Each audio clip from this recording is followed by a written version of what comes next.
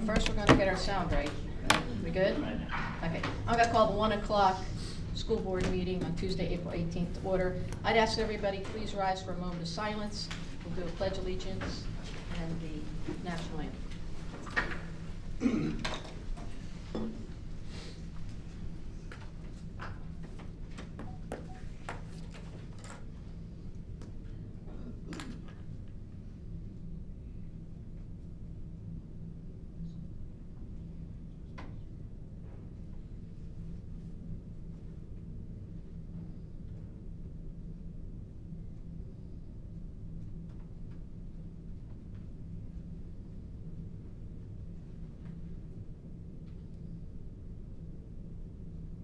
Thank you. I pledge allegiance to the flag of the United States of America and to the republic for which it stands, one nation, under God, indivisible, with liberty and justice for all.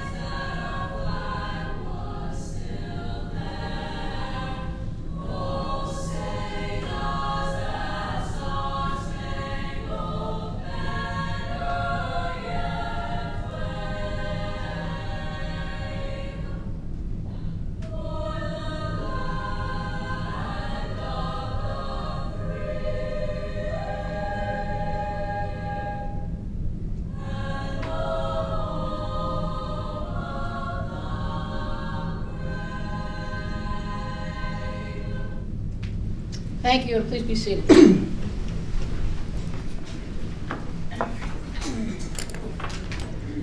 going to go to roll call.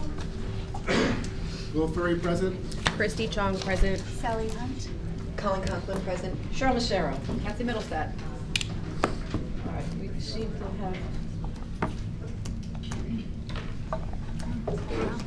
There are some seats still available in here, so... Okay. Any special announcements? We'll go right then to board member liaison updates. Mr. Ferry. Okay.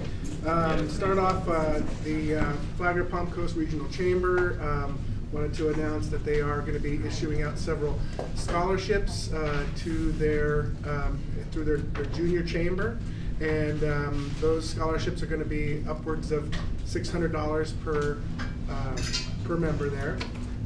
Also, they're going through their annual reorganization of their junior chamber board, so they'll be putting together their leadership and initiatives for the year. And also, they had a successful turnout at the last health fair that was held, and there was about over 125 attendees, 75 families that were able to get access to additional health services. So that is something they're committed to do. That was their first. They're going to repeat that again next year, and they're hoping to get the more participation next year. But they were happy with the results they got. Also, Belterre Elementary School. Last week they honored their assistant principal and paraprofessionals, and also their self-contained classes went on a field trip to Whispering Meadows, and they have our PBIS no referral skate party happening. So that's there. And at Indian Trails, they have their students in the Future Problem Solvers have qualified for international competition, and that's actually one of our agenda items today. And it looks like here that 19 of them are going to be going to compete at the University of Massachusetts at Amherst. So very proud of those efforts there, and that's all my liaison updates for today. Ms. John? This week I had, or not this week, but recently I had a chance to be a judge at the 4-H speech contest for Vanilla Elementary. And that was just really cool, just to go be a part and see the kids and see the school some more and just see what they're up to. And it was really nice to see all the kids just participate in that and, you know, have the boldness to get up there and speak in front of everybody. This week I plan to get over to Buddy Taylor. Other than that, I don't have any other updates. Ms. Long? For Rimfire Elementary, a few highlights from their SAC meeting. They are putting together, their engagement plan, Title I engagement plan for students, parents, teachers. They had a successful culture night last Thursday. Just something to highlight this Thursday, so in a couple of days from 5:30 till 7, they're having a fast prep rally. So for any families who are available, there's going to be hot dogs and some great information and energy there. So this Thursday, 5:30 to 7 for Rimfire families. That's it for me. Yep. Ms. Conkle? Okay, so legislative update, lots and lots going on. So let me just share with you all a quick update. You saw Superintendent Middlestat's letter to Speaker Renner regarding the concordance scores. I've shared that with Florida School Board Association. They're sharing that with other superintendents. There's about 4 or 5 of them that have already sent similar letters that are very personalized to their districts. I intend to do like a letter to the editor to alert the community and the public to what's happening with the concordance scores. Strongly recommend, if you have any relationships, I know you have relationships with Speaker Renner, with Commissioner Diaz, to please send a letter, send an email in regards to the concordance scores. It's going to have a massive statewide impact. So it's important that we're communicating with Representative Renner, Hudson, Commissioner Diaz, and the governor's office, specifically about what's happening here in Flagler, but more importantly, it's across the state, really. Also, it's important to know, I know we're having a conversation today about start times. That is going, it looks like it's going to happen. So that will impact us and probably that conversation that we have later on today. I think it's important for the community to know the legislative intent behind that. The other is capital outlay. There is a bill that looks like it's getting quite the traction and most likely is going to pass, where we will be sharing a portion of our capital outlay dollars with charter schools. This at one point was discussed with only larger districts. It now looks like it's going to be with all districts. I think Superintendent Middlestat, you and I talked about this could be a possible impact of 1.2. Upwards of that, and it most likely would be a phased-in approach, so just something to track for the future impacts financially on your capital dollars.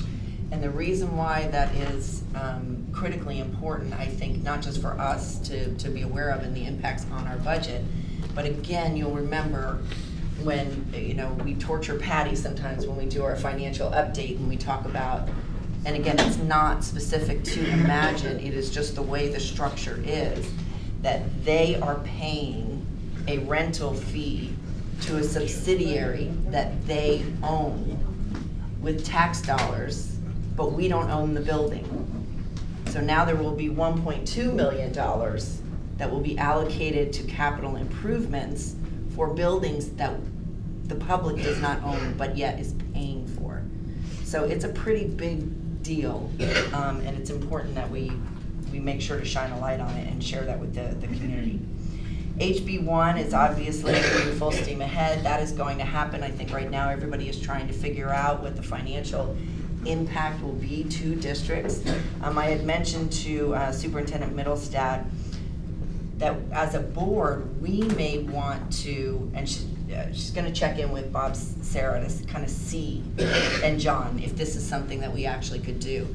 But one of the issues with the voucher program is the lack of predictability. I think as of right now, just like when we have school choice, if a parent is going to take school choice or access school choice for the following year, there's a deadline.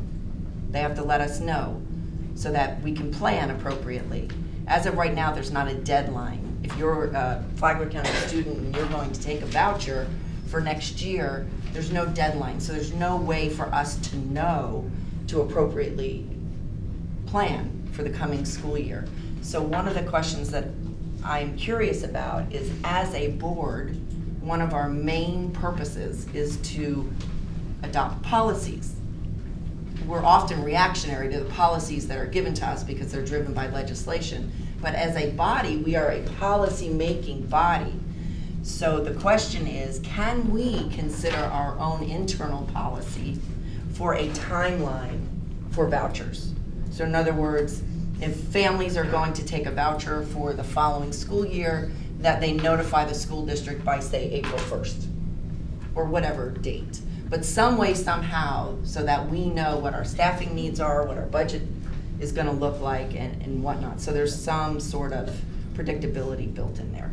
So when we have some kind of feedback on that, we'll find out. I don't know why we couldn't adopt our own, create our own policy to kind of handle the parameters and the impacts of some of this is going to have on us for planning purposes. The other I'm going to share with you, I'm not sure if you've seen this or not, but it was a great summary email from Cynthia Pearson. She's a board member in Duval County. And I'm sharing this with you for your information because I think it's helpful.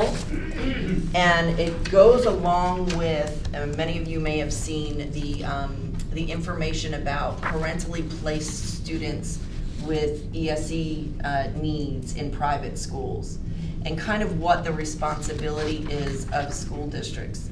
So if a parent decides to place their ESE child in a private school, we are still responsible for elements of that IEP and the tracking and the progress and some of the other pieces of that. So I wanted to make you aware of that. You will see that they kind of get into the specifics of what that cost would be, and that is related to their county. In Duval, ours would obviously be different. Again, driving home the point, or the reason that HB1 is still going to create some oversight issues that we're going to have to make sure that we're diligent to follow, to do. The FEF budgets, it looks like the categoricals, it looks like it's gonna happen, that the categoricals are gonna go away. Both in the House budget and in the Senate budget, we are looking better than some. Typically we get 95 cents on the dollar back. It looks like we're getting a little sliver over $1 back. I don't want to get too excited about it, a sliver over $1, but it's still huge. A sliver, we'll take it. So for us, it doesn't look that bad. The three things that are unknowns that would impact that budget are the capital outlay for charters, the FRS retirement contributions are changing, and of course the impacts of HB1 and the oversight and the monitoring, and whether or not it creates a decline in enrollment or an increase in enrollment with students leaving and coming back. So trying to figure out ways to track those students appropriately as well. I think those are the hot items legislative wise at the moment. Not to say I'm missing something. Outside of legislative, the African American Mentoring Program is having their end of year picnic May 13th at Holland Park. You are all welcome to join us there. It's a great opportunity to celebrate our mentors who give so much of themselves to work with our students, but also to recognize and acknowledge our students as well. FPC, I know, just had their prom the other Saturday night? Saturday night. Friday, was it Friday? Yep. Friday night. Looked like the students had a great time, and of course they're having a lot of senior night sports events. I know baseball had theirs last night. Tonight the Formality Singers have a concert. And I believe that's really it this week.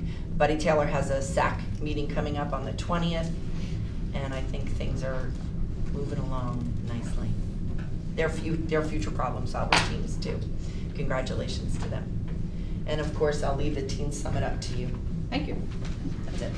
All right, couple things. Kansas High School, SAC met, and it's nice to see that they've increased their certifications for CTE. That is one of the goals that we have been set, and that they've done that, and I'm very happy to see that. Fast testing is set for 3 weeks, which is great.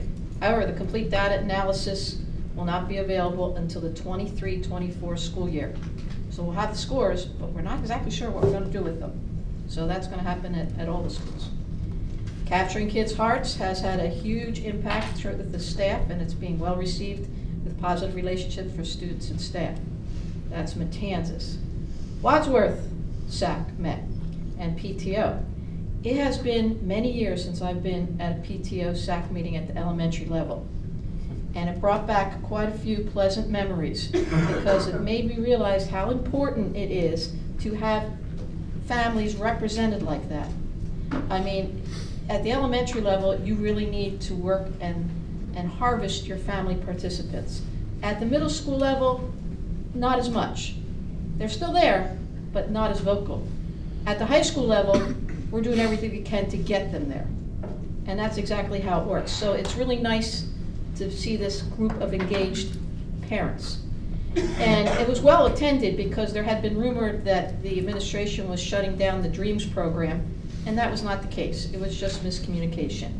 The DREAMS program is alive and well, but what they're doing is they're actually making it more equitable for all students to participate.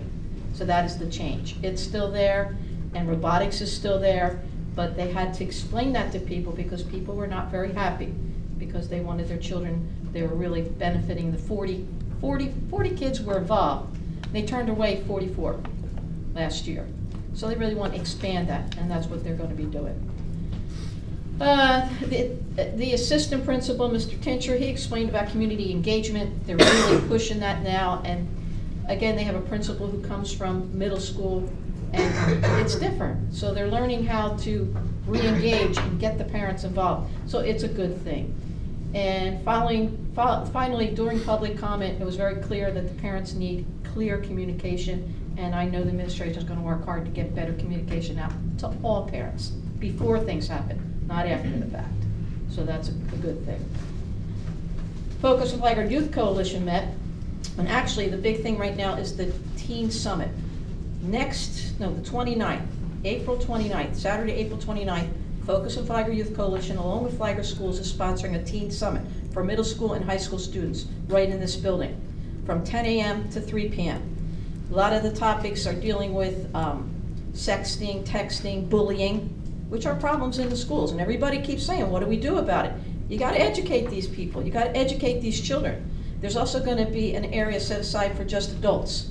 And that's going to be a resource area where they're actually going to have a bedroom, a child's bedroom set up to show you what to look for in the event that there is, possible drug use or misuse. So that's going to be there. They're going to have go-karts there that kids are going to get to drive a little drunk. They put the drunk glasses on to show them what it's like. So, I mean, there's going to be a lot of different activities. You can sign up. It's all over the school system. It's on Facebook. It's on Flagler Parents. And get your kids signed up at their middle school and high school. That's coming, and that's a great thing, and that's what Focus is doing at this time. Flagler Auditorium Governors Board, good news. Apparently, and I don't know if this is passed yet, the legislation has put in an extension for people in the drop. That people who are in the drop, that would actually be dropped this year, can extend that for 3 years. All right, so that's another legislative piece. Do you know if it passed? I hear it's real positive. It's passed, but rulemaking puts it into play July 1st. So we do have several employees in our district that we're working with to make sure that they don't have that gap to disqualify them from continuing to work for the organization. So it's a great thing.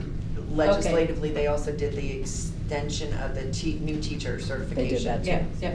So the good news with that is Ms. Fulmer, who has been running the auditorium for the past few years and done a great job, and the governance board there absolutely adores her leadership. is going to have the opportunity to stay instead of retiring right now. So they're all very happy governance board there. So that's a good thing. The marquee is broken that you see coming along Route 1 out here. What you'll see out there is the fact that it's busted. You won't see anything actually, but it's $3,200 to fix. They're getting it fixed. It's just waiting for the parts. So that will be back in operation. And then Dr. Hickman from Daytona State College. Any student that actually takes classes at Daytona State College, she's offering voice lessons at no cost, and it won't impact their cost to go to Daytona State. So that's a real plus. They've built this relationship for people that, we have a lot of theatrical students, that's for sure. So lots of things happening around the county, so that's good. All right, that concludes that piece of it. We're going to go down now to 401, which is public comment. Do we have public comment? Yes, ma'am. The first one is Wilfredo Lleras on the wall. Happy New Year, okay? We've missed you. Yeah, I haven't seen you for a while. You still look great, okay? I said we missed you. Yeah. Welcome back. Okay.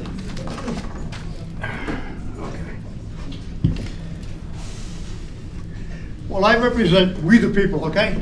A veteran, all that kind of stuff. My complaints are very simple, okay?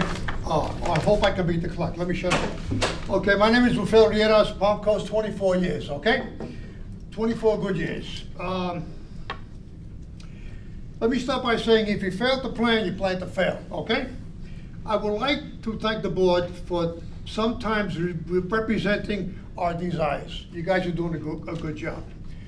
Has the school board ever investigated the amount of building permits submitted to the building department for future home building? I'm going to get there. Builders have plans of thousands of future homes. This means more families to live in Palm Coast. We're talking about the future, okay? This simply means that it will need more activities to enhance their physical body exercise. Therefore, additional gyms, pool will be required in the future. Not taking stuff away from the senior citizens and closing the pool and changing the times and squeeze. It's insane what's going on with the seniors. I'll drop down, I'll give you 60 push-ups right now. Why? Why? Because I swim and I exercise and I take care of myself.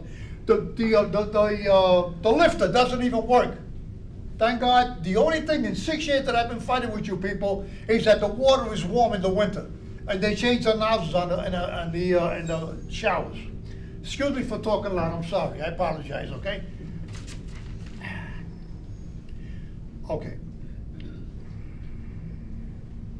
Therefore, okay, is this part of your master plan as well, additional schools? Or are you going to continue to cut back? What happened to the past modular portable building that was removed? That was the same building that could have been renovated. I'm an ex-carpenter, long story, okay? And could have been usable today. What happened to that part? Is that also part of your plan? You have to have a master plan. I wouldn't be here today if I didn't have a plan in my head, okay? Always, and plan B, you gotta have plan B.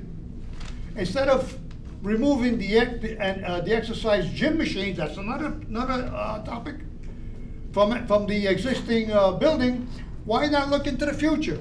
Replace the removed modular site with a new modular structure. Happy New Year. What is the problem? Does this make sense? Yes or no? Lastly, as a result of the future increase in population coming to Palm Coast, again, this is years ago, I said the same thing, it's a redundancy. Let's talk about getting a 50-meter pool, a brand new building. You're gonna have impact fees, you're gonna have all kinds of different taxes. It's gonna pay for itself. Parties, weddings, who knows what, activities. If you do that, guess what? You're going to get a heck of an enrollment. The additional tax base and impact fees will cover building expenses. Lastly, you may apply for a grant. Get somebody who's in your office, write up a grant. What is the problem? More importantly, the board has the board inquired into a physical and medical advantage of the bodies of seniors swimming at the Belterre Swim and Racket Club. They are healthier in age and in great physical condition. Usually, they visit their doctors twice a year. Not once a year, twice a year, okay?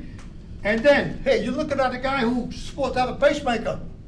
No pacemaker, nothing. Why?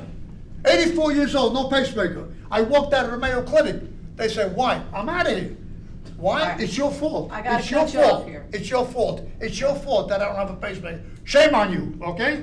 All And the right. pool hours should be changed, okay? The pool hours, Mama works all day, she cleans the house Saturday, 12 o'clock. Let her take her kids over there. Okay. Sunday, open up the Thank pool, you. okay? That's time. Thank you. Thank you very much. I'm sorry, I'm sorry, okay? The truth is the truth. Thank you. God bless. Beverly Miranda, gym membership for seniors. Just a reminder, we can't have clapping. We all appreciate it, but that's part of our That's okay. regulations. Hi, I'm Beverly Miranda. Thank you for letting me talk. I'm also representing a bunch of active seniors. We're concerned about the Racket Club losing our membership. They're not accepting our silver sneakers anymore, which is paid by Medicare. We have the other pool, Frida Zamba, who does not accept it. And the Belterre Racket Club was the only one, but now they're not. So we really have no pool. Most of us, a majority of us we did go to Fitness One, which is now purchased privately, so we don't go there. We did water Zumba probably, all of us probably a total of maybe 12, 13 times a week. We'd use water Zumba. Now we have no place to go. The nearest place, I did a little research, the nearest place we can do it is in Daytona Beach, which is their YMCA, which is not even an option. Because a lot of the classes are at 7 o'clock, a lot of the seniors don't drive. You know, and it's far right. I mean, it should not even be an option because this is Flagler County and this is where we live. We shouldn't have to go out of our district. So we're really concerned about that. You know, we really have no place to go. And we hope you can reconsider, and maybe let them take our plan. Okay? Thank you. Thank you, thank you. Next. Judith Backzak, Belterre Women Racket Club. Hello. Welcome. Nice to be every couple of weeks you get to see me. Okay. I don't know if that's correct about the silver sneakers, but the place is a haven and it's a wonderful place for, we see a lot of young people there now too, but for all of the community. I understand the mayor is in talks with the YMCA to donate land and establish a big YMCA aqua center and everything else, but that'll be a couple of years down the line before that's finished. And we would only hope that you would consider trying to keep us open at least until that point, so that we have a place to go to stay healthy. And I've been on there for many, many years, and I've noticed more and more younger people coming in, you know, which it's always fun to be around the younger people. You know, I mean, us older people like to be around younger people. It keeps us young. And the place has been far busier than I've seen it in years. And I realize that you're entrusted with monies for K-12.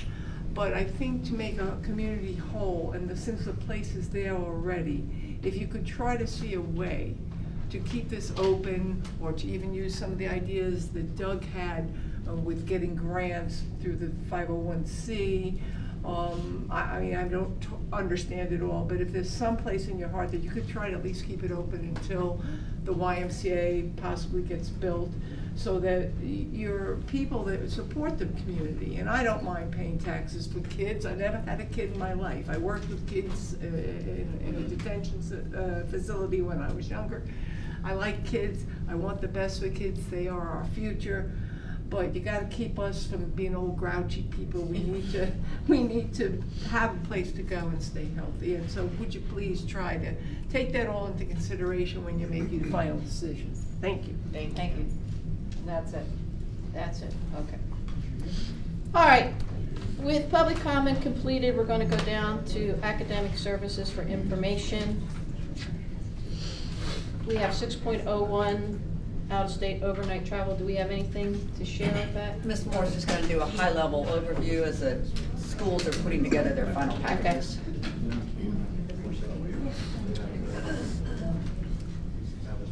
Good afternoon. Next month, we will be coming before you asking for permission for a group of 40 students to travel to the University of Massachusetts at Amherst for the Future Problem Solvers competition. It's an opportunity for our students to compete with thousands of students from 8 different countries.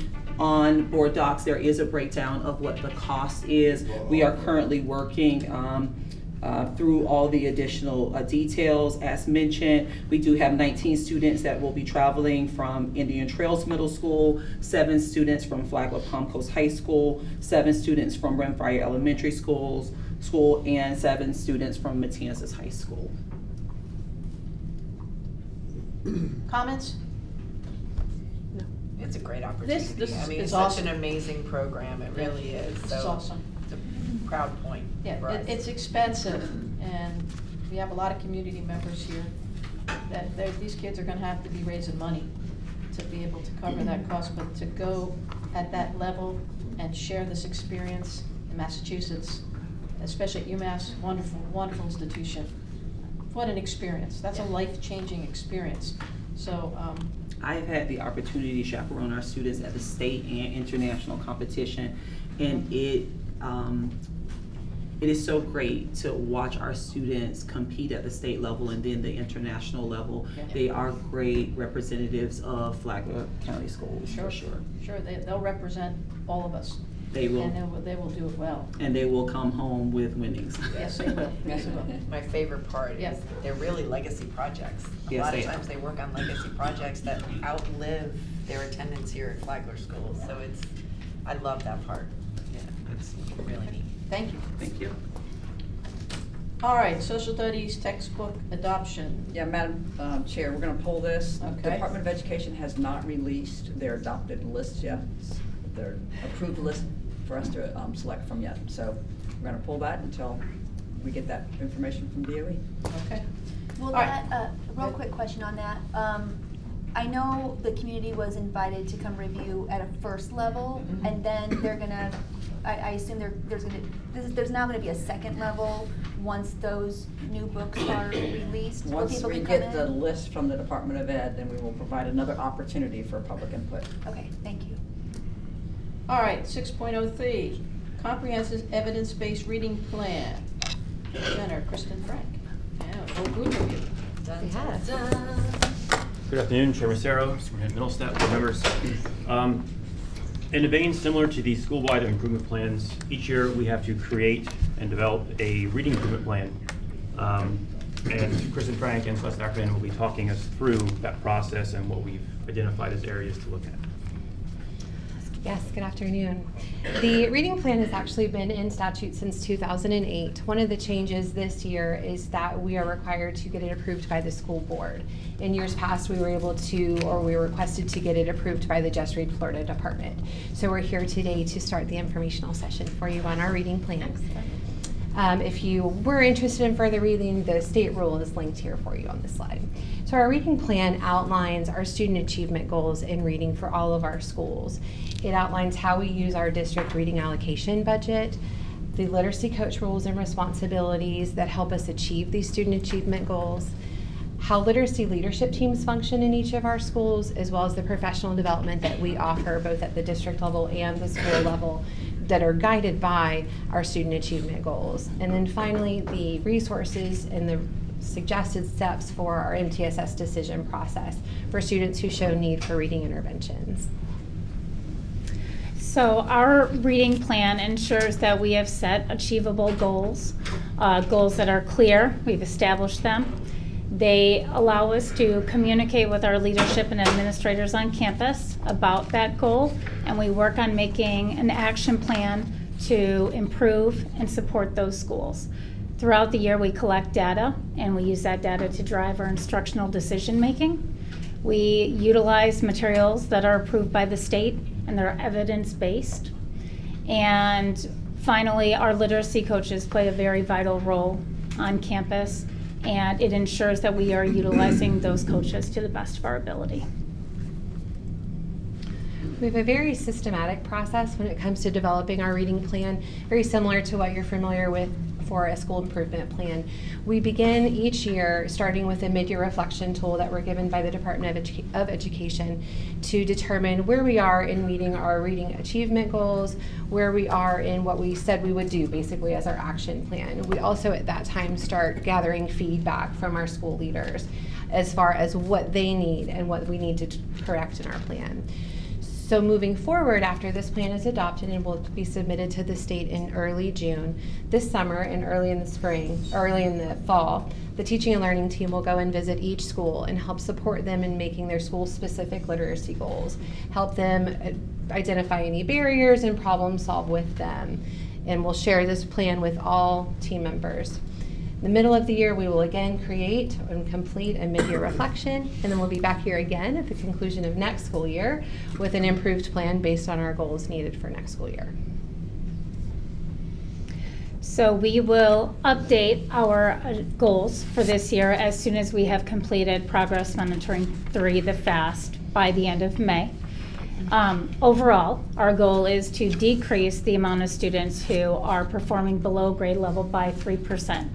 And in turn, the goal is to increase the amount of students who are performing on or above level by 3%. As you know, as assessments and curriculum and standards continue to change, we believe that the best investment is investing in our people. So we're very fortunate that the DOE provides us with this reading allocation that allows us to have reading endorsed literacy coaches in all of our schools. Can I ask a question? Of course. And I don't know if we know the answer. Would this be considered? wait? Yeah, sure. Wait till we're done. Yeah, no worries. Let them finish Sure. the presentation. Thank you. Yeah. Thank you. Okay. So going back to investing in our literacy coaches on our campus. No, you're okay. You can move forward. Our literacy coaches do play a vital role on our campuses. The Just Read Florida coaching model that we use outlines the responsibilities, the roles, and the expectations of the literacy coach. The literacy coach provides professional development across campus. They continue to strengthen their own craft through professional development. They facilitate learning walks and provide opportunities for teachers to interact with their peers and to learn from one another. They coach on a daily basis. They mentor on a daily basis. And it is so important that we follow this model because it prioritizes the coach's time so that they can make the greatest impact on student achievement. And they also are very well-versed in our programs for reading, and they help to implement those programs to fidelity and to utilize them to the best of their ability.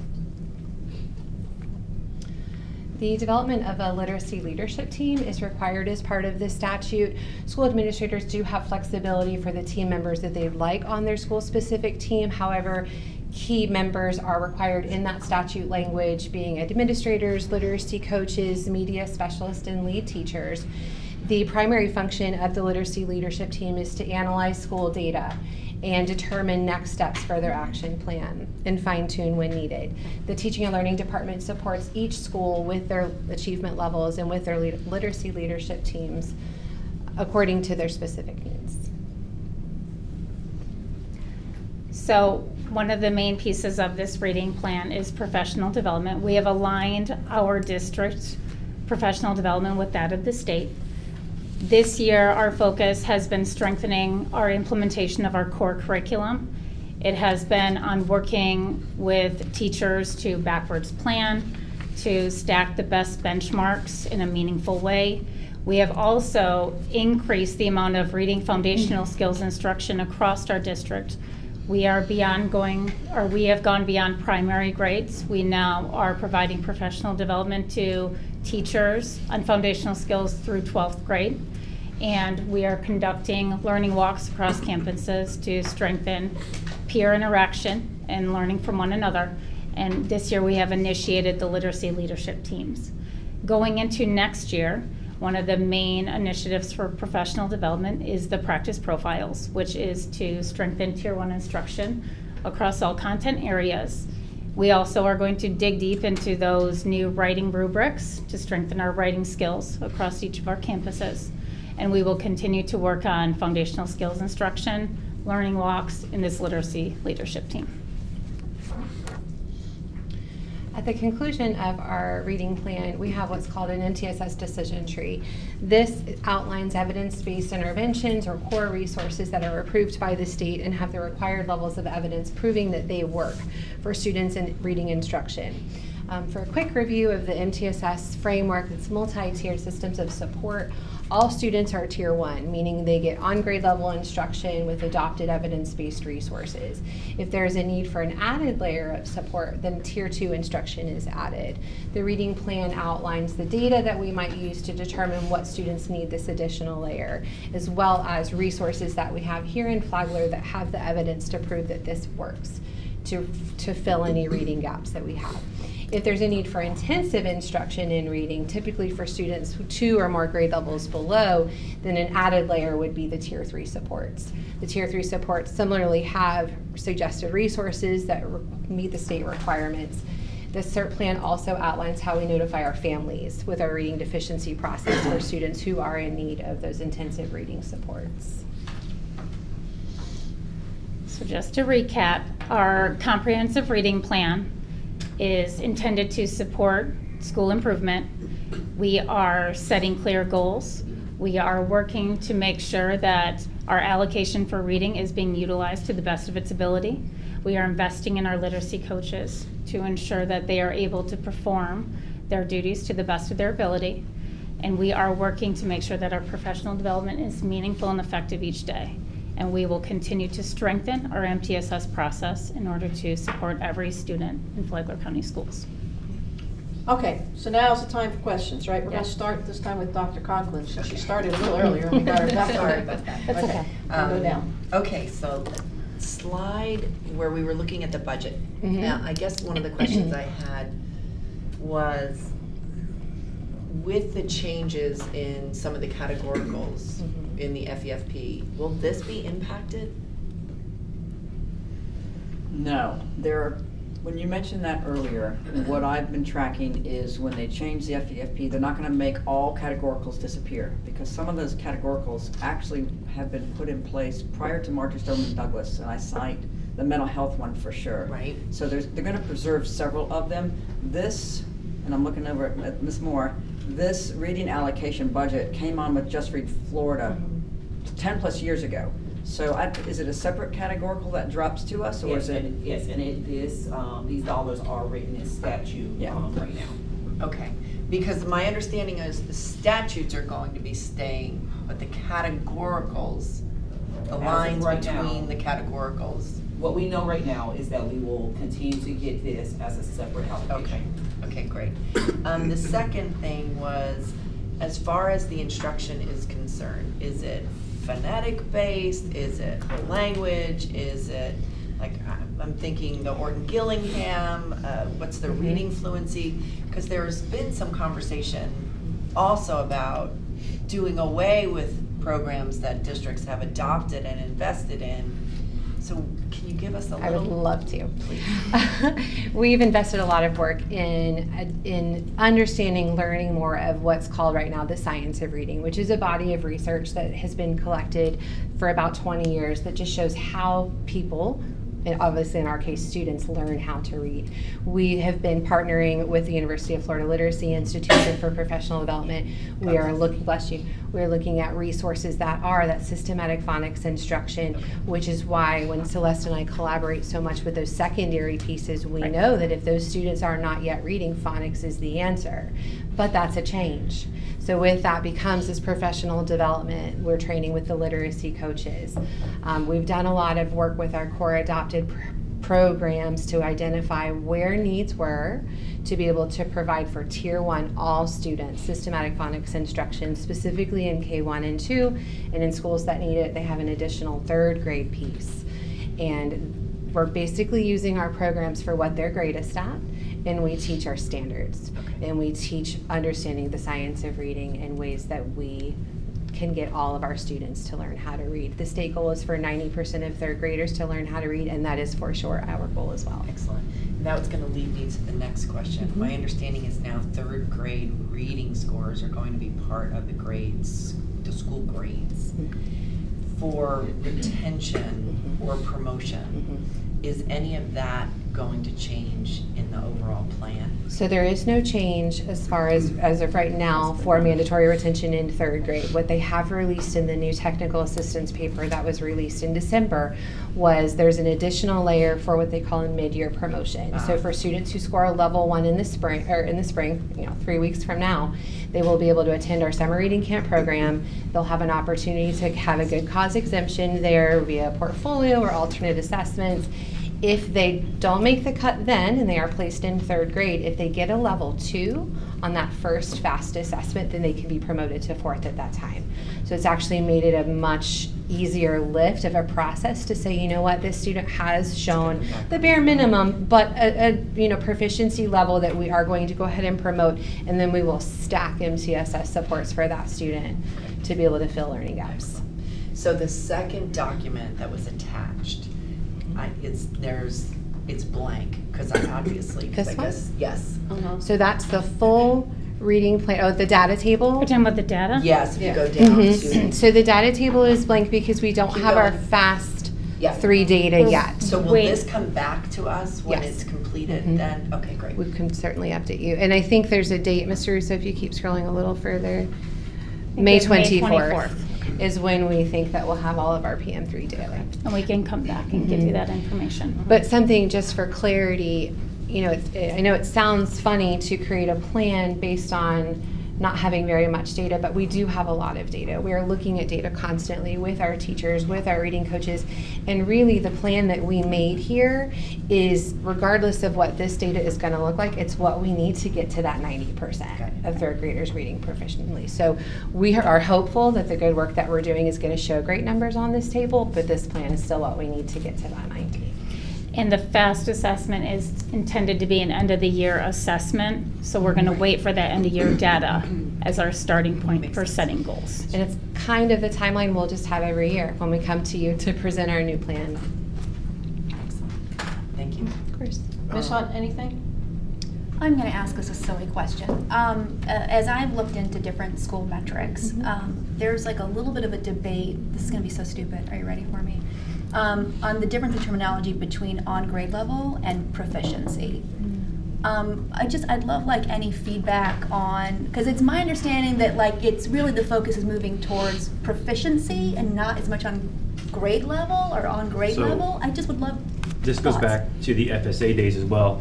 The state had labels for all intents and purposes of what each achievement level was. And if you look at the research, people say proficient means on grade level, you're meeting the expectation. However, the state said level 4 was proficient, which is above grade level. So there was a disconnect between how the state was labeling things and what we would use in research and regular colloquial terminology would be. They've stepped that back to where now on grade level is earning a level 3 or higher. Okay. So that will be in line with everything else that we would read normally or see with other states, other districts overall. They did something right. But that was a disconnect that was always tricky when someone say, we're trying to get our students proficient. Well, do you mean level 3 or level 4? I'd always ask that question because Yeah, thank you. And I just wanted to Yeah. clarify, just make sure we're always talking about, they sound the same, right? Yep. But I just want to make Right. sure we're always kind of on the same page with that. So thank you for that. for all intents and purposes now, proficient and on They grade are level the are the same. same. There are things. Okay, Yeah. Which is level 3. perfect. Sure. Anything else, Ms. Chung? No. Mr. Farrell? Was there any thought to incorporate VPK into the reading program? There is a section that was required to be submitted by VPK. Mr. Russo, I believe it's below this. Actually, I have.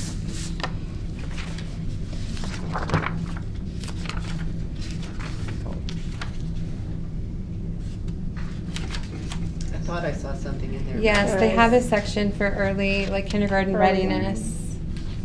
So what does that look like for There. us? Miss Kilmer, our pre-K liaison, not liaison's not the right word, but Coordinator.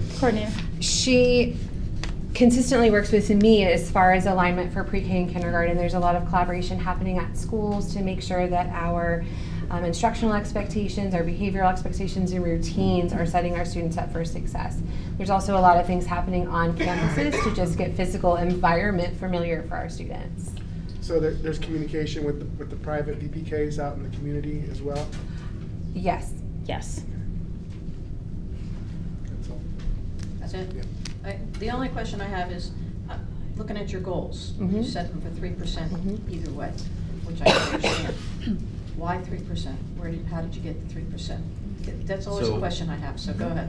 When you look at what they call improvement science, the idea is this is a multi-year document that'll, change as we go forward.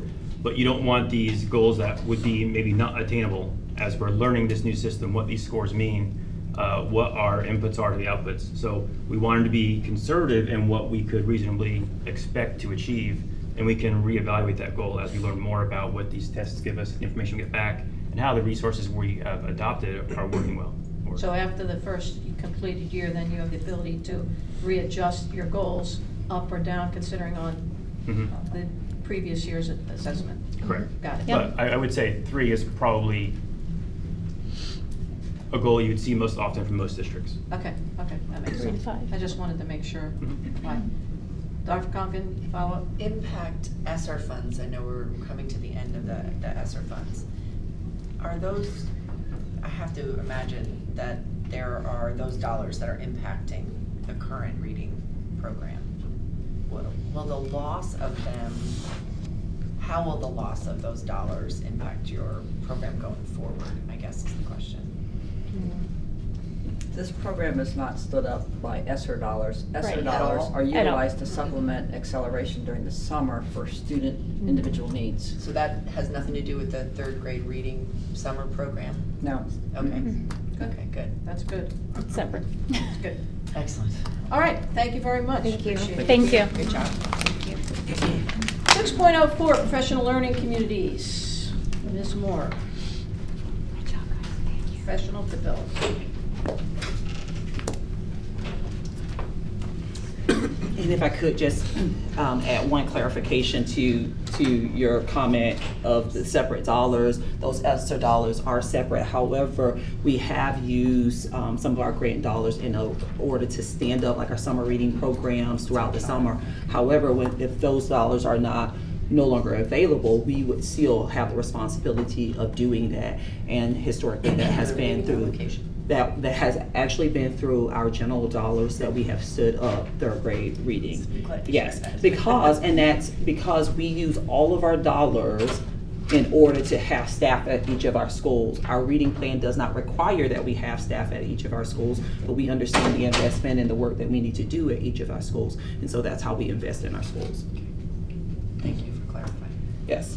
Okay, so next month, I will be coming before you asking to take a group of our instructional leaders, that's teachers as well as administrators and coaches, to a professional learning communities at work institute that will be held in Atlanta, Georgia. It is put on by Solution Tree, which is one of the leading providers of educational and professional learning.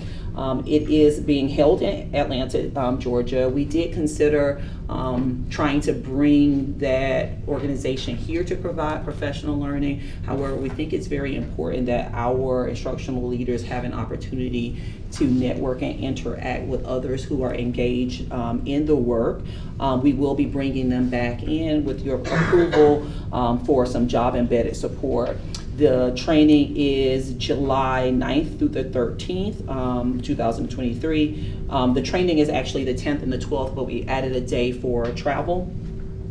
This will be ground travel that we will be going. All of our schools currently utilize the PLC model. However, a few of our schools have been trained, and those individuals who have been trained in the professional learning communities model, it's been a number of years, so we feel that we need a refresher. And so we'll be asking you for that. The funding is going to be by a grant, and when we come back to you in May, you will have attached the detailed costs and breakdown for the event, including registration fees, travel expenses, and any other expense. But again, this will be grant funded, and we will provide follow-up and job embedded support at our school level upon your approval of allowing us to take this trip to Atlanta for Professional Learning Communities Institute in Atlanta, Georgia. Any comments, Because it will be coming back to us with. Absolutely. We will, yes, we will be coming back to you at the May agenda and then for that board meeting for final action You or said approval. you have one in every building, so is that 9 people plus? No, What are we you looking will, we look to take a few people out of each building. We want our administrators to identify who those core teams are, as well as a few individuals from our district level. Yeah. And so we're just finalizing that. I want to get this before you, and then we'll push this information out to our schools to get our teams to come together, and then you'll have a final breakdown by the agenda meeting and of course by the board meeting. Okay, thank you. All right, 6.05, renewal contract for Imagine Schools at Town Center. Who is? Attorney Gavin's just gonna bring forward the renewal. Okay. Ms. Gavin. Yes, Good afternoon. Good afternoon. So, you have before you a renewal of the charter school contract with Imagine Charter Schools. If you look in the background, you will see that Imagine Charter Schools has been a charter school with Flagler County School District since 2008. After their initial charter, they were renewed for a 10-year charter because they were a new district. Their charter is now expiring June 30th, and so it is a 10-year renewal. If you looked at the contract, you would see that in the appendix it had an application. Applications are no longer required, so the last time that there was an application that was submitted would have been in 2013 when they did their first renewal. And so that was when a renewal application was submitted. Since that time, charter schools that are in existence no longer are required to submit renewal applications, and we cannot require it. The contract that is before you is this, you can see by the title, it's the Florida Standard Charter Renewal Contract. We're not allowed to deviate on our contracts anymore from the state standard contract, so this is a state standard contract. About the only thing that is different in here is the radius in which they are picking up the students and providing transportation, and they are providing it for between 2 and 8 miles is their jurisdiction of what they're picking their students up at. That's based upon their student population and what they have had in the past. Normally, what does that mean, Christy? Outside of 8 miles, they're not picking up? Correct. But that's based on, they looked at what their student population is. Believe it or not, in other districts, their radius is between 2 and 5 miles. Yeah, 8 miles is pretty good. And so, and I said, I think they might be cutting themselves off to limit it to what they do in other districts. And so their attorney reached back out to the school and confirmed 8 miles was the area that they were going to be covering. So it's an 8 mile where they will be providing transportation for their school. That's pretty much the only deviation. Otherwise, it's a standard state contract. Any questions? The only question I had was on page 10. It was in reference to the school not participating in the sponsor's plan for mental health assistance allocation. Does that mean they do their own? They'll have their own. They have their own plan. Okay. Did they submit that plan to us? I don't recall seeing it. Is why I can ask for it. I can have them, but I think it they should have be. to. Yeah, it should have been submitted to us. Can you double check? Yep. Because I don't ever I recall will, seeing that. Yeah, I will double check and get that to you. Great. Oh, thank you. Yeah. I didn't even know you were here. I was like, wait, you're here, aren't you? I thought you were going to be here. So it was probably submitted. I don't know if it was submitted to us. So maybe if we could just email it, that would be great. I'll get it to you. Thank you. All right, any other questions?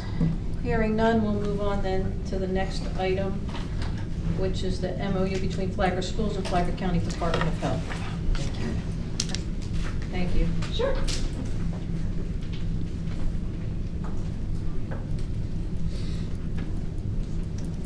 Good afternoon. Good afternoon. Good afternoon.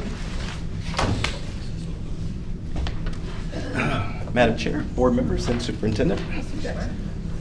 We are coming before you this afternoon, board, for permission for a grant through the Department of Health and through Flagler County as a recipient indirectly of that. So we are submitting this MOU. What that does, districts all across the state through the local Department of Health, they put in their request for the number of nurses through DOH. DOH requested actually one for every school to be able to assist. We were awarded 2. So this is no cost for Flagler schools. This is simply us being the recipient of that, but we did need MOU or a memorandum of agreement to be able to have that. So anytime we can have additional assistance for our school nurses, that is always great for us. This is through the end of the school year, so that is stipulated in the agreement as well. But it does give us the ability to have this agreement stood up. We are, in order for that to go to the next step, that is, if the board approves that tonight, once that is approved through HR, through the Department of Health, then those nurses could start. Questions? Marco, it's just one. This is probably, I don't know if this is the place or not. Remember, we're having our nurses, we want to have our nurses trained with Narcan, or how is that? Does that need to be in writing, or could that be included in this? Or? With these nurses? And I don't know how, we haven't done into this school year. Will it happen again?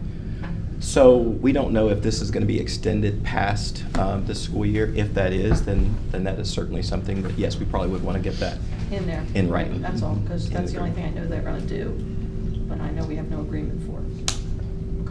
Okay. All right, thank you. Thank you. Thank you. Sorry. Okay, next we're going into human resources, item 7. We have Flagler Technical College reorganization with Ms. O'Brien and Ms. Kirkwood. And Mr. Roulette. Hello, hello.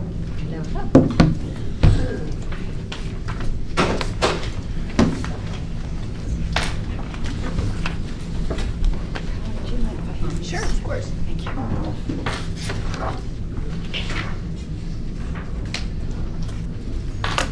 Good afternoon, Madam Chair, Board, Superintendent Milstead. We're here today to talk about the proposal for reorganization of Flagler Technical College. And before we get into it, I'd like to give you just a brief overview of Flagler Technical College and all of the programs that it encompasses. We have adult education, which includes ESOL programs for English learners. It includes those that are studying for a GED. It includes adult basic education for those learners that don't score quite high enough to be involved in the GED classes at the moment. We have 13 career and technical education programs, and we have community education, which are interest type classes that take place at our A1A campus. Continuing workforce education, and those are classes that help somebody to get a leg up or an increase in pay in their current job position, or give them the skills to obtain a position but do not have curriculum frameworks that are guided by the Florida Department of Education. Step Up is our adults with disabilities that's on our campus. Road to Success is a WIOA youth contract with CareerSource that serves youth looking to earn their GED between the ages of 16 to 24, and is a partnership with the Carver Gym in the county. Extended Day is before and after school care in our elementary schools. Summer Camp provides daycare for working parents during the summer months when school's not operating. And New Beginnings Daycare Center serves children ages 0 to 3, and also our teenage parent population, as well as some career and tech ed or adult general education students. So looking at the reorganization process, Board, we engaged both bargaining units and appropriate district staff in the conversations involving the reorganization. Human Resource Department finance, and associate superintendent of academic services. And aligning it to our strategic plan, we aligned Goal 4, talent, and Goal 5, operational efficiency. And the purpose is to improve alignment with school district norms and policies, also to align titles, job descriptions, and the actual duties that are being performed, alignment of state requirements and other technical colleges throughout the state, and also to align our salaries with program needs and be competitive in the current job market.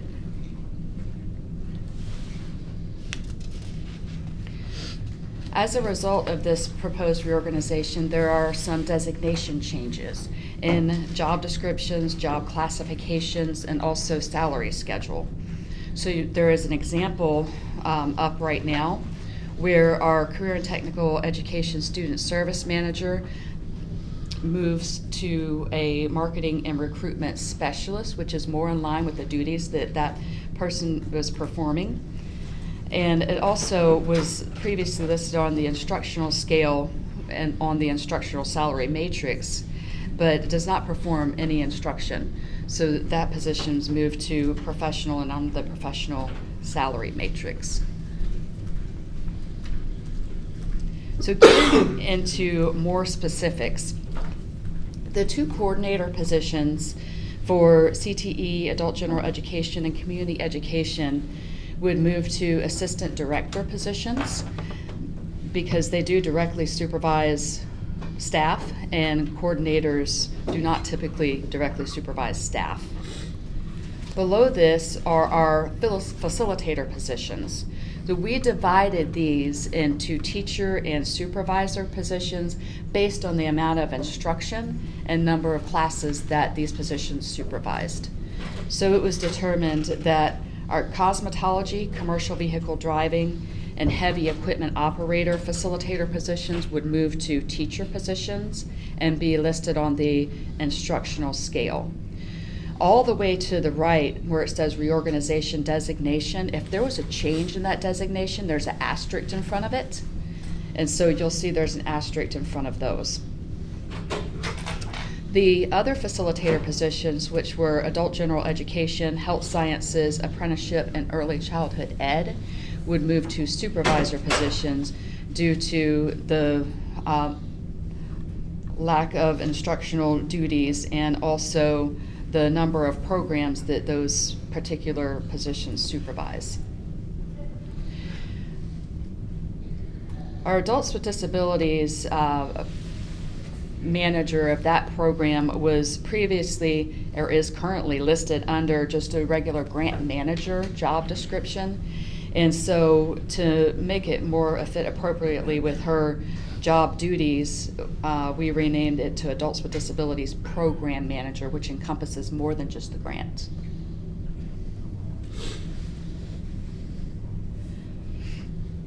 On the next slide, the Adult General Ed Student Service Manager, I'm sorry, we talked already about the bullet above it, that was my example, would move to a student service specialist from a manager that's not a supervisory role. And the same with the grants manager, moving to grant specialist right below it. Previously, we had 2 adult ed teachers that were designated to the Step Up Adults with Disabilities program. And so we have realigned one of those teacher positions to an instructional specialist position that would be in charge of curriculum and adult IEPs. And then the other teacher position would be a life skills coach and move into a support role and would help in the delivery of those life skills training. We also, in the Step Up program, had Adult Ed Specialist 1 and 2. 1 did not have a CDL, and the number 2 position did have a CDL attached to it. That's the difference there. They function more like an instructional aid, which is what we changed the name to. And this also helps when we post these positions for people to understand exactly what they're applying for, what they would be doing. So it doesn't necessarily take away the CDL portion of it. It's just that if someone has a CDL and it's required for that program, they would receive the additional stipend just like the other school district positions. Our New Beginnings, which is the child care program that serves the 0 through 3 on our campus, there are 2 positions there. One holds the CDA, or the director's credential, that's required to have a daycare center, to operate a daycare center. We have made that into a child care worker 2 position, and then the child care worker becomes a child care worker 1, which is the staff that is inside that daycare facility assisting. And then the last line is to move our part-time as needed teachers from $17 an hour to $30 an hour to be competitive in the local job market. And the following slide shows the positions that will not be affected. There are a few, but most of them you'll see are regular positions throughout the district that are standard: registrar, bookkeeper, receptionist, those types of things. And then to the right are positions that are included in the Road to Success program, which is that grant-funded program through Crew Resource. So this is very hard to see on the screen, I know. So that's why we handed you a printout. This is what the draft would look like of the new reorganization.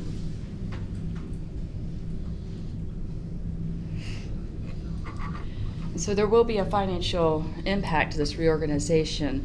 So where will the money come from? We are funded through workforce development dollars that are appropriated every year through legislation. We are expected to, at minimum, be level funded this year. Also, our Adults with Disabilities program is funded through an appropriation of the legislature, which is slated to be level funded again this year. And they also bill for adult Medicaid dollars, and so they'll be able to encompass all of their changes within those 2 funding streams. We'll also look at our budget and restructure programs in order to accommodate the reorganization, including looking at continuing workforce education programs. So the actual fiscal impact we approximate to be about $239,000 annually, with an anticipated start date of July 1 in 2023. So what we would be looking at as a follow-up are coming to you with some modified and new job descriptions that go along with everything that I just described for you to approve at a later date. Questions? All right, questions? Anybody? Go ahead, Dr. Khan. For the child care 1 and 2 on your chart, I think it's here. Is the child care 2 the site manager? Oh, thank you for pointing that out. That was a recent change, so I'll go back and change it. Okay, that's okay. Yep. So I guess my question is, should it be a manager? Child care 2, if the person is the one holding, are they the manager? Typically, a manager supervises 3 or more people, and this program only has 2 in it, so we couldn't go with the manager name. And along the same lines as a site manager usually supervises multiple people in a larger program. So that's how we determined through negotiations to go to child care for work 1 and 2. Stay in the support category, not stay professional in the support category. They're also not evaluating. Yes. So. Okay, there you go. Yes. All right. Thank you. I have a quick question also. If, and I don't know if anybody else. Go ahead. Thanks. If we can go back to the facilitator slide. One more. Yeah. Slide 6. Yes. And so, forgive me if I missed this. The facilitator, adult gen ed, health services apprenticeship, moved now to supervisor. Are they program managers? Are they supervising? can you walk me through like Sure. what their role is? Sure. They were given the supervisor name because of the number of programs that they supervise and their lack of instructional influence in the classroom, other than sometimes filling in for a sub or something like that because of the nature of our programs. So adult general education includes ESOL and GED and also adult basic education. And we have those programs in multiple places throughout the county. And so that facilitator was not performing any instruction, so it was moved to a supervisor. We're getting rid of the facilitator name. Okay. So that might help some. But so, but are they supervising people, or that's why I guess Yes. I'm trying to. So, who are their direct reports? So for that one instance, it would be the teachers that are teaching GED, ABE, and ESOL. That person that runs our Pearson VUE Testing Center also reports to that. That's where we do our GED testing and TABE testing, Perfect. process testing, that So kind of they thing. are in fact And the- supervisors of Yes, a ma'am. team of people, not of programs. Both. Both. Okay. And they're hiring a lot of part-time folks that they supervise for.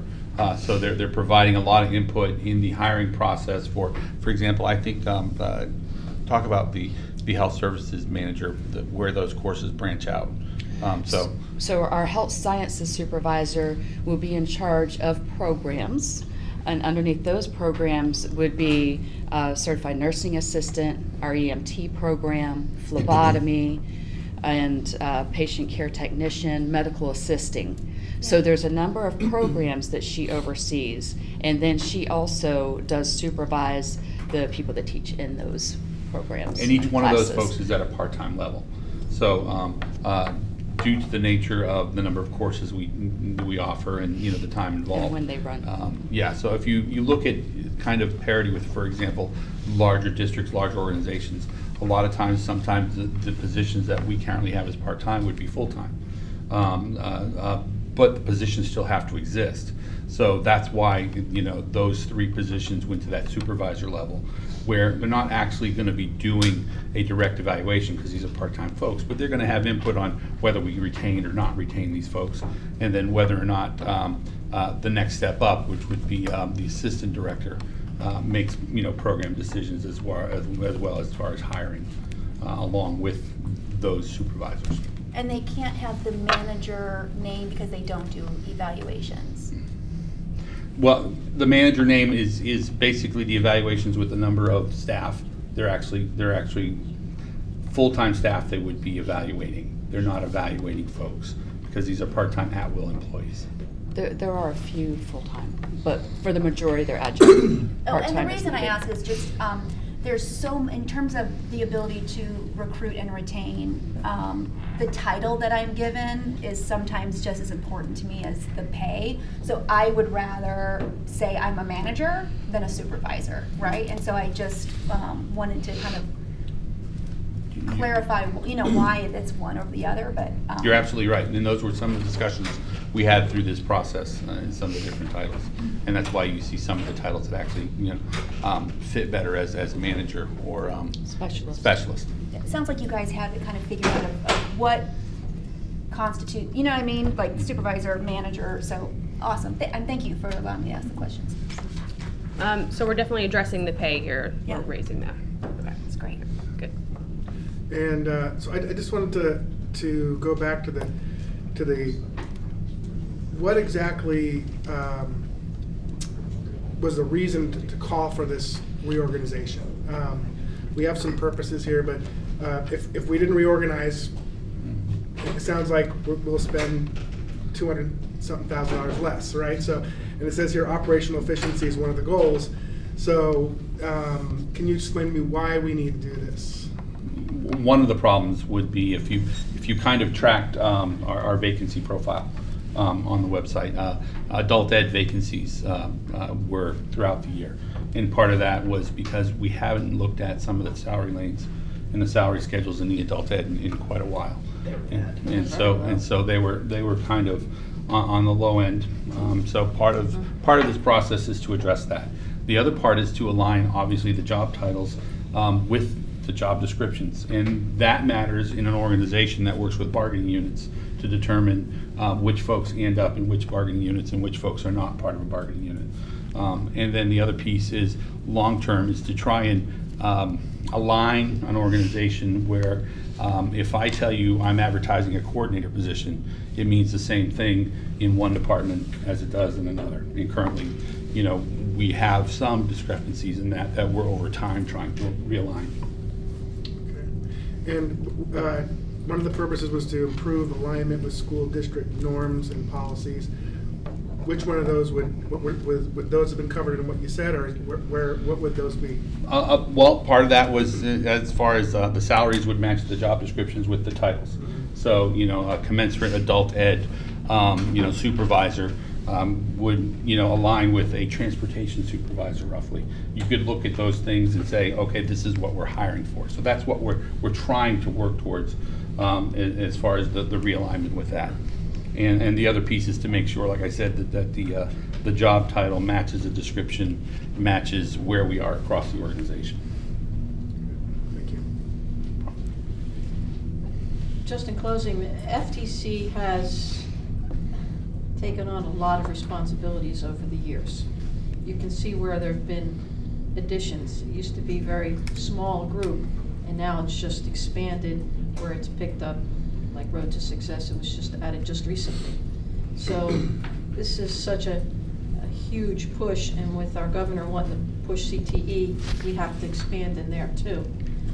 This is long overdue, and it's a bear. I get it. There's a lot of work that was put into trying to figure out how all these pieces would come together. And I'm certain, I know your personnel is going to be ecstatic to the fact that it's finally getting done. Because a lot of these people are long-term employees that have been hanging on and watching other people get increases and move along and get more money, and they haven't been, you know, included. So I personally want to thank you all, because I know how much work this is. Hopefully we can get it to where it's just a smooth operating machine, because that's what this shows. And if we can get there, and all the pieces of puzzles, and you get the grants, and it doesn't kill us financially, you know, we have to increase your tuition a little bit to cover a lot of the differences, but this is where it's going to expand. We're going to have a lot of people expanding in CTEs, and that's what we want. Dr. Confield. Just a question. So at the end of the day, the $239,000 from the reorg, where are those dollars coming from? We are going to do a deep dive into a few things. One, by May 5th, we'll know what our appropriation is going to be from legislation. That's going to be important for us. We are also, of course, our tuition is set by legislation also. So there's a variance above or below that set rate that we can use. And so we are already using what's allowable for us above the set rate by legislation. What we do have variance in are our fees. And so we are looking through those now and making sure that we're charging what we need to charge and that we're increasing where we need to increase for next year to accommodate some of these changes. We also have a steady round of grants and things that we'll continue to pursue and also to renew, as well as our continuing workforce education programs continue to grow. Those are our programs like what we have in the jail right now, which is final graphics, printing, and application, for instance. So training those students to print and to apply the graphics to the Sheriff's Department's cars, and then we'll be bringing in some other vehicles too. Those types of programs bring in revenue but do not have curriculum frameworks that are attached, and so therefore tuition is not mandated by legislation. So we have some flexibility there, and we're looking at those. And the other thing is, and this is where I think the 239, that will be within your FTC budget, or will that be coming out of general fund? No, that would be within. within the umbrella of FTC, including the Medicaid dollars and, yes, and the So, appropriation. and I think this is step up. where things got sticky because the Belterre Swim and Racket Club used to be underneath the umbrella of FTC. Correct. And so there are programs in FTC that make break even. There are programs that make more than break even. There are programs that aren't fully funded. But at the end of the day, it all comes out in the wash under FTC. And I think that's when we pulled Belterre Swim and Racket Club out It was all separately, then it became yes questionable. Yep. So I don't, there was a part of the reorg I was hoping to see that maybe we were considering putting Belterre Swim and Racket Club back under there in the sense that it comes under community ed. But, so I'll continue to watch this, but that, to me, would seem like it would solve one of the problems that we have. All right, thank you. Thank you. Mr. Roulette, I believe you stay. Yes, ma'am. Thank you, Renee. Thank you, Bill. I know it's a lot of work. All right, on to 7.02, request board approval for new teacher on special assignment, job descriptions. Yes. Board, we have 3 job descriptions that are new in that they are adding detail to 3 positions, but they come from an existing position that was already within the job description list as far as a teacher on special assignment. The teacher on special assignment position had already existed.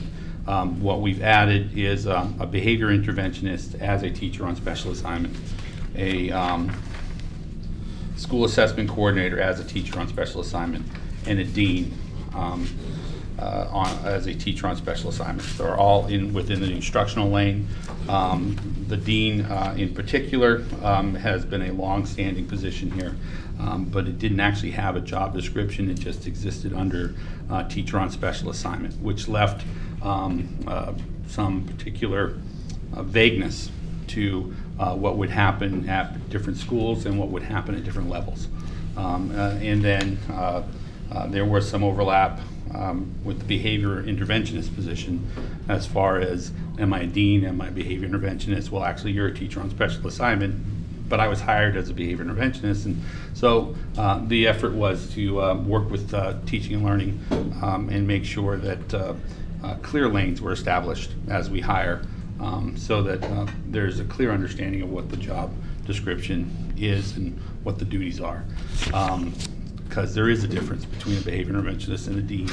And as far as the testing coordinator, the assessment coordinator is a position obviously under the teacher on special assignment, but it's very particular to the fact that particularly at the secondary level, all ever-changing needs of assessments have brought us to a point where some schools have dealt with the survival of testing and who manages their testing and how we do the protocols in different ways. This establishes a position with clear set of norms to allow school administration to really direct the efforts as far as standing up tests at all levels at the school level. Questions? Dr. Compton. I guess it's a wondering more than anything, a curiosity.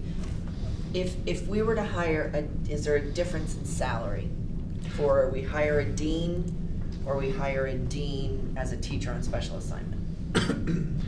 Is it the same salary or is it different salary? Well, technically, it would have been the same salary if the parameters for number of days and as far as what the experience they bring to the position. So I can't since it's on the instructional lane. A dean with 5 years experience would be different than 10 years. So experience. the dean, a regular dean, and a teacher on assignment dean, a school assessment coordinator, and a school assessment coordinator, teacher on assignment, and a behavior interventionist and a behavior interventionist teacher on assignment The salaries are comparable. They're the same. The salaries are comparable, the hourly rates are, comparable to their, commensurate with their experience. There are more days allocated to the dean position than to the other two. Okay, so is that the reason why we just wouldn't have an additional dean position? Or an additional behavioral position, or an addition, I guess I'm trying to figure out, why wouldn't we just have an additional dean instead of doing a dean teacher on assignment? So you mean if I were hired as a dean, but then I was doing like testing duties? No. No. No, I'm saying if I'm hiring a teacher on assignment as a dean, because I need a dean, why aren't we just hiring a dean?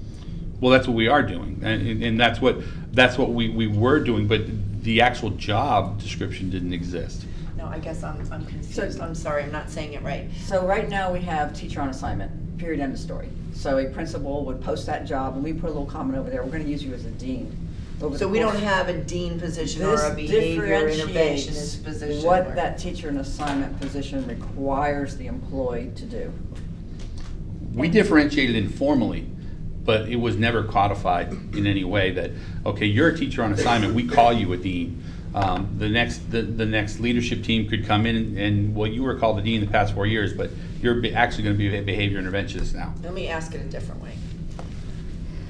Why do any of those positions have to be a teacher on special assignment? Why can't there just be a dean's position, a behavior interventionist positions, a school assessment coordinator position? Why? That's where you get into, like we talked about, with the bargaining lanes. Right. Okay, so they are staying in the instructional lane. So that teacher on assignment denotes the fact that this is an instructional person with a different set of skills, but they're not at the professional level, they're not at the administrative level. But they, description-wise, are. Description-wise, I mean, they're not, right? A dean is not an instructional lane, it's more of a...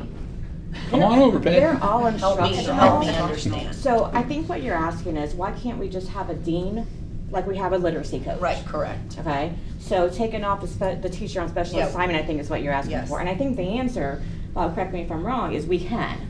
They're all on the instructional salary schedule. Okay, regardless if they're a teacher on assignment or not. The only difference, like Bob mentioned, is the difference in days.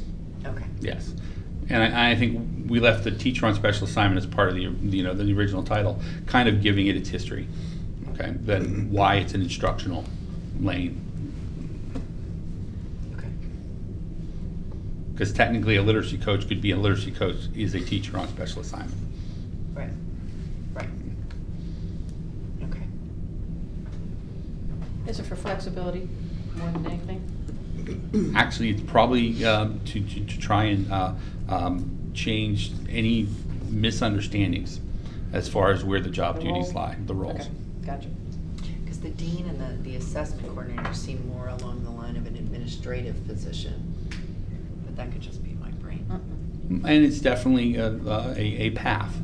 You know, I would see a lot of similarities of people as future deans become future administrators. Right. Okay. Thank you. May I ask a follow-up to that? Yes. And I see we've got Mr. Sanfilippo in the house. I work really well with like real-world scenarios. So if I have a student in my classroom who decides one day to turn over all the desks, okay? My understanding is like sometimes we have APs who are tied up with 3 students on campus who have some higher level behavioral needs, whatever. It's my understanding like there are certain people who have to be in the mix because they're the only ones who can do discipline or write-ups or I guess that's where I'm trying to figure out that structure of who's the dean, what can they do? Does someone need to be an administrator, an AP, in order to then do something? I'm just trying to, and I know we've been wanting to have conversations on alternative schools. This just feels like such a, when you start talking about behavioral interventionists, deans, this feels like such a larger conversation. And you could have an entire workshop on just deans, behavior interventionists, and the mix as far as which students are involved in which level.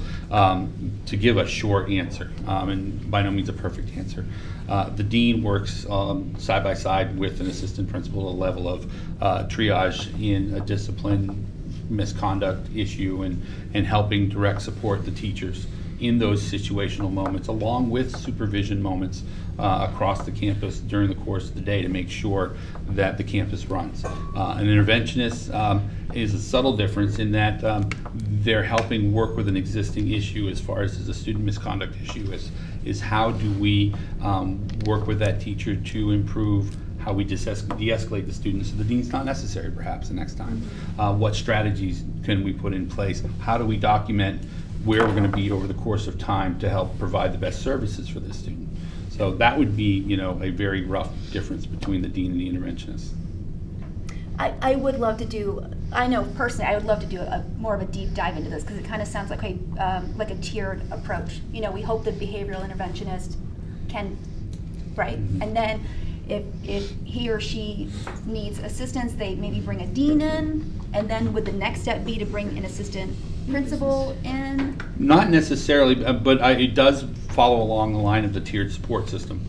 And as far as the students that help the students as they work within those levels of tier 1, 2, and 3 supports. Okay. I'm just going to cut this. If we're going to continue, this would have to be under new business because it's really not focused on. Yeah, this item. fair enough, thank you. Okay? Yep. Yeah. Okay, thank you. Okay, we're going on to 8, operational services and information, 8.01. Mr. Freeman, site updates. Oh, Jeff was coming up here, isn't he? Yep. Yeah, I thought so too. He was sneaking out. All right. Good afternoon, board. Good afternoon. Chair Massaro, Superintendent Middlestat. I was asked to provide members of the board with an update of our undeveloped property owned or committed to the school board. And I need to get a pen. I'm sorry I didn't bring one to the table. Thank you. In case there's some notes that I need to take, I'm sorry. So this slide here, you see these are our undeveloped properties owned by or deeded to the school board.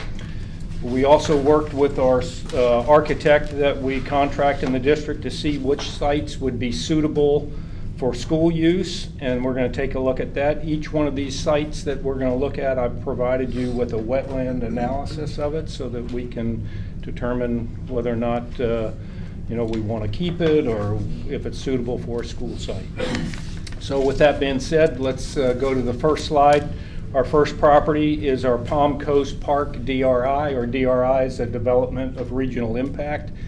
In the city of Palm Coast, there are 6 major developments of regional impact that we'll talk about here shortly.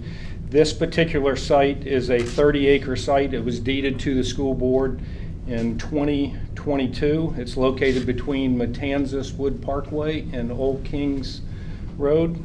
And if you go to the next slide, this is our wetland analysis. This property, the very limited wetlands on this site, we were able to work with the developer. If you remember when we brought this to the school board, there was an easement going through the property. It was a DOT easement. We worked with the developer to move that easement to the north, and so that's already been accomplished, or it will be accomplished when they further the development that goes surrounding this property.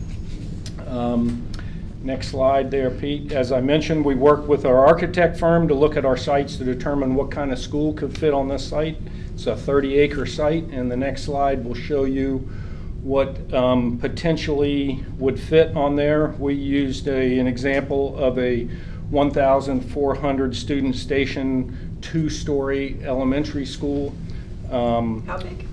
1,400 student station elementary school, 2-story. We avoided the access along US 1 and planned for both the bus and vehicular access to the north. There will be a north road on this property going into the development. And you can see it's a fairly compact site, but we could reuse the remaining site for either developing stacking with vehicles or with playground fields or what have you. These are all potential what we could use it for. What's stacking vehicles? Stacking for car line. So just a regular parking, I'm thinking Yeah. building up. Okay. No, for, Okay. Stacking your car line. Yeah, okay, gotcha. Dave, that's the first time I've seen the name Sawmill Branch Elementary School. Where'd that come from? That's just a name Made it that the up. architect gave to I it. got ya. And the other thing, are we married to 1,400 student No, stations? we're not. 'Cause We're that's not. a very crazy size elementary school. Let's wait till he finishes, and see what he's got. All right. We just use that as a template for them all, just as a guideline. We can definitely make adjustments to that. Okay. Our next property is located in Hammock Dunes. It was part of a Hammock Dunes DRI concurrency agreement from 1984. According to the DRI, their original owner, which was Admiral Corporation, had first right of refusal unless this property was sold to a government entity. The site is right along A1A. It's across from Jungle Hut. In May of 2021, a group came to the board and presented how they could make this site into an environmental discovery center, if you remember that. And the link is on board docs. You can go back and look at that. And then in February of 2022, members of the districts met with the Flagler County Environmental Sensitive Lands Committee. The Environmental Sensitive Lands Committee program uses funds to purchase land in the county for cultural and environmental recreational significance in the county. And examples of that is like Princess Place or Ormond Beach Environmental Discovery Center. The county is still interested in this property, so I just let the board know that they're still interested in doing something with this property through the ESL. For the Science Center. Right. Well, for the environmental sensitive land. Okay. And there's the wetlands. It's about 50% wetlands with some uplands. A lot of it's in the flood zone. Okay. This is our Corporate One property that sits between Palm Coast Parkway and it's right behind Aldi. The original site was the site of the ITT office. It was deeded to the school district in August of 2001. It housed our FTC and our plant services building for a while. The building was removed in 2016 and portable remained until here recently this year. We sold the portable on our auction site and it was removed. We do have interested parties that have had this site appraised and are interested in purchasing this property from the district. If the board is interested in doing that, our first step would be to declare the property unnecessary for educational purposes as recommended through a plant survey. We did that last year on our Plantation Bay property, and we'll talk about that in a minute. But if we would like to sell this, we'd have to declare it educational, unnecessary for educational purposes, and then we'd have to have two appraisals. The party that is interested have already done those appraisals for us, so I already have copies of them. So we could either use theirs or we could get an independent or another appraisal. So I just let the board know that somebody is interested in purchasing this.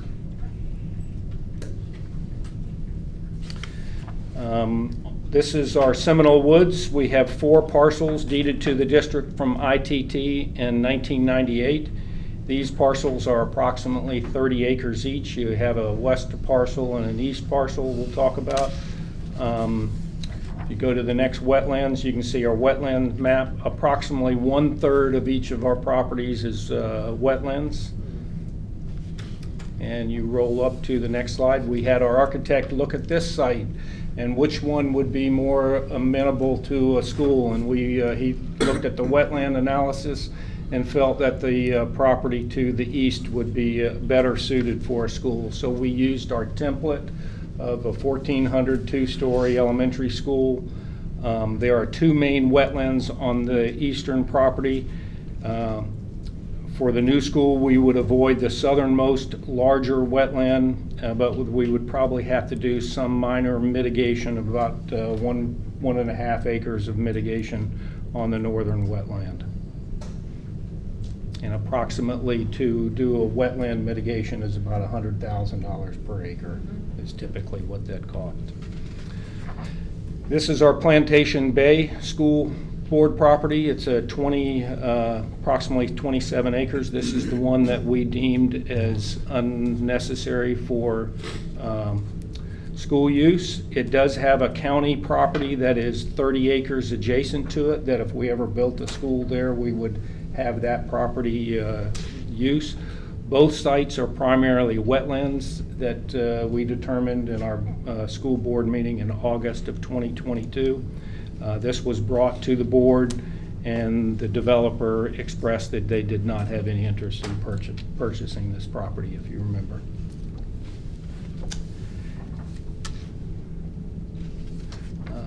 This is our Hunter's Ridge property. It's part of the 1991 DRI. It is a 48.5 acre site, and it has the requirement for a school site has remained within that DRI. Currently, there are very few, go back up to the Hunter's Ridge, Pete, thank you. There are very few students living in this area, and as you can see, Volusia County has built 2 elementary schools within 3.5 miles of this property. So don't see anything in the future, but still it's a school site designated for us. This is our rimfire site, and in preparation for a middle school site, we looked at the 34 acres adjacent to this site, to rimfire. Our architect took the wetlands and explored options of building an elementary school and then converting rimfire to a K-8 because it was built as converting it to a middle school because it was built as a K-8. Based upon the wetlands of the adjacent parcel and our current rimfire property, which goes all the way down to Royal Palms Road, we feel that we could potentially put an elementary school on this site. So that would save us quite a bit of money building an elementary versus building a middle school. So we would convert rimfire potentially to a middle school. And these are all ideas that we could keep for future reference. And then again, it's a elementary school of about 1,400 students, 2-story, and we would have to, for a middle school, have to add a track to the north. You see where we added that, potentially, possibly a restroom facility, but it would still be a lot cheaper than building a middle school.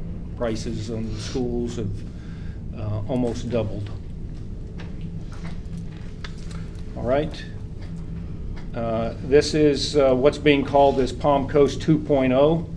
There are plans in the works to build a bridge over the railroad tracks at the extension of Matanzas Wood Parkway and then eventually over Royal Palms and Palm Coast Parkway. The land to the west of the railroad tracks is predominantly owned by Rainier, which is a forestry company, and this is where we potentially see our new high school, somewhere across the railroad tracks. We feel that probably our best location would be in the center because we have a high school in the north, we have a high school in the south, and we could basically triangulate our student population. The approval and construction of the bridge is probably going to take into 2024 and beyond. So there's no definite time frame of when the land would be accessible to the school board for a potential high school. As in our board docs, our high school acreage, we would need about 70 acres for a high school. These are the 2 DRIs that are out west that have school sites identified. To the north is the Old Brick Township, and to the south is Neoga Lakes. Old Brick Township has a 40-acre school site identified, and Neoga Lakes has a 102 acre school site. These are very long-range plans out there. Who knows if we'll ever get out there in the next 20 years or so. So is the, yeah. I'll wait. And our last DRI, or the major DRIs in the city of Palm Coast, is the State Road 100 DRI. It currently holds a 10.3 acre school site. At this time, there are no major projects that have received developmental approval with this site, and the 10 acres does not meet the school board size for an elementary school, so we probably would not use that. Our last property I want to discuss is the US 1 site on Education Way. It's 101 acres. Property was purchased in 2008. The property houses our support staff, our plant services, operations warehouse, custodial warehouse, FTC truck driving, and heavy equipment school, and our food pantry. In July of last year, Plant Services provided a master plan update to the board to make to look at the facility and to see what our operational recommendations were for the operations side. We did place a school on this site. It was a high school that we said yes, we could put on this site, but it really did not lend itself ideally to a school site because of the railroad tracks are about 1,000 feet, would be about 1,000 feet to the high school, and their high power easement is about 300 feet to where the high school would be. Although it met DOE approval, but it really didn't lend itself, so we would not recommend that. And 50% of the property is wetlands. Right. So. And board, pending your questions. Okay, So- questions, we got a lot, I'm sure. These properties with a lot of wetlands, are they sellable? Would anybody want to buy them? Well, some of them are, unless there's a restriction on the property that you have to sell it to a government entity. And if you have that restriction on the property, then the value typically would go down. But yes, you could sell them. I'm just thinking like we're coming out of a very great economy. I don't know how much longer it would last, but if we could capitalize on some of these that we're not going to use, then now is the time to do it. So it looks like here also, the next school is projected to be a high school, and looks like we don't have a site large enough to accommodate within our real estate portfolio here. So, and it's my understanding that with the proportionate share mitigation that we're collecting, isn't there a timeline on when we have to start building the next school? 3 to 5 years? No? No. Okay. Not anymore. Oh, not anymore? Uh-uh. Okay, because somebody had shared that with me recently at FSBA Finance Forum, so. That was just a recent change. It Oh, used to be, yes. Okay, gotcha. What makes you decide elementary school versus middle school? Well, the size of the middle school, we needed 40 acres, and the elementary, according to board policy, was 30 acres. So that's what we used. And we looked at the site on Rimfire for a middle school, which it gave us that middle school that we were looking for. That's within the 10-year plan, 5 to 10-year plan.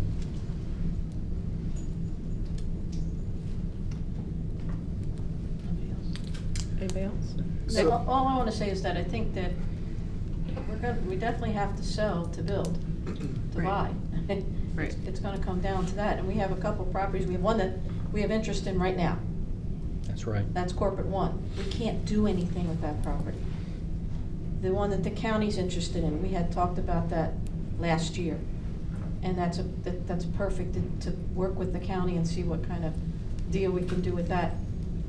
Move that along so they can make their science and eco area, because it's perfect for it.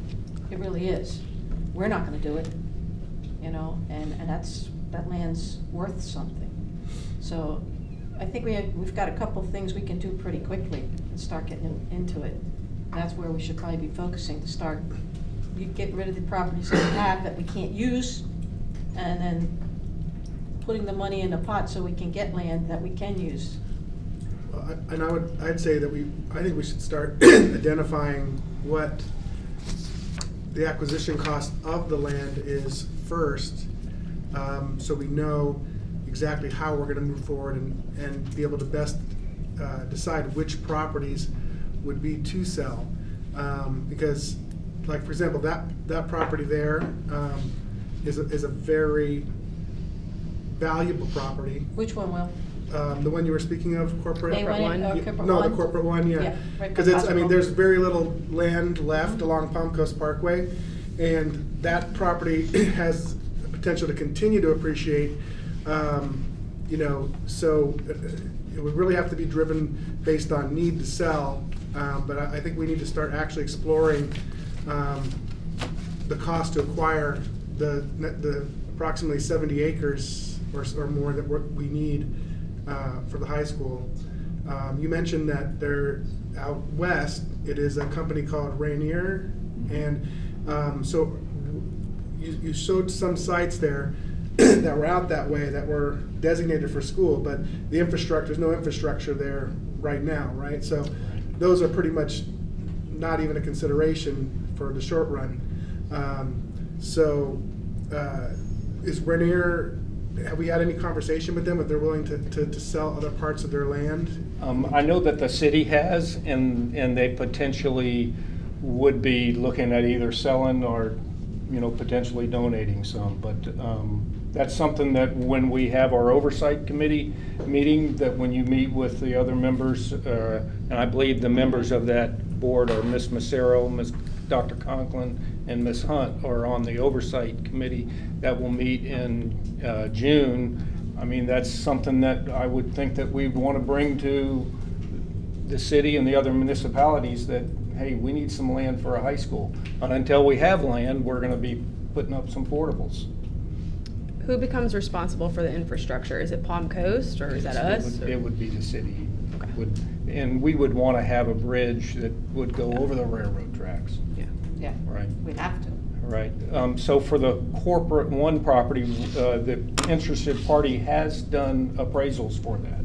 And I can tell you what the appraisals are. Yeah, I'm curious. There were two that were done. One that was done in August, that was 2,750,000. And then there was one that was done in January of this year that was well, the one in August was, and I might have my numbers backwards here, but there was one for 3.889.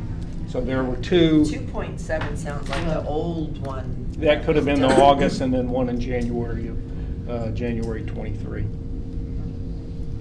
Yeah, because I thought the original, one of the appraisals that we had done when Janet McDonald was on the board, it came back for like a 2-point-something. Yeah, 2.5 million. Yeah, 2.5. Yeah, I want to say it was And like that was 5 years ago or so. So I would imagine it's got to be more than that today. That was 3.8 sounds more realistic. There was, we had a board meeting in 2015 about the sale of corporate one. Yeah. And Board, one correction for you. And then Hunter's Ridge 2018. is no longer our property. We actually did give that back to them February of 2022. Sorry, which one? Hunter's Ridge. Hunter's Ridge. Yeah, that's what I We thought. gave Use that it. property back to them in February of 2022 in exchange for they paid us $5 million. Yeah, that's right, we can't use that. So I just wanted to let you know. It was in exchange for what? They paid us $5 million. Oh, okay. And only a portion of that $5 million was given to them as impact fees. I want to say it was $2 million impact fees and $3 million was ours. If I remember correctly. I just think it would be great to start looking at selling some of these if we're not using them while the economy is still good. I feel like we're actually kind of behind on this, actually. Well, I think, keep in mind that these properties they've had for a long time, and they've done nothing but appreciate in value. And every time we talk about, like for example, Court 1, selling that years ago, we would have looked at 2.5, now we're looking at possibly an additional $1 million. So it's an investment that you're never gonna lose your money on the investment. But with that being said, I just have a couple of different questions. So the A1A property, and the conversation that we were having with the county and the sensitive lands and the environmental center, could we get an update on where that whole project is and the interest around that project?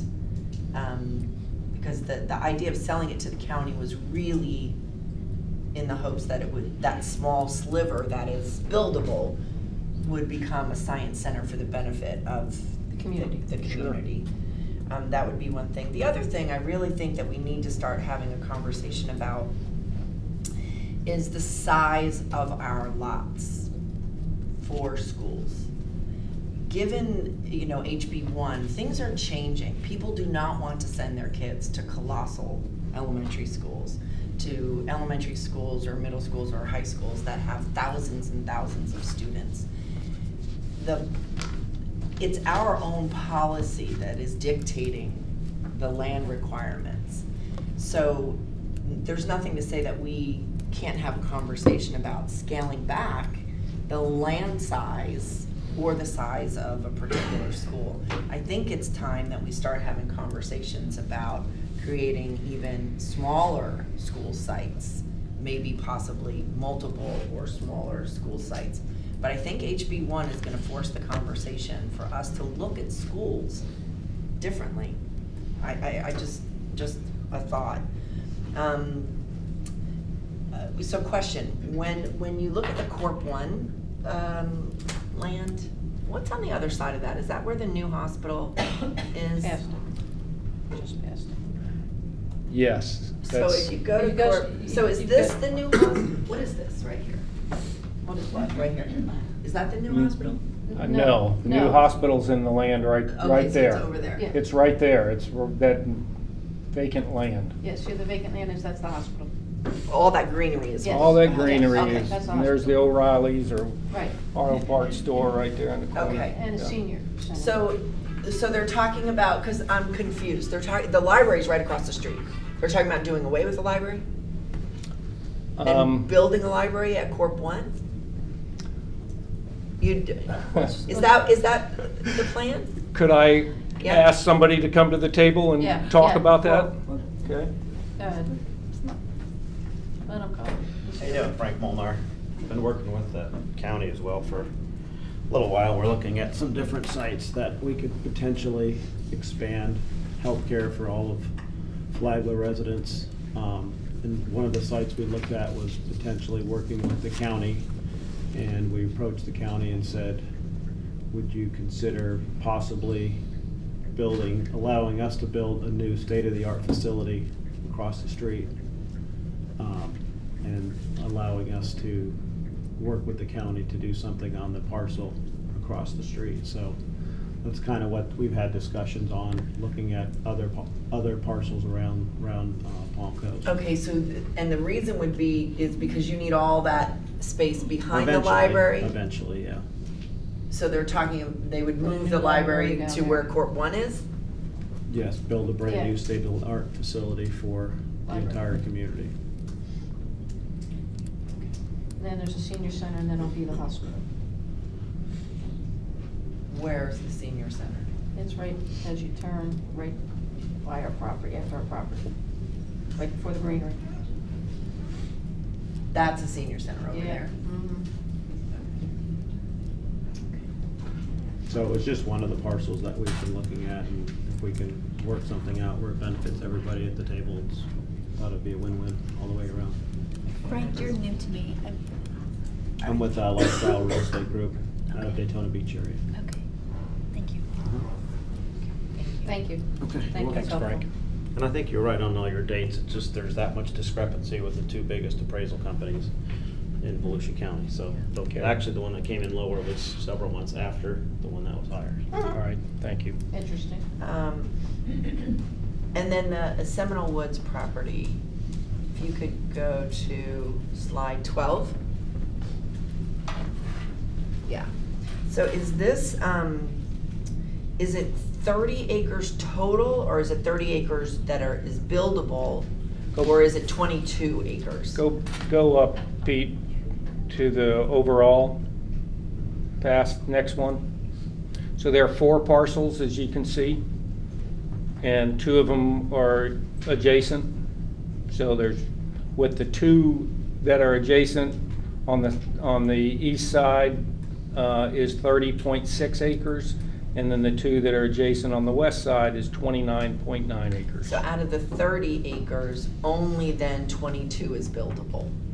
Well, I mean, you could Because build. if you go back to slide 12, it says you've got wetlands that are 2 acres and wetlands that are 6 acres. There's the wetlands right there for both of those. Can you go to 12? See what I'm talking about? You've got... Yeah, 6 and 8. So that's the eastern parcel there. It's 8.23 acres of wetlands out of the 30.6 acres. So 22 would be the acre, that really 22 acres is what's Without available. doing any mitigation, that's correct. Okay. And then on the western one, it's 9.63 acres of wetlands, and the 2 parcels put together are 29.9 acres, almost 30 acres. And the Neoga site, I'm probably not saying that right. Could that possibly be a future high school site? I mean, it is, to get infrastructure out to where that site is, we are 20+ years. Okay, it's really off. So that's It's off. off, right. It's off. Yep. I mean, distance-wise, it doesn't look too bad. I mean, it looks like there's roads to get out there, There but are- the infrastructure is... There's a lot of dirt roads. Yeah. Yeah. Do we have a timeline on when we're supposed to be building another high school again? Our timeline, and of course, we're in the middle of the Davis study, We're too. doing the Davis study, so we think it's within the next 5 years But we don't have anywhere to put it. Correct. For a high school. for a high school. So I think the Davis study is probably going to drive a lot of our conversation. Yeah, and working with our municipalities is key on Agreed. having them help us figure out where that next site is going to go. Agreed. Yeah. So they're gonna take into consideration development too, where the projected development's coming from. We can see it, you know, but there's still gonna be more on top of that. That'll give us a really good idea where they should go. The other thing I would just like to say, that there might be opportunity for even trading, you know, land that is not usable, that's like the stuff over on Seminole Woods, one of those.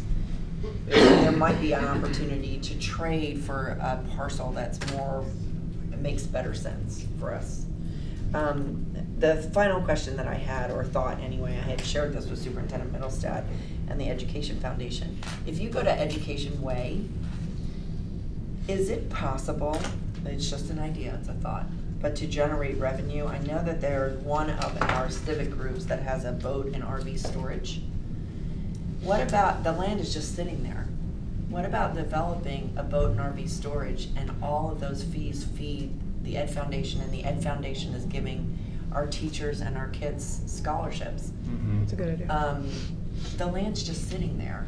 And if you And there's a remember, need. if Yeah. you remember, one of our proposals was to develop the storefronts Mm-hmm. Your retail, on right the there. Yeah, on that's the front. income. That's Yeah. So income. just something to generate revenue, and there's not very much maintenance for a storage yard.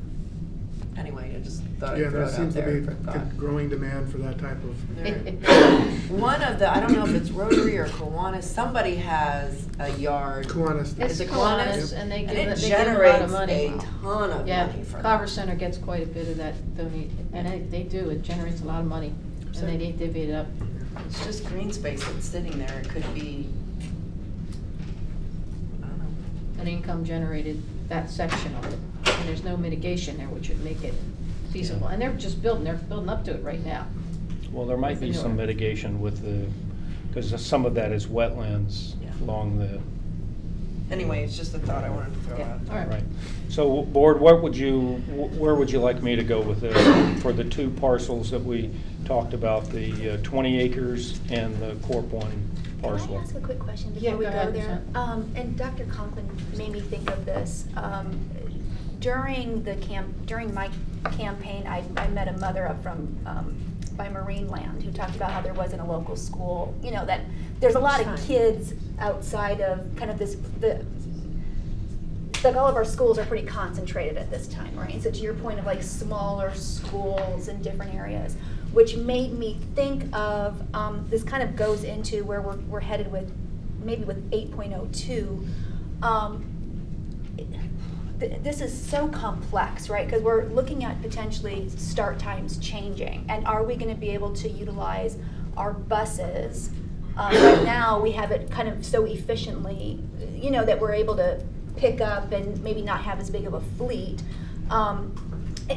There's so much to this because we're talking about transportation and legislative, start times, and so it just feels like, yes, this is something that we should definitely look at, but there's just like so much to me that goes into this. And I bring up Marine Land just because if we have a school up there, does that help in some way with transportation, because there's not as much of a drive time, for the houses. So that's just like what's And I think that'll come out in the Davis study too. They'll be able to look at where the student population is and where the hot spots are as far as development and where we should look at building a school. Because what's the total land available around the A1A Center? 20 acres. Around the A1A, it's just 20-acre site. Because really, truly, you've got Old Kings that is overcrowded. We should be having a conversation about an elementary school right there, because that's a huge distance, and you're capturing the Marine Land folks and whatnot. And it's a 20-acre parcel. Yeah, that is on the other side of I-95. How many young families live out there? And how many kids? But that's what the Davis study. So it's a kind of a premature conversation, but the Davis study will drive it, because you do have a lot of development. Like I just drove past Marine Land and was shocked at how much. Yeah, one of the issues is it's in the hurricane. Right. Bill, right, I mean, Yeah, it'd be yeah, a yeah, nightmare. yeah. Which is It's another on that factor. side of the It's the wrong 95, side, the right. wrong Right. side. I kind of want to hear from our realtor, like, what do you think? Yeah, well, I definitely think that we should wait to see the study. I mean, we really got to have that data to know where we're going to place this thing. We're talking about selling real estate. I just say that if we're going to sell or trade, it should be because we have a need for that money, not to just sell it for market timing, because there's always cycles, and these are some of them, like for example the one on Palm Coast Parkway. I mean, that's always going to be a valuable location, right? Other ones maybe not so much, but I think we need to have an overall plan before we consider selling, looking at what if we're going to get land donated, if it's going to be, we're going to have to purchase it, if we're going to trade, get some idea, because it's more overall. This is not all going to be paid for in cash per se, the actual school itself. There's going to have to be more than likely some financing involved potentially. So it's a whole, it's a whole picture here.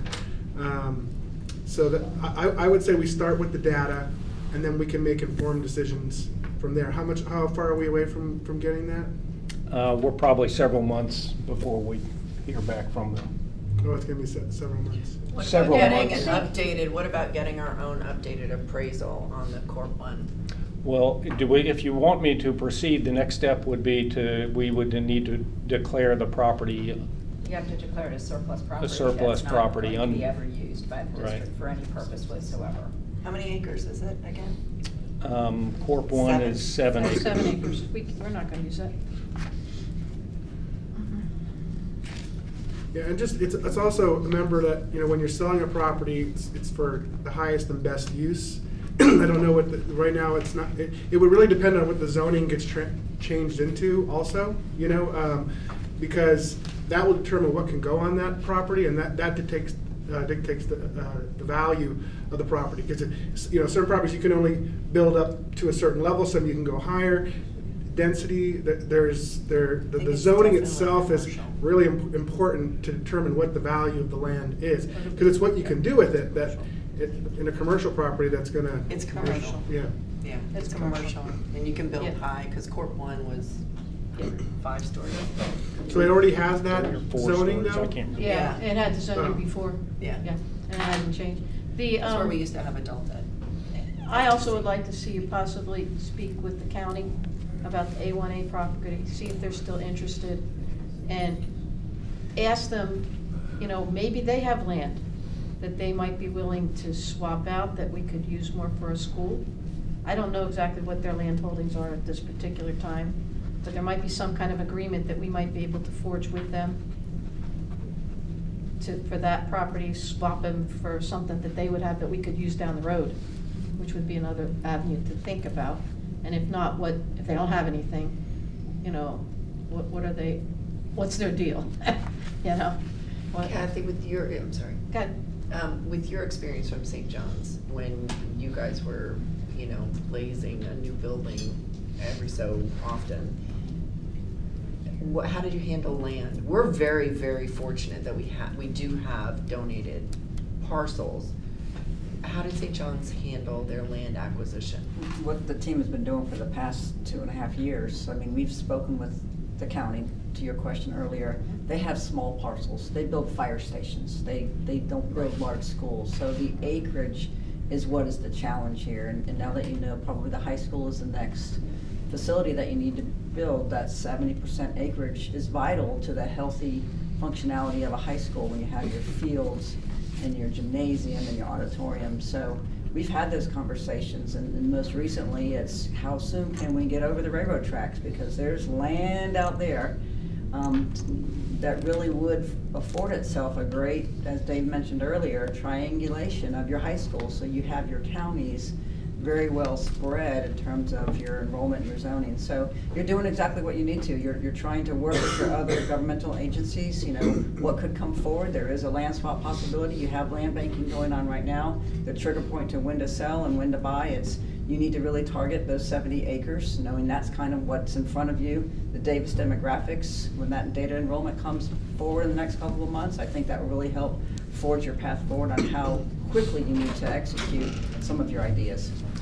Kathy, can you talk a little bit about, because I don't know if I fully understand it, but it's been said now a couple of times about the flyover over the railroad tracks. I remember being a kid having to drive over the railroad tracks, so I'm trying to figure out why can't we just drive a bus over the railroad tracks? And we still have one down in Manel, right? But yeah. Codes change, and how buses need to transport students change. Some things are grandfathered in, others are not. The best way and the safest way is to make sure you have the proper accessibility, taking a bus over where they have a very functional railroad system here, what we're moving up and down the county line. So the cost of that, and don't put me in a dollar amount, it's millions of dollars, right? And I know that the other governmental entities are working with their lobbyists in Tallahassee to try to accelerate that along. And if that comes up in the next 3 years, that's great. Then you'll know that you have a path forward to getting your high school in 5 years in that particular area. If not, what's your plan B? What's your plan C? And Dave and his team have been working through those pieces. Yeah. Well, maybe also a tentative, commitment to build our school out there might help drive it, because and also that also helps builders and developers to say, okay, well, now there's a school there, that's going to bring future site. Exactly. So now they're going to want to build around that and build services around it. So that could be just making a tentative, subject to acquiring the land, that may help them lobby for that improvement, because it's a need for the community. Right. Because we can't get over the tracks otherwise. Ryanair builds house developments. They're a big builder.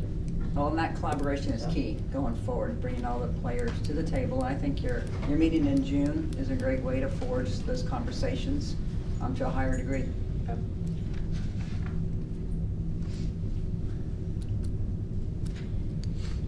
So with the two properties, do you want me to move forward with doing a plant survey to declare those properties as not for non-educational use?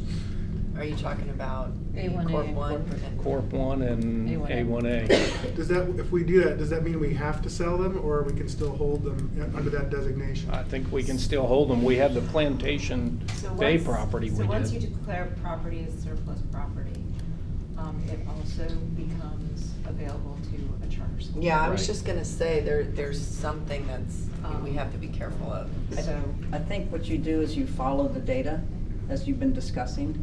So the Davis demographics, when that report comes back, they'll give you a very good understanding of where is the county now and where's the forecast going forward. I have a feeling I don't know about it, with the Matanzas addition, we may not need another high school. I think we're gonna need either a middle school or an elementary school before that. But anyway, the data will drive that. So that's where the We're just conversion kinda comes we're in. guessing with what we got So, at the moment. Just wait. Yeah. I mean, Rimfire needs to be converted to a middle school. That solves. That's an idea. But I like that idea because it saves lots of money. I think. And it's a good one, but you need to build an elementary, you do need that next to it. Remember, this is your workshop. This is an opportunity to discuss ideas. Yeah. What we have to be careful sometimes is parents hear that little piece of it, and all of a sudden now tomorrow, poor Travis Lee, the principal at Rimfire, is being turned into a middle school. So just couch our conversations carefully, and this is all just planning for the future, managing growth. But big question you're looking for is direction on Corp 1 primarily right now. So I think that's, because we have somebody that's interested in it, we probably need to find if there's consensus to look at selling it. But it's kind of a catch-22 is what I'm hearing. But I mean, it's great that when you have a buyer ready to go, but if this was some sort of off the beaten path property and it's like, oh my gosh, somebody wants to buy this thing, you know? But I don't think we will have a problem finding a buyer for that property at any given time.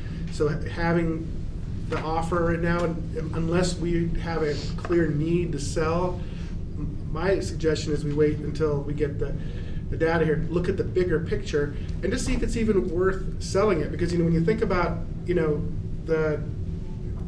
let's just say that we were able to get the top end of 3.8 million, right? I mean, what does the school cost? It costs, you know, so I mean, it's like it's really in relation to what we're going to be spending.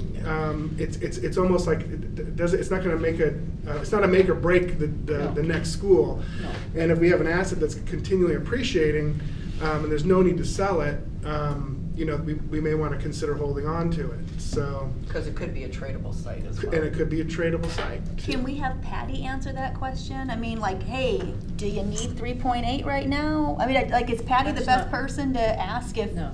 Not really. To answer that really. question? I don't think No. so. Uh-uh. Not when it comes to construction, right? Because that's what everything's going to go That's what I up. hear, like you're saying, like, do we need the money right No, now? And if we no. don't, like, then I'm we saying, should just wait I for the was study saying, to come out. since in the context of building new schools, I'm just saying Yeah. that's not a lot of money in No, right. comparison to what we're gonna spend to build this Right. school, so it's not gonna be a Right. make or break, like, we need to sell this to do that. You mean to actually build a school with it right Right, now? in that world is what I'm referring to. Got you. Okay, now I'm with you. I think the bottom line is we can't really do very much of anything until we see the Davis study, So and I that's will gonna direct hold. us. when I we're will ready hold to that. go. Okay.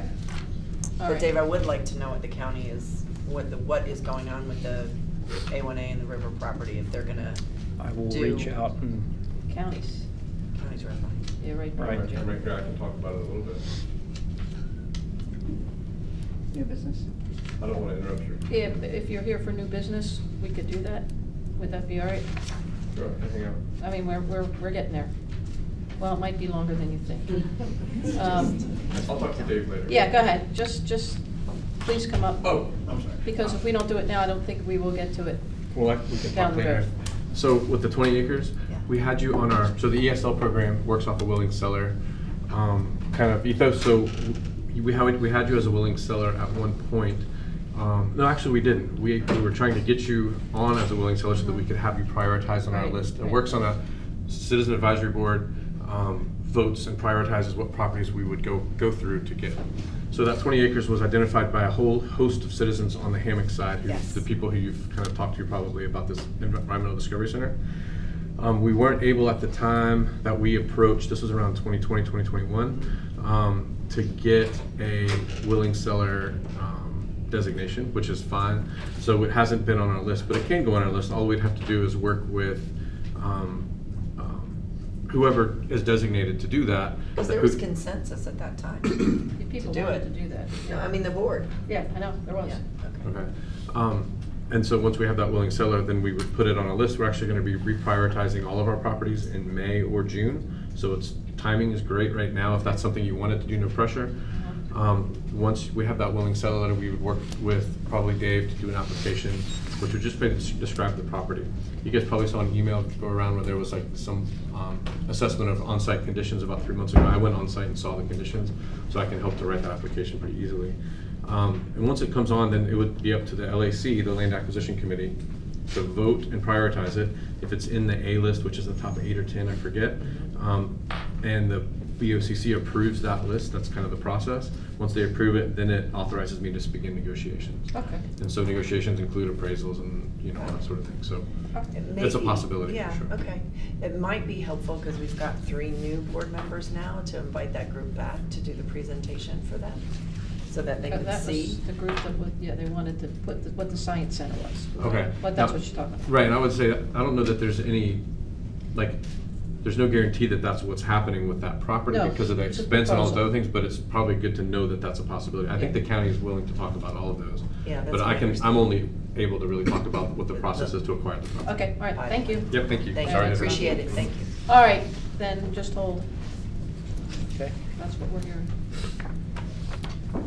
Okay, we're going on to the next item, which you might as well just keep sitting there. School start times. Madam Chair, at some yes. point, I'm gonna need to Yeah. either You myself. want to do it walk now? away, Yeah, let's 5 take a minute break. break now? Up to the. We can do it, 5 minutes.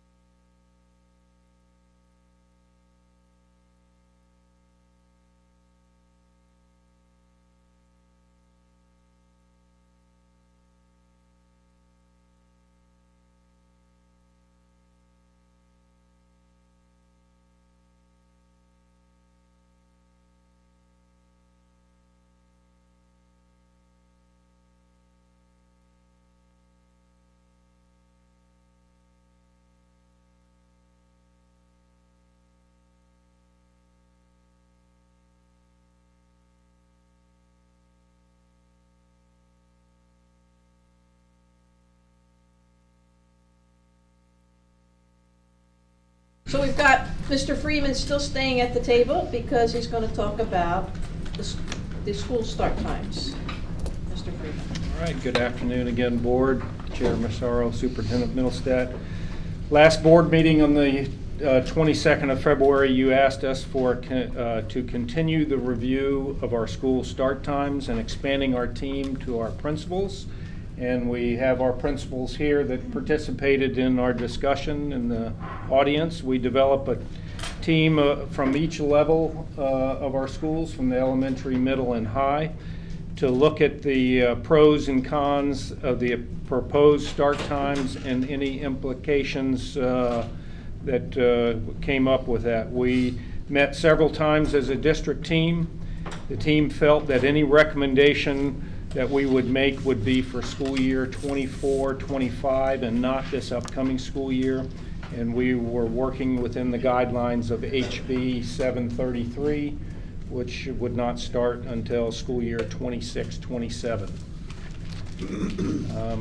Just to refresh from our last meeting, here were the current time schedules. We adjusted our middle school time due to the length of the day and planning inside the day. We currently have a 3-tiered bus schedule system. This allows us to maximize the use of bus occupancy. Next slide. This is showing our current time schedule, showing the turnaround times for our buses. Rule of thumb with working with transportation is that we need at least 50-minute turnaround time. Based upon the recommendations of the principals, we developed this alternative start time, which would be starting elementary first, then middle, then high, or elementary, high, and middle. Our start times preserve the minimum 50 minutes in turnaround time for our bus runs, and we looked at our start times in relation to our longer routes and the number of students on those routes. Okay, next slide. So in addition to taking into consideration our students, the start times in relation to those longest routes, as Mr. Freeman mentioned, we looked at the student times that they would be at the bus stops, and you will see this on subsequent slides, so I won't go into great detail on it. But we took a look to see what time students would be there in the morning, what time the drop-off would be, and then specifically at the middle school, we had a lot of conversation centered around what time students would be released. In the past, some of the conversations and concerns were that middle school students were getting out at 1:40. Prior to that change a few years back, they'd gotten out even earlier than that. So we had a conversation about we didn't want middle school students to be released before 2 o'clock. And our alternative start times accomplished that. With high school students, we had lots of conversations centered around work opportunities, even if we had a later release time for students. But the reality is we have so many of our students currently who take advantage of the OJT class and who are off campus anyway, still earning high school credits towards graduation requirements and preserving their jobs. So they are able to leave school early, earn a high school credit, and still maintain employment and not have to worry about those end times impacting their ability to have a job. We also examined the impact for after-school activities, field trips, and we had lots of conversations around the proposed legislation. As you know, in the proposed legislation, in House Bill 733, it mentions that middle school can start no earlier than 8 o'clock and high school no earlier than 8:30. So we took that into consideration and looked at the research that the state included when they put out House Bill 733. Did that bill get passed? I'm sorry. Like, did it go to the? It's moving. It's moving through, but it's not yet. It's getting obstacles So, now. People are starting to express their concerns. And to be quite honest, whether that bill passed or not, the research was there that kind of lended itself to the times that were selected. We also looked at the start and end times in our surrounding districts. So as I mentioned, we looked at what a later release time for high schools might do for activities after school, particularly sports, because if you're running an activity after school that doesn't involve other districts, you don't really need to worry about what another district is doing. However, if you look at the release times, we primarily play in our conference in our districts that we play against.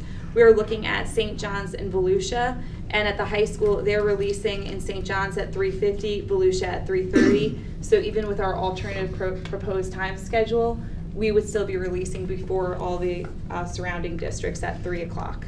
And the elementary school start times would be closer aligned with some of our surrounding districts as well. Here we prepare what a transportation schedule would look like going to the alternative bell schedule was presented on the previous slide, and showing where the outliers and the impacts would be.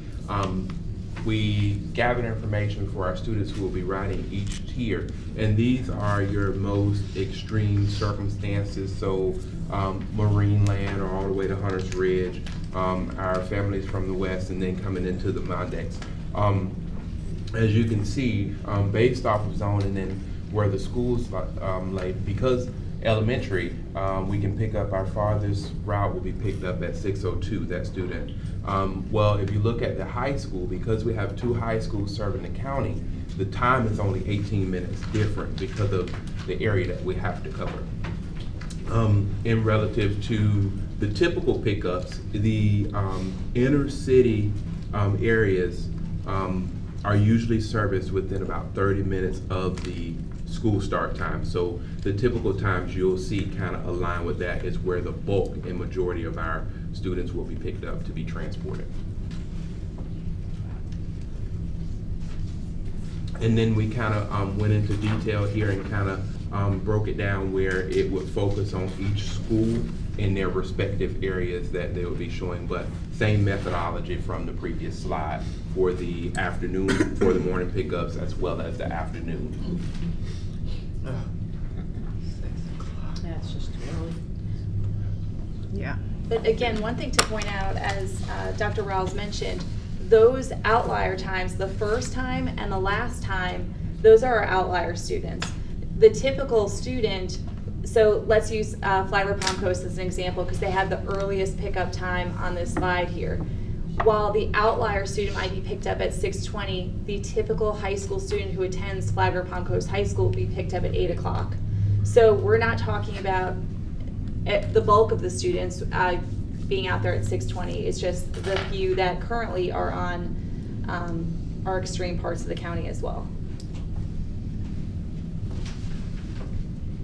So we also just had conversations, and it's dependent on how the board would like us to proceed, but some additional factors that we would like to explore are extended day opportunities. So what are the implications for middle school having a morning extended day, the elementary school having an afternoon extended day? And so we'd want to have conversations with FTC to determine the logistics of such a change and to also determine what the associated costs might be and how this could potentially be staffed. When we had conversation about attendance, one of the things is with the change in the start time, our schools, as you recall from when they presented their school improvement plans, attendance was a big conversation here. So we wanted to see what would be the impacts of attendance rates on such a change in the start times. Because the elementary, we'd be going from a 9:10 to a 7:40. The middle school would be going from a 7:30 to a 9:30. And at the high school, they feel the least amount of impact by going from 8:10 to an 8:30 start. So we want to see if there were any implications on attendance. However, there are a lot of confounding variables, and we find this to be difficult data to disaggregate to really determine if there is a relationship between the two. We might be able to establish a relationship, but not causation necessarily. We also wanted to look at the impact on middle school because it might have an impact on teacher planning. They are still a school that has planning outside the day. So our middle schools, what would that do for that? How could this impact extracurricular activities? Right now we see our extracurricular activities happening after the school day for our middle schools, and depending on what that end time might be, would it have to be something that potentially we have some extracurriculars in the morning and others in the afternoon? So these are all areas that we would need to further explore how we would make these shifts should these times change. And because the afternoon window will be shortened, we have high school, which will be releasing at 3, and then middle school will be releasing at 3:45. That gives us about 35 minutes to utilize the bus and be able to get it back to its next location. With shortening the tiers or condensing those, we will need some additional resources, approximately about 6 or 7 school buses to be able to combat the time difference. So board, with this information, we could continue to explore options by developing stakeholder groups and committees to look at the timeline of implementation. As mentioned at the start of the briefing, we talked about the best time to do this would most likely be the 24-25 school year, or we could remain with the current start times until we're directed by DOE to make that change in school year 26-27. Okay, I'm sure we have some conversation. I Go know ahead. I know I'm going against the House bill, but I'm just thinking as a parent who works, I would think most people wouldn't like the idea of their younger children getting out at 2 o'clock and sitting an extended day for a longer period. That's just me. I don't know if there's a way to work around that. Could there not be like an 8 o'clock start time somewhere? Or that's what I think. I think, especially with everything that's going on with school choice, I think we'll push people out the door. Would you mind going For elementary school. to slide, Pete, would you mind taking us to slide 3? So one of the activities that we did with the principals is we actually had a sheet set up that once you put in a start time for one level, it would figure out the tiers for the rest of them. So if we went to an elementary school start time of 8 o'clock, that would move high school to an 8:50, and it would move middle school to a 9:55, nearly 10 o'clock start time. And one of the conversations that we had was with middle school, we kind of came up with some non-negotiables as groups.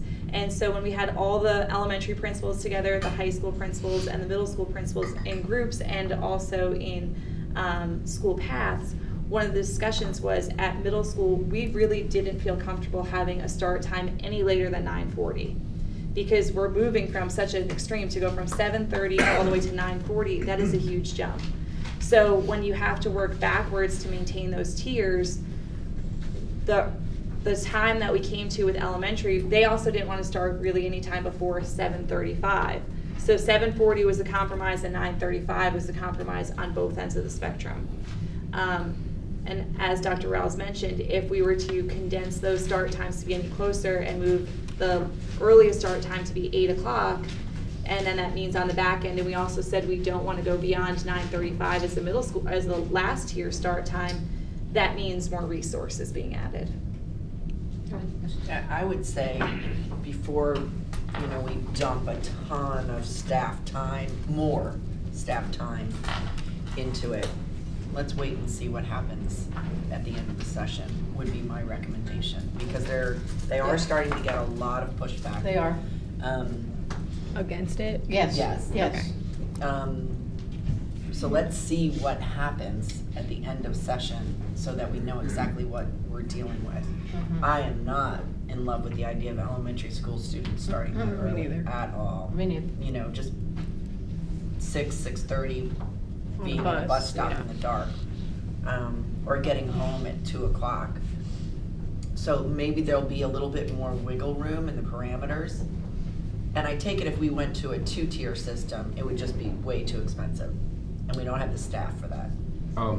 Absolutely. Yeah. There will be a major financial impact to do that because you're gonna shave off the 3rd tier, which means it has to align with the Yep. rest of the work. So there'll be a significant financial Yeah. impact to stand that up. Because we did at one point in time, years ago, I guess.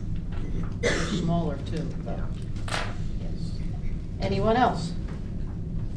I just agree with. Just wait and see. Yeah, I agree too, because. And the bottom line can't- is you got elementary till just- 26. Yeah, and elementary just can't go that early. Because no, parents going on. would be, and I understand why. So, We did have a parent, at least one parent, reach out to us, unrelated to the legislative session, but just saying that, in their opinion, middle school is already starting too early.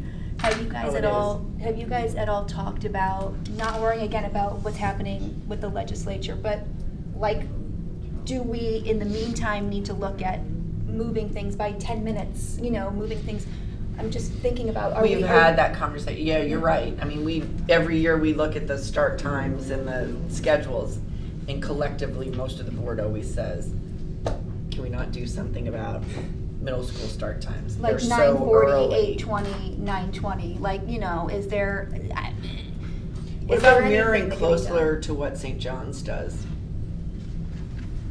Their elementary is 8:25, they end at 2:45. Middle school starts at 7:30, but it still ends at that 1:50. You guys wanted it not to end any earlier. Well, that wouldn't meet statute if that No, that's passes, not gonna meet- right? And that won't alleviate our concern about the middle school being at 7:30. Right. Right. I would say if we're gonna make a change and it passes, then we should definitely be if we're doing all this work, we should be making sure that we're in compliance with that, new law. So without knowing that's in place, we should probably just wait until that bill passes. I agree. So it sounds like we're all in agreement then. We'll just wait. Well, you've got the base now.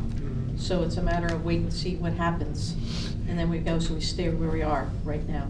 I think the question that keeps coming up, Chair, is the concern with the middle school starts. Oh, yeah. So like if the legislation was never there, kind of what Sally is talking about. But that's gonna go to a concern of the elementary school starts if we stick to what we have here. So it's gonna be 6 of one and half a dozen of the other. Everybody's gonna get Because it. then Exactly. you're so the concern is that elementary would be starting too late. If middle school, like if everything was bumped by 10 or 15 minutes, are we saying then that the last group would start too late? Not necessarily. I mean, I think that's an option that could be looked at, but I think we just have to wait to see what the legislation finally says they have to do. Because if there's a minimum start time for high school, it has to be in that window. We don't know what that final Right. Yeah, and time I'm is kind gonna of be. now speaking separate from like if this legislation just never even happened. I'm just I don't have a student in middle school, so I'm just again, I think we've only heard from 1 or 2 people since I was elected. I just People have always, it's a tough one. I just for like next school year, or I just didn't know if as part of this you guys were looking at, as we should be, not just tied to this legislation, but are there any changes we need to make in general? And actually, as when we migrated to the 7-period day this school year, we did see a change in the start times of our elementary schools used to be starting at 3 different times, with our last school starting at 9:10. And I believe it was Rimfire and Old King started at 9:10, and our earliest school started at 8:55. So this school year, we're now for the first time in at least 20 years where all the elementary schools start at 9:10. Our high schools, to accomplish that, they had to start at 8:10, and our middle schools stayed where they were. So we have gone down the road of changing the times and exploring them in the past. And even in 2017, when we had to extend the school day just ever so slightly, we had pushed the elementary school times back by 5 minutes at that point in time. So in the past 6 years, the elementary schools have been pushed. Potentially our earliest starting school has seen a 20-minute difference in their start time from maybe 6 years ago to now. Now, if a student was in that school, they've now since gone on to the middle school, even if they were kindergarten at that time, so they may not have experienced all those shifts, but families who've had students progressing through may have experienced that shift over time. I know nobody likes the middle school times, but I'd still rather say to my almost 12-year-old, like, you need to deal with it and get up, as opposed to making the 5-year-old, like, drag out of bed at 6 o'clock in the morning. I get it. Yeah, if forcing them to eat and everything. No. Every day. So the way it is now is working for most families. I can't speak for everybody. But Well, I mean, I'm okay with it. You need to, Misty, right now, speak for everybody. Cool, it was something that was brought to our attention, I just wanted to. Okay, all throw it right, out there. is there any more questions? Okay, so we're just gonna sit and hold until you've got the base, we'll just wait till we get the information from the legislation, see where it ends up coming out. It might not change and it might, we don't know. And then we'll go from there, fair enough? Yes. All right, thank you all. Thank you very much. All right, Dave, you're still here, Mr. Walker. No, I think He left? we're doing the salary. Oh, I'm sorry, the salary schedule, Mr. Freeman, still. Who's coming with you in this, anybody? Yes. Just you? Nope. Oh, okay. Got it. Ms. Bush, welcome. Good afternoon. Hello. Oh, here they come, now they're all coming. Patty wants to sit next to me. Oh, okay. They just wanted to change seats. That's it, they got tired. I don't blame you. You good? Patty could be coming up, I'm not sure. Patty, are you coming I up? think she is coming up. I think Patty's coming. Okay. I can speak on it, so. Tina, you? Right here. Yeah, no, pull up a chair. Tina. Pull up a chair. Yeah, please, sir. All right, just for the public's benefit, when the governor changed the salary structure for the school districts, there was a major impact, and the teachers where they started and staff, and now we're trying to close the gap, and that's why there's a committee that was formed. So now it's all on you. Good afternoon again, Board.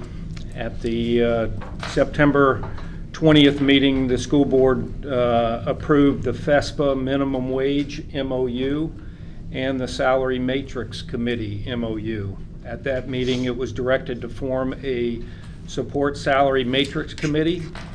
The purpose was to address the wage discrepancies brought on by the $15 hour minimum wage requirement. We were tasked to look at our current salary matrix, our support salary matrix, the number of steps, the dollar amount of each steps, and combining lanes. It was intended to be a multi-year process by looking at the salary matrix. The committee consisted of FESPA members and district administrators. The committee met 6 times since November of 2022, and I'll introduce the district members, and then I'll let the president of FESPA introduce his members. So we had our chief financial officer, Patty Warmack, and participate Angie Bush from food service, and Angela O'Brien from our HR. And then we also had a principal, Marcus Sanfilippo, was part of our committee as well. And I surrounded myself with numbers people, so I had myself on the committee. I had Tina Piasecki here, my vice president. She's a bookkeeper for food services. And then Nicole Paris from transportation. She's also their departmental secretary who has bookkeeping duties. And then we added a bus driver, Lakeisha Ayers-White. All right, so our purpose today is just present highlights from the information from the salary consolidation and the position alignment. And then at a later date, we would come back at an executive session for discussion of the fiscal impact. So that being said, if you can look at the next one, or go back to the position impacts. The next slide. Yeah, there we go. Board, these were the positions that the salary committee reviewed. There were a total of 28 positions. Most were affected in some way, shape, or form by the $15 an hour minimum wage requirement. Others associated with the proposed FTC reorganization that you were previously briefed on. Still others were the impact of the bus drivers increase and those positions requiring a CDL, and a small number of positions were looked at that needed some realignment during this process. At this time, we'd like to highlight 3 positions to review with you the concerns, the reason, and then the committee's proposal. And then, as I mentioned, we'll only look at 3 of those, but there were a total of 28. So the first position. One of the first ones that we looked at, or not the first ones, one of the ones that was just glaring was the bookkeepers. We have 4 different bookkeeper descriptions across 3 different salary lanes. And the consensus that we have always discussed in bargaining is a bookkeeper is a bookkeeper is a bookkeeper. They do the same work, whether it's a department bookkeeper, whether it's at the school. The only difference is the high schools have 2 bookkeepers because one is for internal and one is for the actual district. So where there is a greater need for a bookkeeper, that is handled through staffing. So what we did here with the bookkeepers is we took all 3 lanes, we went to the middle lane, not the highest or the lowest, and shifted all the bookkeepers onto one lane, so they're all on the same lane, make it the same starting pay. What we've seen also previously is some bookkeepers might want to shift to the elementary to the middle school because for some reason they got paid more money back when all this was established. So this puts everyone on a fair ground. It's going to prevent people just leaping for money and keep some consistency hopefully within our bookkeepers. I can tell you in this past year, as I remember mentioning at a previous board meeting, I think we had, of the 10 bookkeepers at schools, I think we had 8 shifts, which is huge.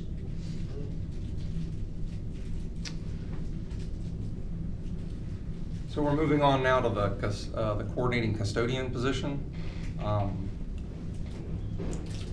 They're currently on, if you look at the current support matrix, PDZ lane. It's the same lane as the custodians, the normal custodians. Per contract language, a coordinating custodian makes $1 more an hour by contract language. If you look at Article 32, subsection 2, letter E, which specifically states that $1 extra an hour. What we had talked about, the district and the union side of things, is kind of trying to get the custodian coordinators into that management style position. They were already kind of pseudo managers, but they weren't evaluating employees because by contract language, no FESPA member can evaluate another FESPA member. So by moving into the the PAAZ on the professional matrix, it would give them the head custodian title, which is an open position that we're not currently utilizing. It would give the coordinating custodians a little bit of a pay increase. It would give them a job that would correlate with what they're currently being asked to do, and it would also improve the overall department as a whole.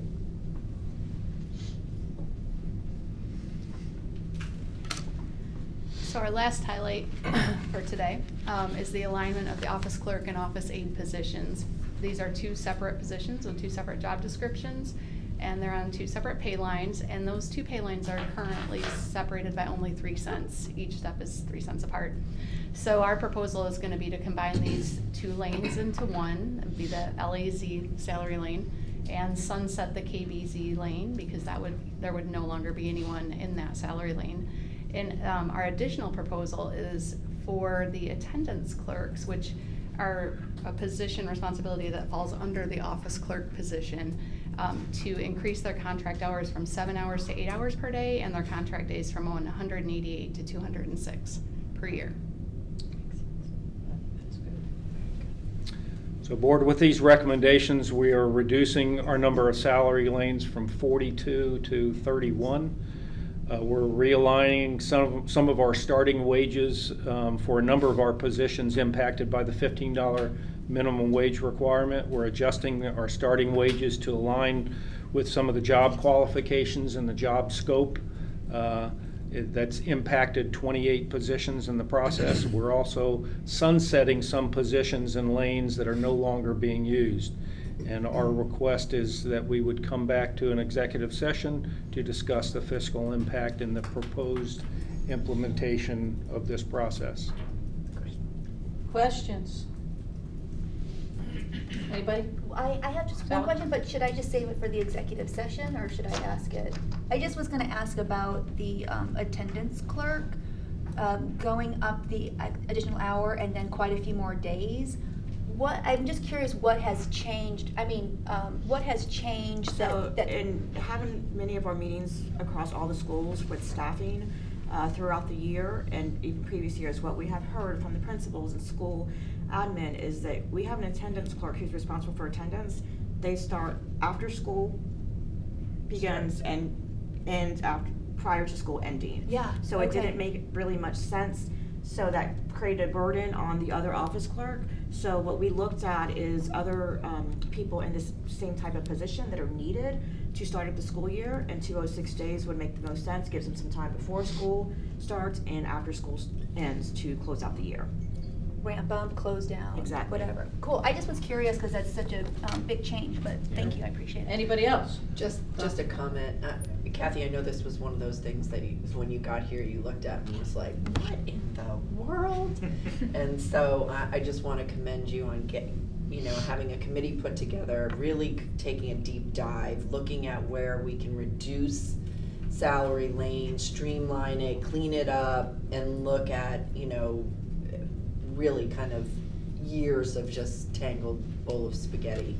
So, and great job on the committee just. Memberships, Groups. yeah. Yeah, Yes. groups. Definitely the You committee's can list. tell by the committee proposal that the discussion was really great. Yeah, So and- thank you for that. And that's what I want to say, that the team effort here with FESPA and the district, we worked really well Yeah, great together. We job. had a mission of what we needed to do, and Got it done. Well, we had some back and forth, and, That's and okay. any conversation is going to have that. Sure. But we all wanted to do what was in the best interest of the district, what's in the best interest of the You can employees. see that. And that came with conversation back and forth. But I think Mr. Freeman's correct with the collaborative effort on this was good this time and will continue to be good as we move forward. That's good. So you're gonna look at all the other positions and do Yeah, similar? so just That's keep the in goal? mind that this is an ongoing Start. process. This is a This start. is the start. Just the We are beginning. agreeing Okay, and good. bargaining, and That's great. it's a multi-year stepping process. No, it's great and overdue. well appreciated. That's Thank Remember, you. it was 42 lanes, they're down to 31. The You're not challenge even is dropping. to We were keep continuing. skinning them Yeah, where that's it makes perfect. sense. Okay, excellent. Then Good thank job. you. We'll look for the executive session. Thank you. all right. Thank you. Thank you. Okay. All right, now, Bill. Hi, Dave. Dave's still here. We're gonna ask Mr. Walker to join him. No, well, I'd like to say something before he Oh, joins, before he joins. joins me, Madam Chair. Board, during our April 4th special board workshop, you directed us to come back and present additional information regarding possible options for moving forward with the Belterre Swim and Racket. We all know that following that workshop, news came out from the city of Palm Coast about Palm Coast working to bring a YMCA to the area to include an aquatic center. We have heard from multiple members and the community through our Let's Talk app who have asked us to keep the facility open until a YMCA comes online. So with that being said, I would want to ask you if you would like us to table this discussion and continue current operations at the Belterre Swim and Racket for another year while we work with the city of Palm Coast for bringing the YMCA to the community, and we can focus on our K-12 needs. I would love that. Let's hear it. I don't think that we should do that, because, this, it sounds great, the Y is coming, right? But, that conversation's been had. There seems to be a lot more steam behind it this time. But, people are floating out dates right now, projections of when this might come to be, of around 2 years. Well, I'm not buying that. I would say that if a Y was going to be completed in 2 years, we'd have to be probably breaking ground right now today based on current construction costs. And one of the arguments a lot of the commenters bring up is they constantly are saying, if you just invest more money into this place, if you just add more buildings, if you just fix this and everything like that. That's one of the biggest issues I have, is that we're going to continue to throw money into a facility that is deteriorating, and ultimately now, especially with the Y coming, is going to be an obsolete facility for the community as it sets right now. That's not true. Well, the enthusiasm of the Y tells me that I think it is true, in my opinion, because they're very excited to shift their membership over to the Y. All the emails that I've gotten has been pointing to that. So it still has value to us in the school as a student-focused facility, but this is a distraction that is keeping us from our core mission, and it has been for a long time. And I really believe that it is not the place of a school to provide a community amenity, right? I understand why this was done at the time it did. It did serve a purpose because there weren't services available like this back when this was donated. But now Palm Coast and Flagler County has grown, and we have a lot of gyms, and we have a public pool. I actually found out we have another pool that one can rent that I wasn't really aware of, but Pine Lakes Golf Course has a pool that they have a membership that you can rent. So, I mean, there are other options out there in the private sector that could, and privates, and city facilities that could be used. And keep in mind that, at least in my vision of this here, is that I want to keep the pool open, and the access would still be there for the community. It would just look a little different. They can reserve the time, just like Tinkerbell's, everything else, to use that as a club, right? And that would be a way that they could access that. But it shifts all the managerial and costs and facility costs and maintenance costs that come with that extra use on them, per se, on an hourly, rate for facility rental, right? And that would allow us to also eliminate the gym, and that in itself would eliminate somewhere, I think, in the 70,000-ish range in spending, and that facility could be leased out as well. One of my biggest problems with the membership is it's been, as I've stated before, we don't have a very marketable product. It is not something that I personally would be willing to spend more money in improving it. And secondly, with the way that, because 90% of our membership is on insurance, I just don't know how it's going to come around because we'd have to convert so much of those insurance memberships. I've talked to other gym memberships, and those only make up, in a healthy gym membership, about 30% of their total membership. The rest are paying full rate, right? And I can see the attraction to the community because those insurance programs are meant for gyms. They're just getting a bonus because we have a pool, because a pool is not a prerequisite for those memberships, right? So I'll leave it there. That's my opinion. I think it's time that we make a vote on this and decide where we want to take this. Dr. Kahn. No, you want. I visited the pool this weekend to get an idea of what it looks like and everything, and it's, to me, as a new board member, I'm thinking future and how do we get a new pool and new schools eventually, but this is something that's on life support and has expired, in my opinion. And I get that people are asking us to kind of, keep waiting, but to me, we're not being good stewards of the finances then. I would be okay with setting a date, like this is when, like we talked about, this is when we're gonna convert this now, and it's just gonna be student focused. We don't have to do it so abruptly, but unfortunately, this has been landed in our laps after all these years, and it's time to kind of think about, what are we gonna do with that property? Ms. Hunt. My question, and Dave, you and I have talked about this before. I asked Dave in the hallway, actually at the last meeting, if someone wants to rent out an elementary school gymnasium for an event, right? They can go to the website and they can.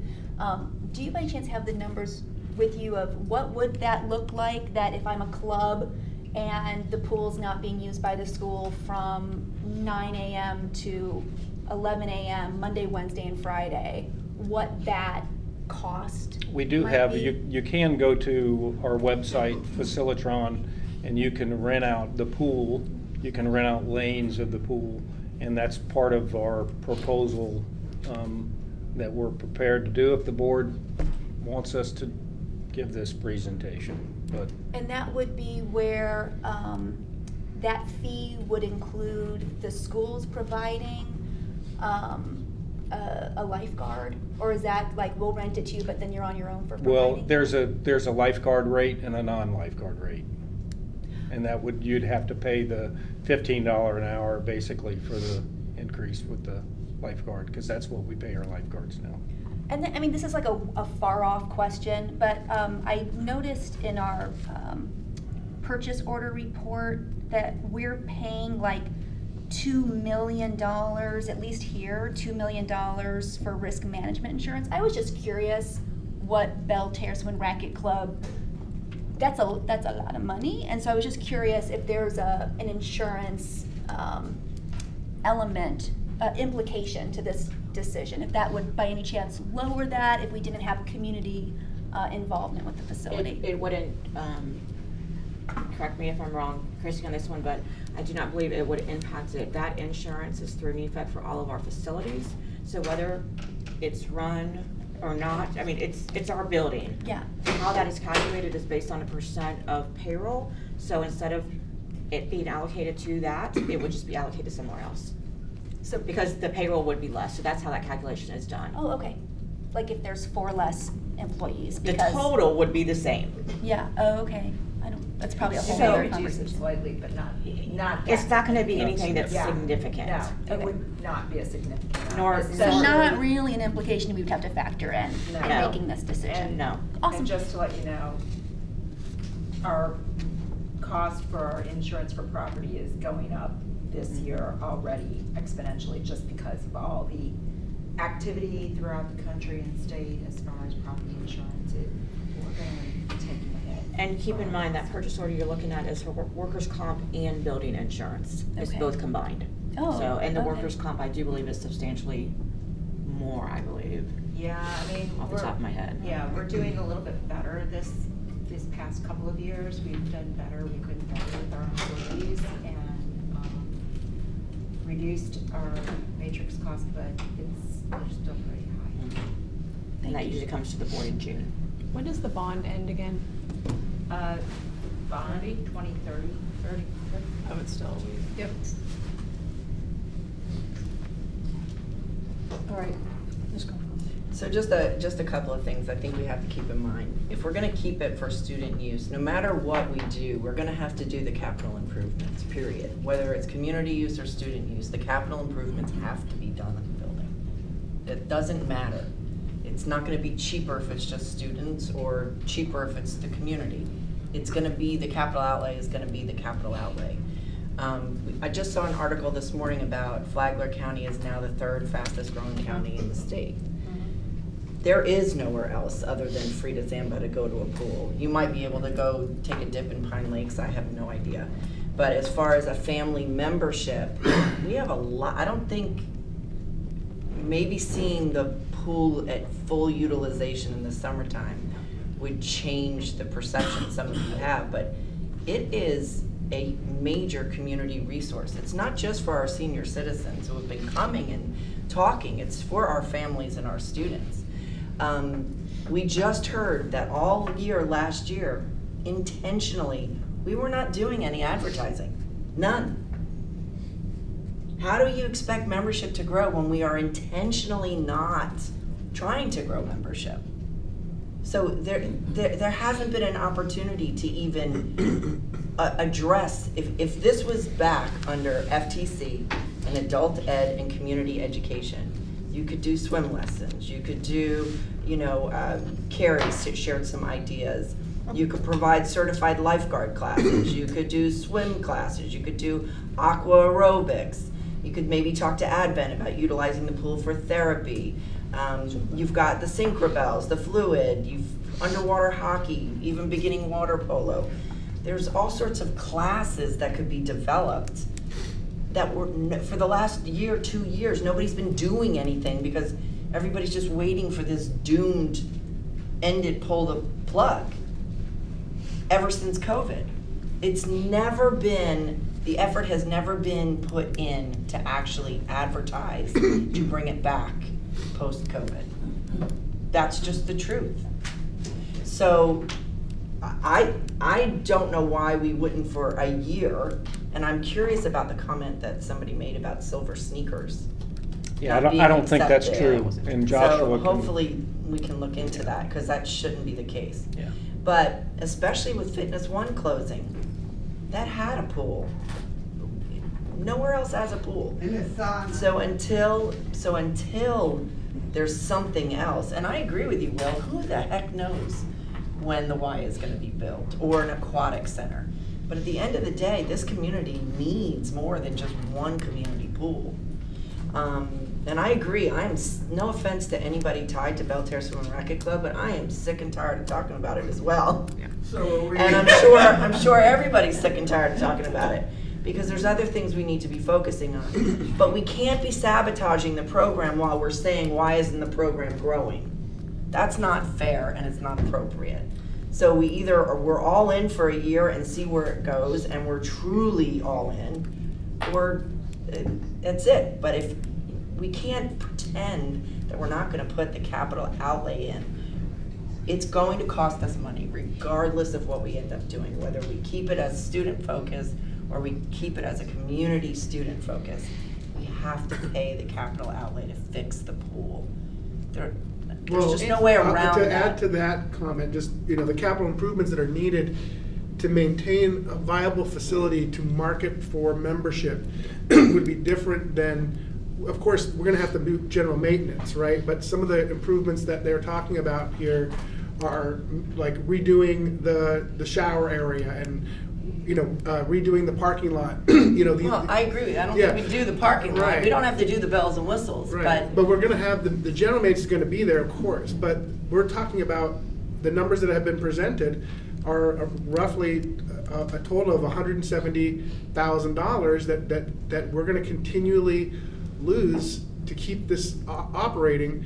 And if we bring it to a student-focused facility, it was more like 85,000. I'm just giving rough numbers here off of my memory, and I think there's even ways that we can offset that. And to speak to all those great ideas you had, Dr. Conklin, with they weren't mine. Well, wherever they came from with the lessons and with all the swimming lessons and the polo, those could exist. But the question is, who's running them? Clubs could run these on their own, like Sinkerbells. It used to be that this program was run under FTC. It was pulled out and moved. When it was run under FTC and as part of its adult and community education, they had adult and community education classes out there. This facility has been on the chopping block for 2 years, since COVID.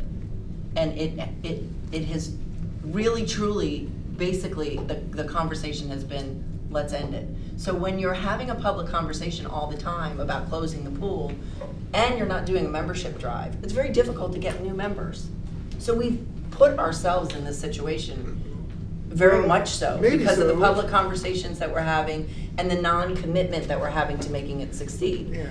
So we're going to have, the difference, I think, of opinion here may be, I believe this was a gift to the school district for community and educational purposes. We are the stewards of this gift. Yes, is it in repair? Yes, it was a gift to us. It is our responsibility to fix it. It is a gift to the taxpayers. It is our responsibility because we own it as the holder of the gift. So we just philosophically, I think, disagree in that I think it can be used for dual purposes. And I think if we had put the effort into membership and everything else, we wouldn't be even having this conversation right now. So, okay, sorry. Go ahead. if we wait a year, what are we going to do differently? Are we going to? I would hope we would actually do a membership drive. I hope that we would actually have the conversation about recruiting and building programmatic fit, like everything we just talked about, having classes out there, charging fees for those classes. I mean, I know you said it before, it's not marketable to me. It's very hidden and it's not new like some of the other things are coming up. It's unfortunate, it is. But Well, what I would suggest, I think, here's what I'd propose. Here's what I would propose, is to, they've done a lot of work. I've already seen the presentation here, that they've got, some different scenarios here. Whether we have to vote on which direction we're going right here tonight is probably don't need to, as far as based on this. But I think we do need to vote on, the vote should be, are we going to agree to extend the Belterre membership, run it as a membership-focused facility for 1 more year or not, right? Because then we can have the discussion of what we're going to do next, right? So that our next board meeting we can vote on what that's going to look like, right? But there's really not much more to this than that. We have to agree that does the majority want to keep the membership going or not? Because that's the only component that we're talking about here. And Can I add Yeah. to that? Like, if we do vote on that, I think we should have a date, like you've asked, you know. Yeah, whether it's a fiscal What- year, yeah.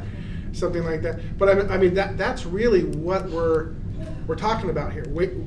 Once we know that we want, if the board decides, hey, we want the membership, then we can move forward and put together all of our marketing plans and everything else. I guess what I don't understand is why can't it be a membership and It's because losing too much money, and we have to put too much into it. What I'm saying is, why can't, if it's going to be like proposal A, again, the capital, forget improvements, because you're gonna have to do that anyway. The maintenance. It's improvements, it's not just general maintenance. You can't have students in an unsafe environment. But a pool is actually, the pool itself is, actually in fairly good shape, from what I understand, because it was renovated. Yeah. It's the other facilities that support the benefit of a membership that are deteriorating. And so those are the things we wouldn't have to do in a student-focused facility. And we like, for example, heating the pool. We don't even need to heat the pool. Frida Zamba's not heated, and that'd save us another $10,000 a year. I mean, there's a lot of things here that we could close this gap, and we may be able to close that gap even more on facility rentals by renting out the gym portion. And to be quite frank, since I was elected, at least, we've dedicated, I think, equal amount of time to security and safety as we have to Belterre Swim and Racket Club. This is just it is a continual distraction from what we should be focused on, and this is not what a school should be doing, right? I still believe, it was floated out there to close it all down. I'm not for that. I think it should stay open to be a student-focused facility, and to still allow access to the community, just like we do to all our facilities, right? So we're not, it's just this membership program. I just don't think we have a marketable product to go through more advertising in, and I just don't know how we're going to do it, because a lot of the people that are coming there now, 90% of them are in insurance, and we're getting pennies for those guests. And I mean, if we could convert those 900, or I don't know, the 700 or whatever the number is, I can't remember what the number is, but if we could convert those to regular paying members, our problem would likely be solved. But the problem is we have only like 90 to 100 people actually paying a full membership, based on the last presentations that I've seen. So, and you go to a modern gym today in town and look at ours, I mean, it's not comparable. I mean, these are much nicer facilities, newer equipment, so I'm not hopeful that we have a marketable product to market beyond who's there right now. Well, first of all, I would say that I thought we already talked about the estimated cost to operate was not $315. I thought we Which slide? already talked about that. So, That was our operating budget but that. that's not the actual budget. We even Well, said it's- that. The it- actual budget it for is the our last 2 proposed- years. It was our proposed budget for Right, but the this year. actual budget for the last 2 to 3 years has been 2 or under 200,000. And this year was looking like it was coming in at 250 Right, at the end of the year. But that was showing, that was when things were convoluted with FTC, and we have separated everything out. That was before that. Yes. So this 315, anyway, not gonna get into that right now.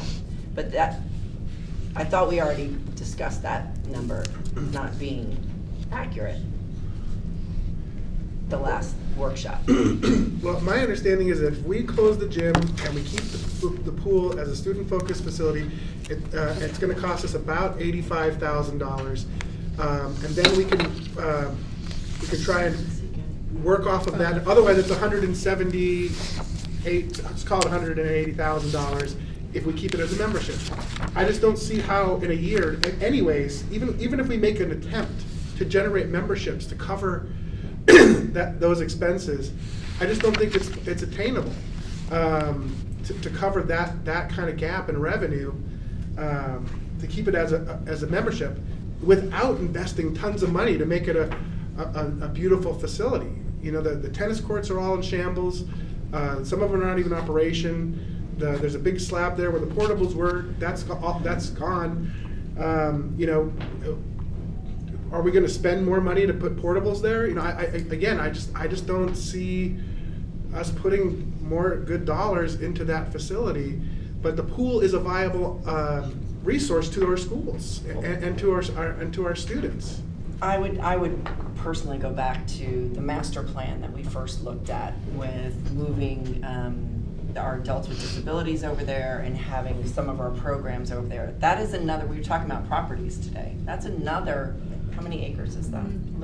11 acres. That's another 11-acre parcel. Well, what are you going to do with it? Well, the problem is, well, right now it's going to be a student-focused swimming facility. What we do with it in the future, that would be just, we'll figure that out. But right now, the problem is that when we run it as a membership club, we have to have people, front desk people. We have to have all this operational staff there. That's what makes this so expensive. And by eliminating the club aspect of it, they can form their own group and rent it from us, and then no longer do we have to have membership check-ins and billing and chasing accounting and all this. It just becomes, they could create their own self-governed group that rents the pool out from us. What that looks like, I don't know, but it obviously works for Sinkerbells, it works for Fluid, and they have a time, they come, they use it, and it would probably cost them as a group less through facility rental than if they were paying a membership, because they're trying to float all the expenses it costs to run a business with all the insurances and everything else that we have to pay on top of it all. So, you know, I think that we really just have to have a direction finally to say, hey, I mean, because the fiscal year is coming up here, so, you know, we have to decide as a board, do we want to have this conversation one more time in a year from now and try and make this work, or do we have enough information to say that, you know, this is just not a viable product to sell, and let's just make it a student? Well, if you're looking for consensus, I'll just go on the record that I think that if we invest in the year with memberships and everything that we should have been doing all along, we're going to be making the capital improvements. That is irregardless. So I guess you're just going to have to get consensus. We're just going to agree to disagree. Well, I just want to ask. I think I have a couple community questions here. and student use. I have a couple questions about the rent. $50 an hour, right, for the gym, that's what you said. If you want to go in the facility, trying to pay $50 an hour for an hour for the pool. Does that include a lifeguard? There were, and if I could ask Joshua to come up, because there were some different prices that we had for the lane use, for either the entire pool use or the lane use. And Joshua, if you could discuss that. Okay, so good afternoon, board, chairman, superintendent. If we go on to what we proposed as proposal A, and then on slide 7, I'll go ahead and read it for you, or slide 8, my apologies. A, you said, right? Yep, proposal A, slide 8. So currently, and this is all broken up by time of year, when the pool's heated, when it's not heated, and whether or not it requires a lifeguard. So per the use facility handbook, for the entire pool, if you include lifeguards, you know, after hours between May and September, it's $50 an hour. During the times when we heat the pool, it's $60 per hour. Is that per person now? No, it's per, if the group wanted to rent out the entire pool. So if 50 people wanted to rent the place for $50, they could get it for an hour? Correct. Yes. And then you saw the difference between with a lifeguard and without. The difference currently per use facility handbook is $10 an hour, and that was based off of what we were previously paying the lifeguard. On the following slide, a part of this proposal was to increase the rates for when you require a lifeguard by $5. That way the difference is $15 an hour to recoup the cost of a lifeguard. But currently, slide 8 is how it currently is read in the use facilities handbook. Joshua, quick question. If we go to the next, so forgive me, I just, let me see, includes lifeguard, without lifeguard. I'm just trying to make sure that we're at least capturing $15 an hour. I'm just trying to do really quick math and not waste time here. I just, if $15 an hour is a minimum pay, I would just want to. No, absolutely. I'm just trying, that's what I'm trying to figure out, Yeah, quick it's in math. there. It's in there. If you look Do at each go- 55 versus 40, 65 versus 50. I see, the bottom two correlate with the top two. Mhm. Thank you, that's all I was looking for. So I guess the one in So- your, oh, go ahead. So there's no rental of the gym? So currently, we do have the Wellness Center up on Facilitron, and it's at, I believe, $45 an hour if someone wanted to rent it out after hours to run, you know, personal training or things like that. We do have it listed for $45 an hour. So again, if that was a group of people, they could rent it for $45. How many people would that include? It's just, you're getting the facility. So it'd be up to occupancy. Okay. So what I don't understand is if we look at the reports from the district, from our own district, last time we had this discussion on the 4th, we're looking at from last year's net loss was 88,000. The year before that's net loss is 39,000. Why are we now looking at numbers that are so much different? Saying that if you look at the April 4th meeting and you look at the Belterre Swim Rec Club financials from the April 4th meeting. So overall, looking at what's changed over the past few years, aside from having the Belterre Swim Rec Club as its own entity out from underneath the umbrella as FTC, we've also gone from paying the majority of our employees who were as needed $10 an hour up to $15 now, as of October of last year. The breakdown of our staff at that center is majority of them are all as needed, they were making the minimum wage, whether that's your gym attendant or your lifeguard. So that's where we saw the most significant jump in our personnel costs. Okay, but I'm looking at our financials when did we put the 15 hour? October of 2022. Okay, so at the end of 2022, we wouldn't see that. Because you're talking about a significant difference.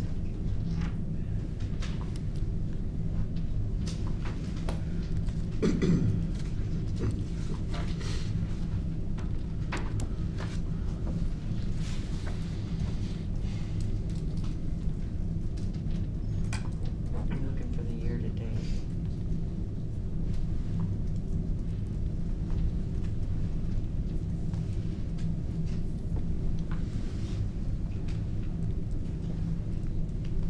How many members do we now have currently, Josh? So I know as, the numbers. as of March 30th or March 31st, we had 136 total memberships.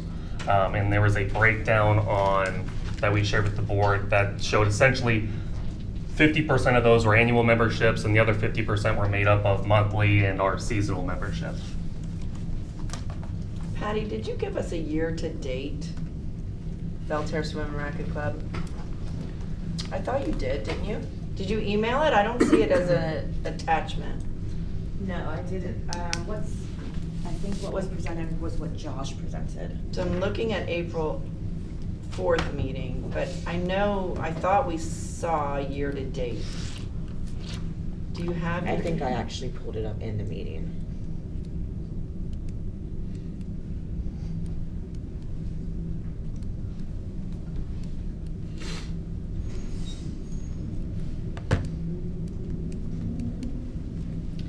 Because the year-to-date would give us the actual. As of right now, the year-to-date loss, as of today, is $144,475. Can you send that report? Is that the expense and revenue report? Yes. Can you send that to Now, us? keep in mind, that doesn't include the $25,000 yet. Good. From the county. And there might be some other expenses that are lagging, like the utilities. They're usually 2 months in arrears. Okay. Okay, but I'll send you the snapshot as of now. Yeah, year-to-date. I'll send it to Expense all the and board. revenue, the whole board.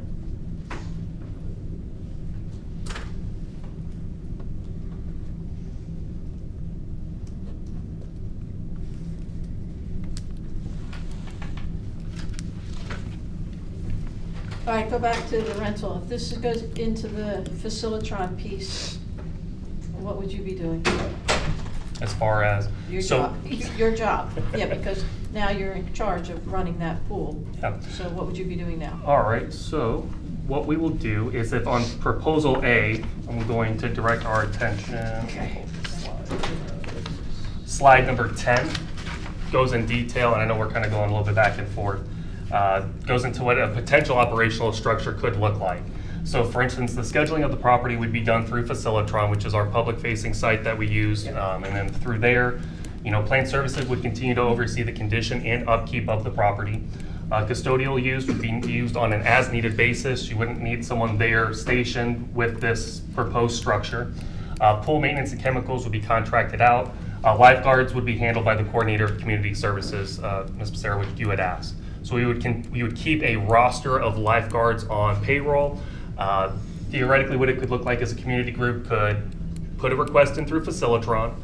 Youth facilities would then reach out to me saying, hey, we have someone who would like to use the pool from 9 a.m. to 1 p.m. on Wednesday. They would need a lifeguard. I would then work with our lifeguard roster to make sure we would have a lifeguard on site. Okay. You currently get approximately $33,000 a year to do this job, because you get a third of what your salary is. Is that not true? Yeah, so with 1/3 is covered through this. Carver, I don't believe it's 1/3 is youth center and 1/3 is Carver. Correct? Okay. $33,000 a year to schedule lifeguards seems a little bit high. So I would think, it seems a lot high, actually. So there's a salary yeah, that'd be a salary, somehow a salary adjustment would need to be made to compensate and that would be a mess in your position, is what I'm saying, pretty much. That's a problem. Well, I serve at the board's pleasure. Yeah, I know, I'm just saying that's a problem. That is a problem.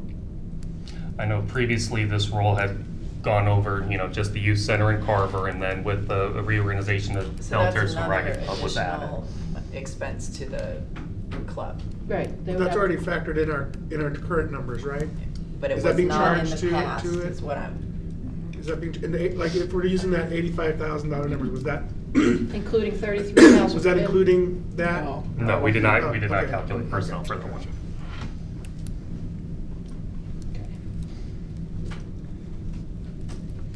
So that just went up.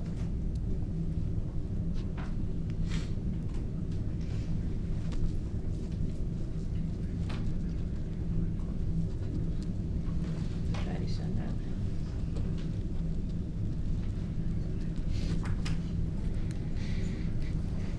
Patty, did you send that? Oh, sorry. I'm typing the email right now. Okay. All right, so what does the board like to do? What do we want to do here? I guess Got to it do would something be- with this. Is there consensus to vote tonight on whether, well, someone will bring a motion? Hold it, It's Ms. not Gavin. on the board for tonight. I thought you said you reserved a space at the last meeting for tonight. Don't know if it is on the Well, I board didn't for check, but I tonight. just remember what you had I said. just looked, and I don't believe it's on for I don't tonight. think it is. I have to know. No, I don't believe that it's on for tonight. Okay. Because I don't know, they were coming back with proposals, so there was nothing. All right.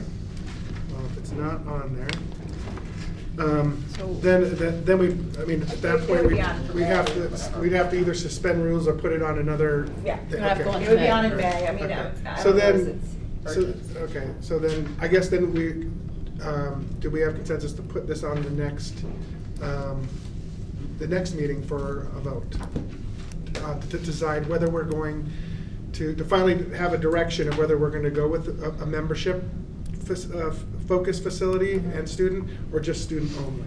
And then that way we'll have some clear vision forward, and then we can shift our gears to work that plan, whichever way we decide. But we just have to know where we're going to do Well, either. we have to get, yeah, we're gonna have to do something. It's obvious that we're not gonna let it sit. So that would be the only proposal that I see, that we put it on for a decision. For May. Yes. May. You just To put be it on your either- working agenda and then your action meeting for the May meeting. Right. Yes. That makes sense? Do we Does need everybody- to vote on that Does- tonight to no. ensure that it is on the agenda? No. No. Is that consensus with everybody? Yes. Yes. Yes. Yes, we have a Okay. consensus. Okay, all right, thank you, gentlemen, for the information. I know it was cumbersome. That was just sent to the board. Thanks, Patty. Thank you. Thank you. Thank you. Thank you all.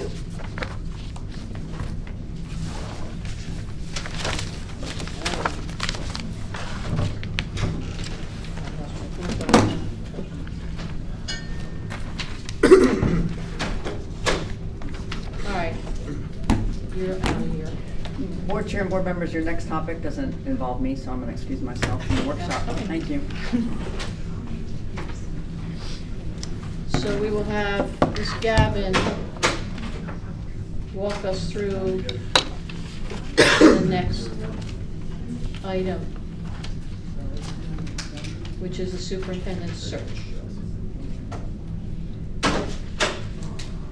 Chair Massaro and board, you have the presentation. If you want to go to the next slide. Okay, so first of all,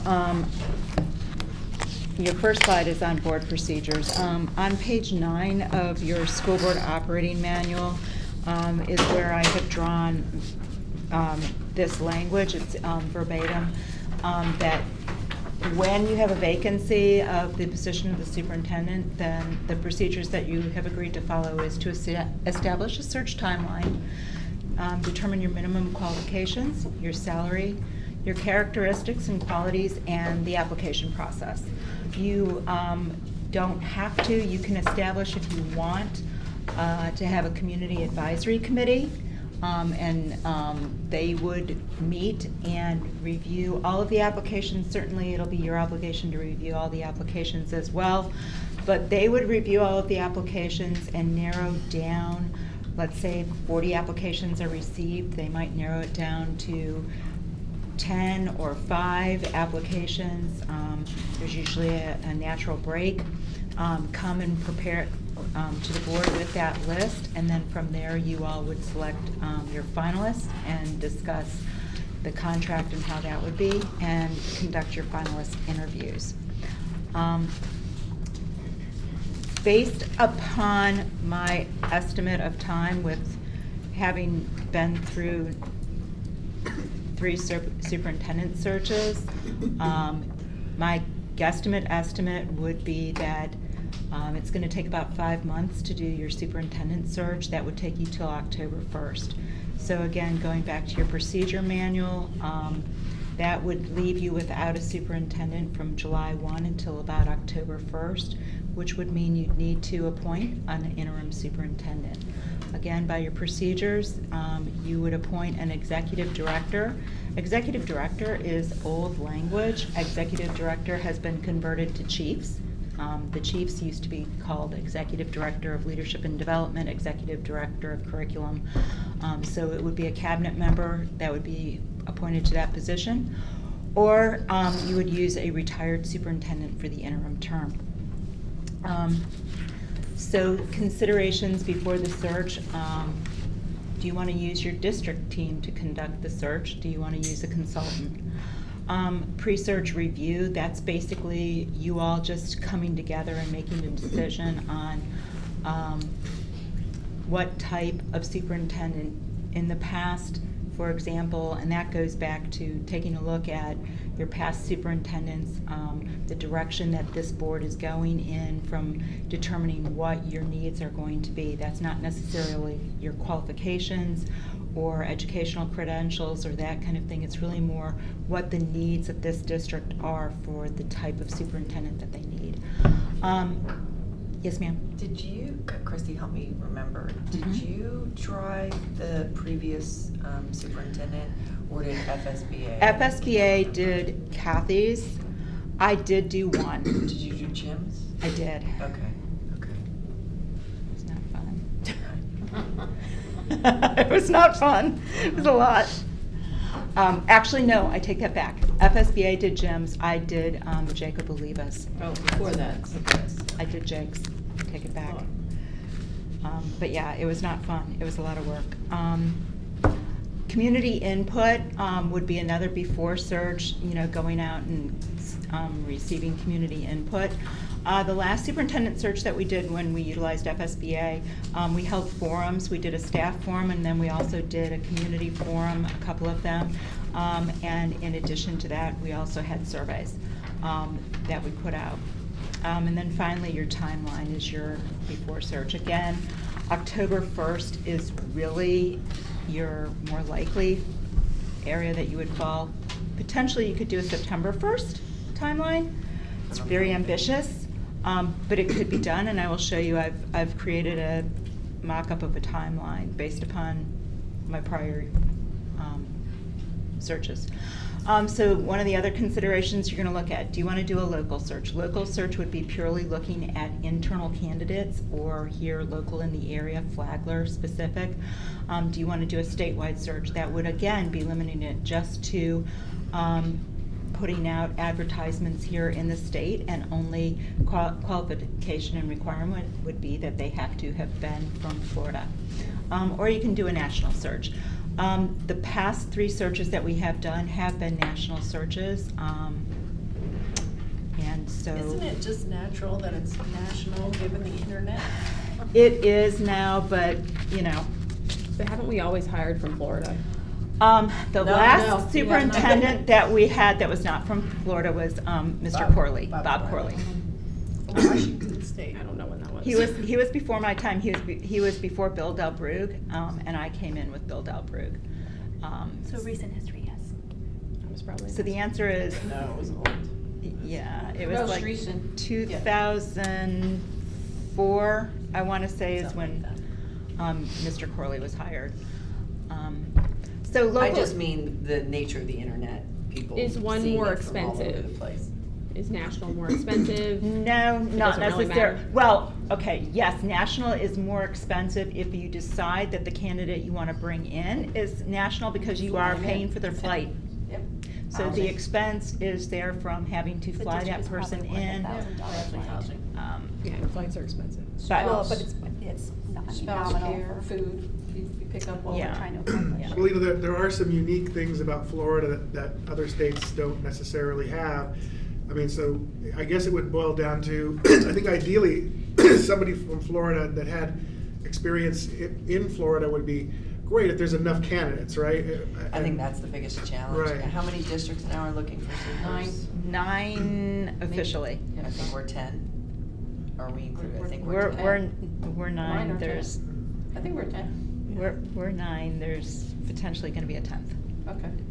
So we can certainly hire someone from Florida. We're just, it's the decision is, Preference, do we open it to if there is a candidate from Yeah. Georgia or wherever? Right. So and those are all things that, again, when you're making your decisions and making your look at what you want in a candidate, Florida is unique. The way that we conduct business, the way that we receive our FTE, the way that we get our dollars funded to us is very different from how other states do it.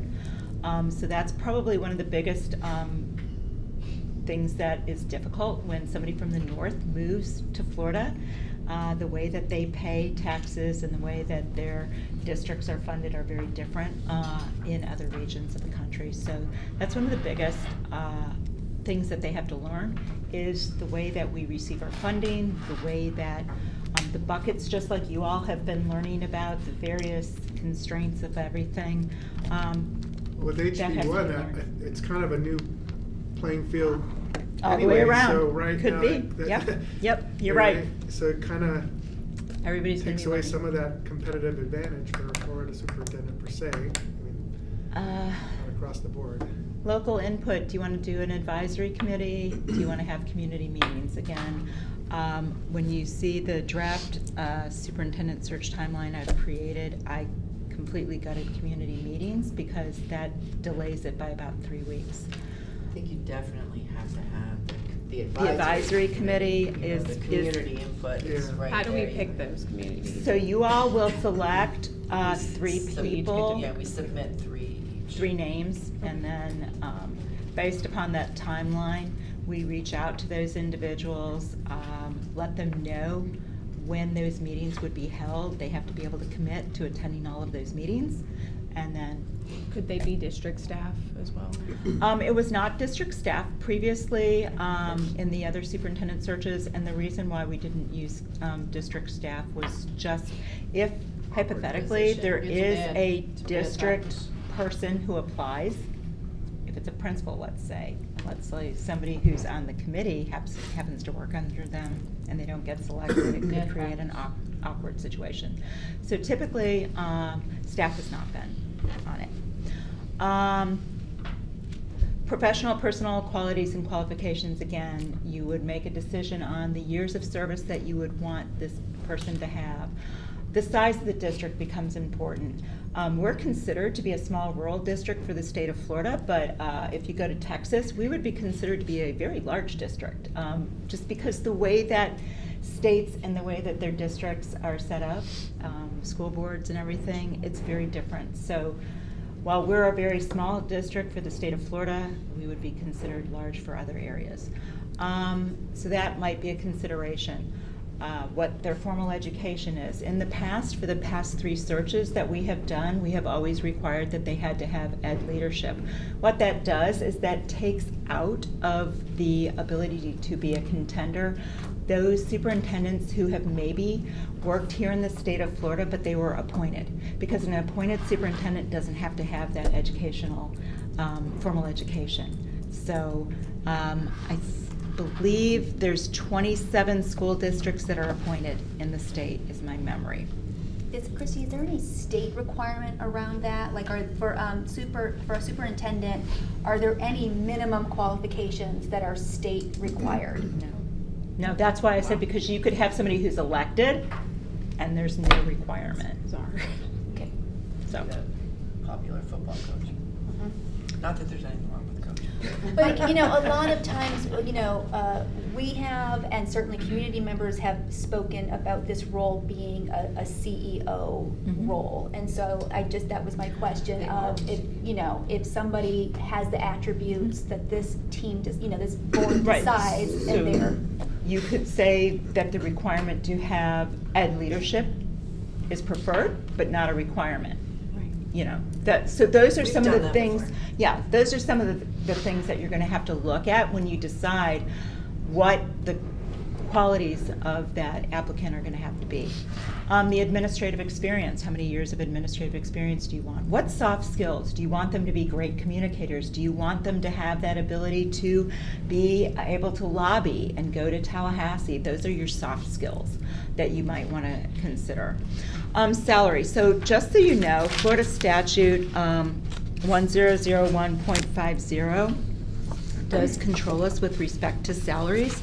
And so one of the things that we have to do is when we decide what our salary range is going to be, when we make that, we have to actually state on the record that taken into consideration was the population of the district, the rate and character of population growth, the size and composition of the student body being served, the geographic extent of the district, the number and character of the schools to be supervised, the educational qualifications and professional experience of the candidate for the position of district school superintendent. Those are criteria that we have to state on the record that were considered when we established the salary. The reason why we have to do that is because it is a part of our audit, our financial audit, and we have to set that forth on the record. And the reason why I know is because in one of our audits, I actually got called in and I said, oh no, I can show you directly where we made that read into the record. And so as long as we can point that we did it, then we're fine. Christy, quick question on that, I'm so yes, sorry. Is there a salary range that per our size, for all those factors? Sure. Is there a salary There cap? is a salary range. Currently, our salary, if you look at our salary structure right now, 3 years ago, that was the salary range, and it was based upon the size of our district compared with another district like Citrus County or Charlotte County. One of the things that you do also have to realize is that when they are appointed, superintendents, notwithstanding any other law, resolution, or rule, a district superintendent employed under this section may not receive from state funds remuneration annually higher than $225,000. So you could All right, we're pay, nowhere near that. right, theoretically, you could pay them more than $225,000, but only $225,000 can come from state funds. The remainder of it would have to come from other funds. So I just threw that out there just as a, for your information. Benefits package, they currently are slated to receive the same benefits package as if they are any other administrator within our district. But the deviation is with respect to their FRS retirement, they do get a higher percentage rate paid into it. Finalists, you'll make a decision on the number of finalists. Do you want to interview 5, 3, 7? As you actually get your applications in, as you see what there usually is a natural break in terms of experience and just from your advisory committee, the number of applicants that people were drawn to, that you go, 5 seems like that's what we want to bring back, or 3 seems like that's what we want to bring back. Location, where are you going to conduct your interviews? Are you going to do it in the past 3 times that we have done it?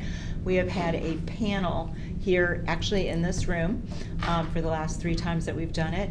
And then we have done individual interviews with each of the board members and each of the prospective applicants, and we set that up in a rotational thing.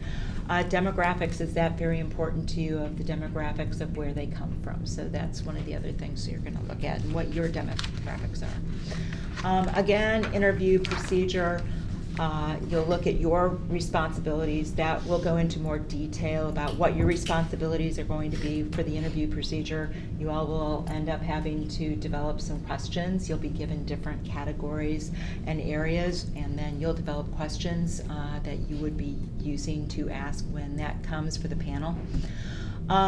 HR department involvement. They are involved because they do help immensely. Once those applications, if we use an outside consulting firm to assist us with the application process and to assist us with this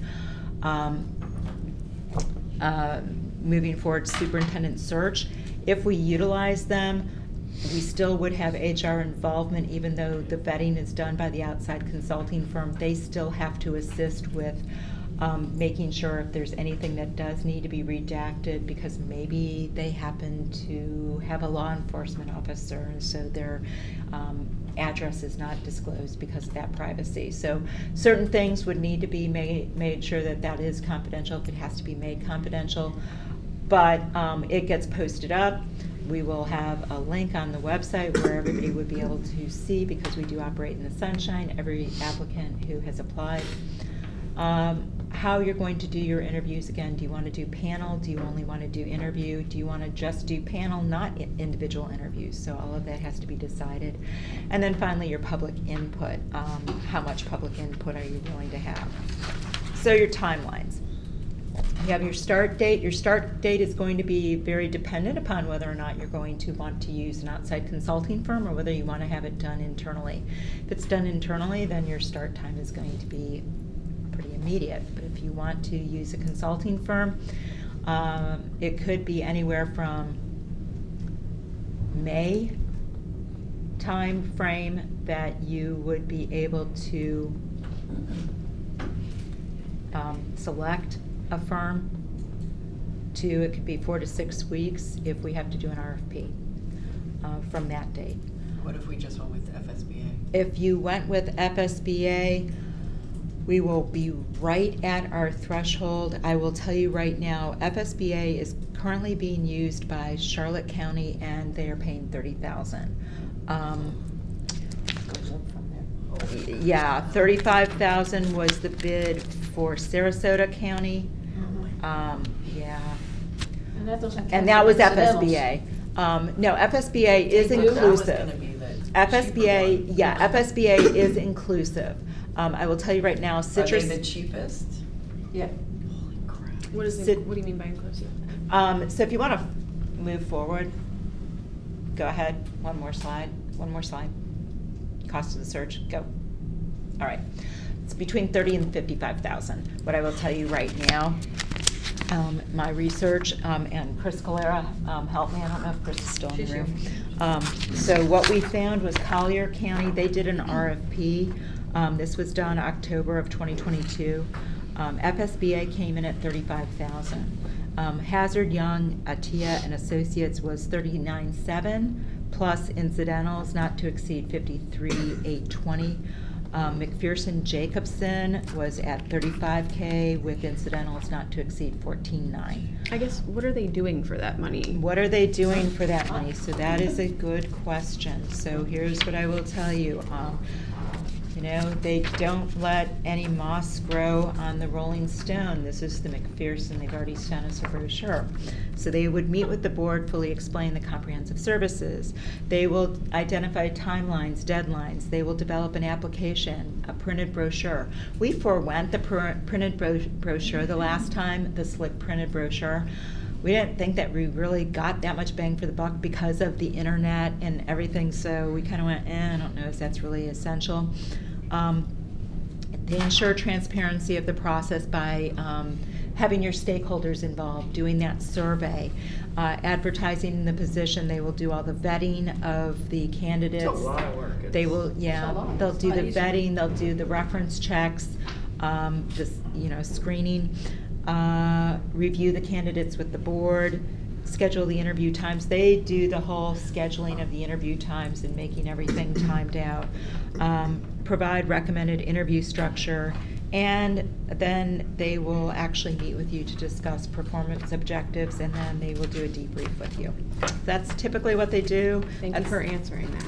It's about what everybody does. They all do about the same So do thing. we have that basic template from the last one, that all that was done? Do we kind of have that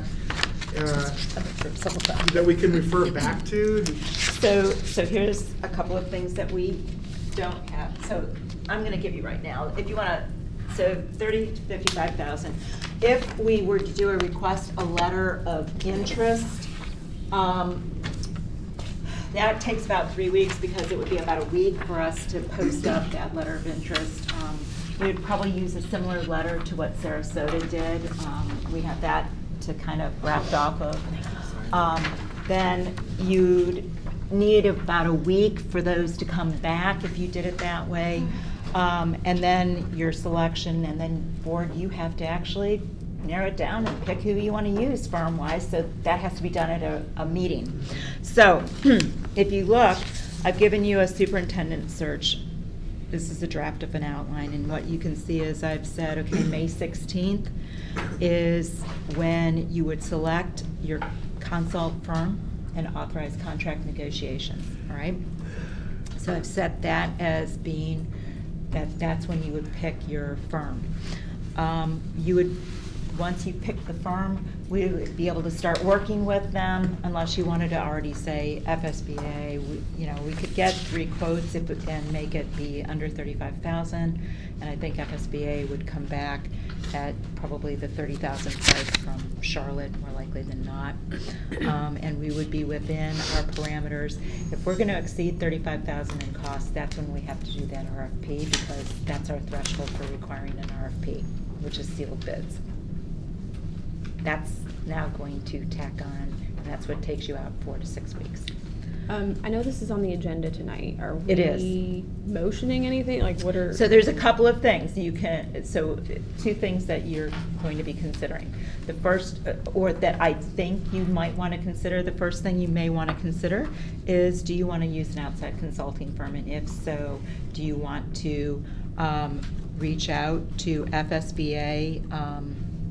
They will be the cheapest, I will tell you, based on what I've seen. It will be right at our threshold so that we don't have to go out for a bid.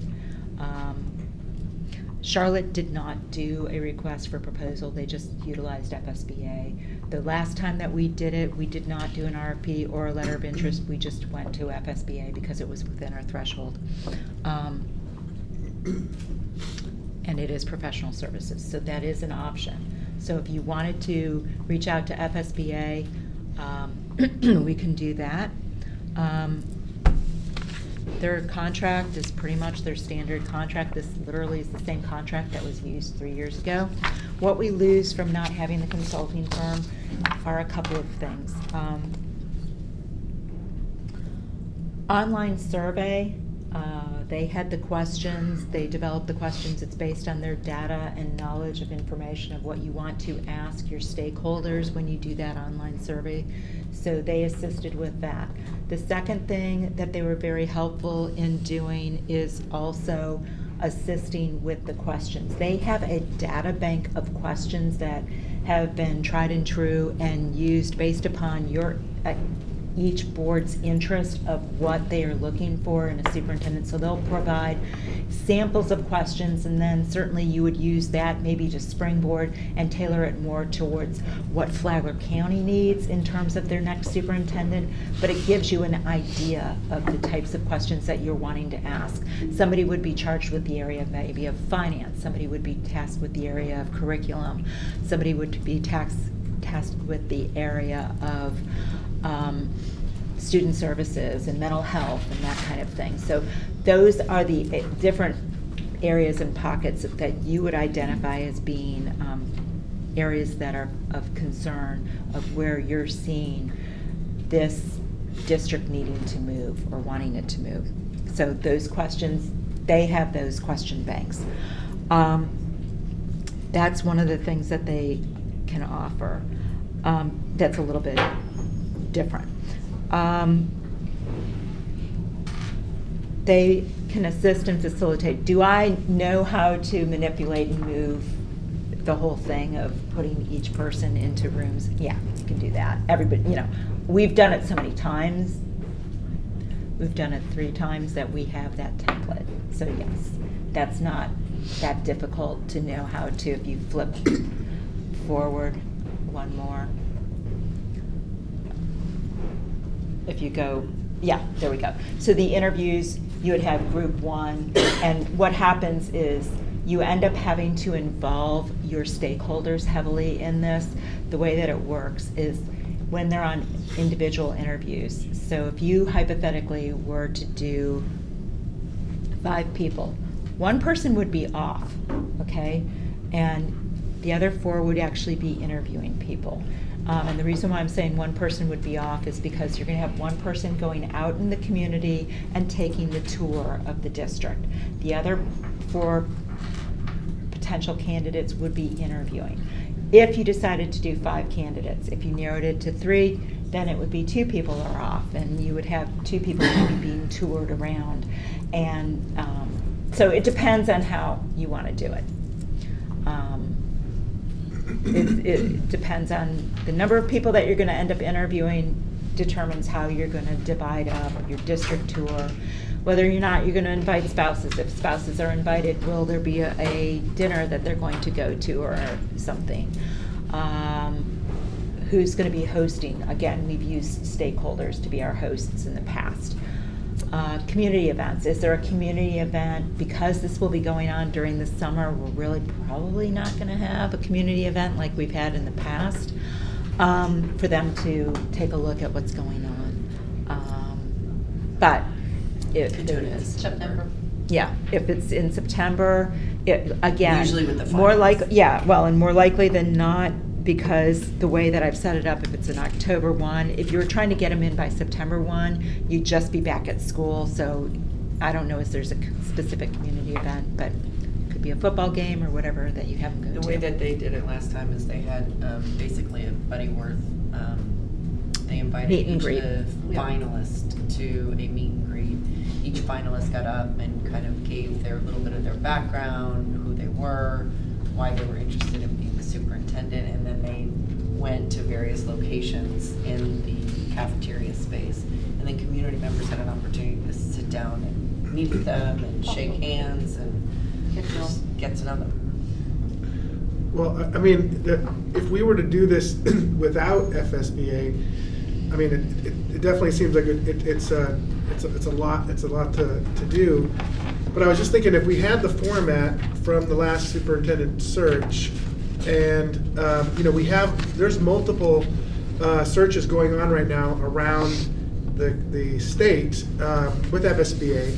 And I think Brevard's using them too, and I think they had something like 15 applicants. Why couldn't we post this out there?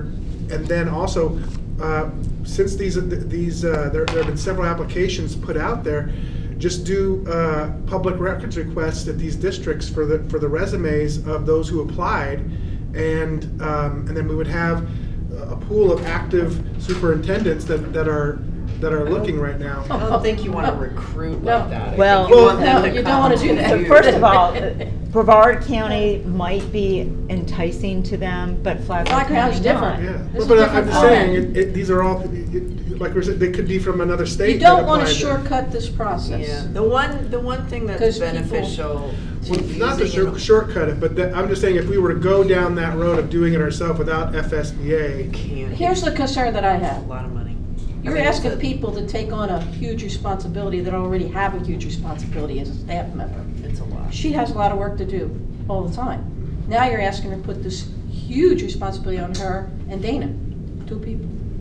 And that's just Well, not fair. and HR. And Because HR. HR would actually be the ones that They're would. hiring for the school year and Right. trying to get people in They- place. they I mean, would you gotta have put to- it in perspective. It's a big responsibility. Yeah. It's huge. You just can't say, yeah, go ahead, do it. It doesn't work like The that. only thing that might be good about if we were to use FSBA is that they already have kind of the inside perspective Of who on likes what, all yeah. these other candidates that have Yeah. already applied to all these other districts. So they've got a direct connect with a pool of candidates already that they can share the opportunity with. But it is an immense amount of work. It's not just vetting the applications. Yeah. It's It's not like hiring for It's working for with the a position in community. your firm. The community. Well, because that was floated, I just wanted to that was an option, so Yeah, we yeah, talked it through no. to see what the viability of doing it that way would be. The other thing of what I will tell you is, and we had a lot of people extremely angry. So Florida is very unique. We are a sunshine state. I will tell you right now, there were 5 applicants that were from out of state. They did not. Is this like the last time or something? Yeah, Okay. yeah. 5 applicants out of state calling me furious. How dare you post and allow For your information. media to post that I had Out-of-state applied? folks don't realize. And we're like, welcome to the sunshine. But it's literally in the application, it says, we are Required. the sunshine state. Right. We You have to do require it. all this to be handled in the sunshine, so Mm-hmm. any applications that we receive that are being considered must be open to the public. And so, as soon as they found that out, and how one person found out was they got a call from a reporter up north going, I understand that you are considering looking at being the superintendent in Flagler County. And his board had no idea. Yeah. He's like, I'm Yeah. withdrawing my name now. So it's a very unique thing because some states, although they're transparent, they're not as transparent and full, complete in the sunshine as Florida is. And when they do their superintendent searches, it's actually one of the things where they can do it in a closed environment. So it's very unique, and so that's when you end up getting people that are from out of state very angry and upset. So just an FYI on that, but it is posted and it is very, upfront. They can see it. It's bold letters when we put it on the application that their application is subject to sunshine and public disclosure, so they're fully notified of it. We remind them of it and they go, well, I'm withdrawing my name, so I want you to remove my resume. We're like, done. It's complicated. But, so that's part of the, advertising, the background checks, is, understanding and knowing that we do have to operate in the sunshine. Those are part of the criteria. So, if we do go by way of having an advisory committee, you'll see that I have worked that into the timeline. The one thing I removed from the timeline was using the forums. When I spoke to Jason about the forums, he said they were not very well attended the last time we did them. It was only a couple people that attended, but I wouldn't skip the online survey. I think that that's pretty important Yeah, I for think us that to was do. good. And the meet and greet was good. That meet and greet was Yeah. really good. It Was gives good. some good feedback for you all to consider before making your final decision on the qualifications that you feel like you need to move, you know, in the direction of what the qualifications for your next superintendent would be. So Christy, for tonight's meeting, I'm looking at the agenda item. It says board action on superintendent search, determine how to handle the search, outside company or district lead to search. Additional dates for superintendent actions. So you're talking about future dates to get into characteristics, job description, timeline. Yes, ma'am. Okay. Correct. So tonight, the only action is to go. So I'm gonna say to you, it's gonna probably be two things. I've shown you the timeline here of what I anticipate it's going to be. And like I said, even if we were really aggressive and could make it September 1st, you're still talking about the need of having an interim superintendent for July and August. And how do we decide that? We'd have to decide that probably at our May meeting, right? Yeah, we don't have to do that. You don't have to do Yeah. that tonight, but I'm just wanting you all to have that in consideration. And what I put up there is based upon, again, your school board procedure manual. It sets forth that it's either going to be somebody from your cabinet or there are retired superintendents. Brevard County was using a retired superintendent until just recently, when they put him on administrative leave. There's pros and cons either way. Either way you look at it. One of the cons of using the outside person, you don't know exactly what you're getting and you hope that they're halfway decent. You don't know. And the problem of going with the inside people is they have jobs that they're doing. So now, can they do both jobs, or, you know, or we're always going to be vacant a space, and it's a pretty big spaces at that time of year, school start, that kind of thing.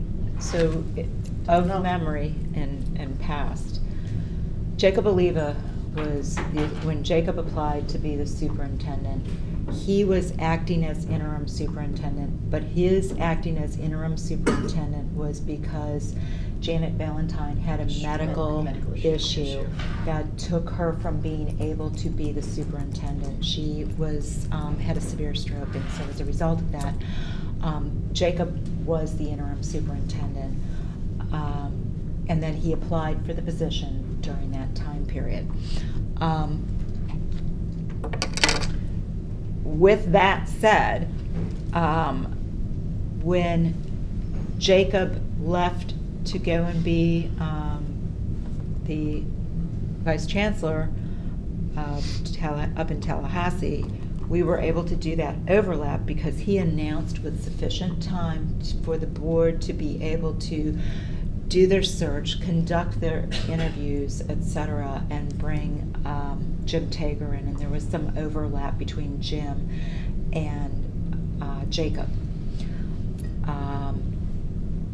With Kathy, same thing. There was an overlap, about a month overlap between Jim and Kathy. Kathy would come over. Jim was actually still the superintendent, but Kathy would come over and glean some information after she left her job in St. John's. She would complete her work there, come over here, get some information going. So it is doable,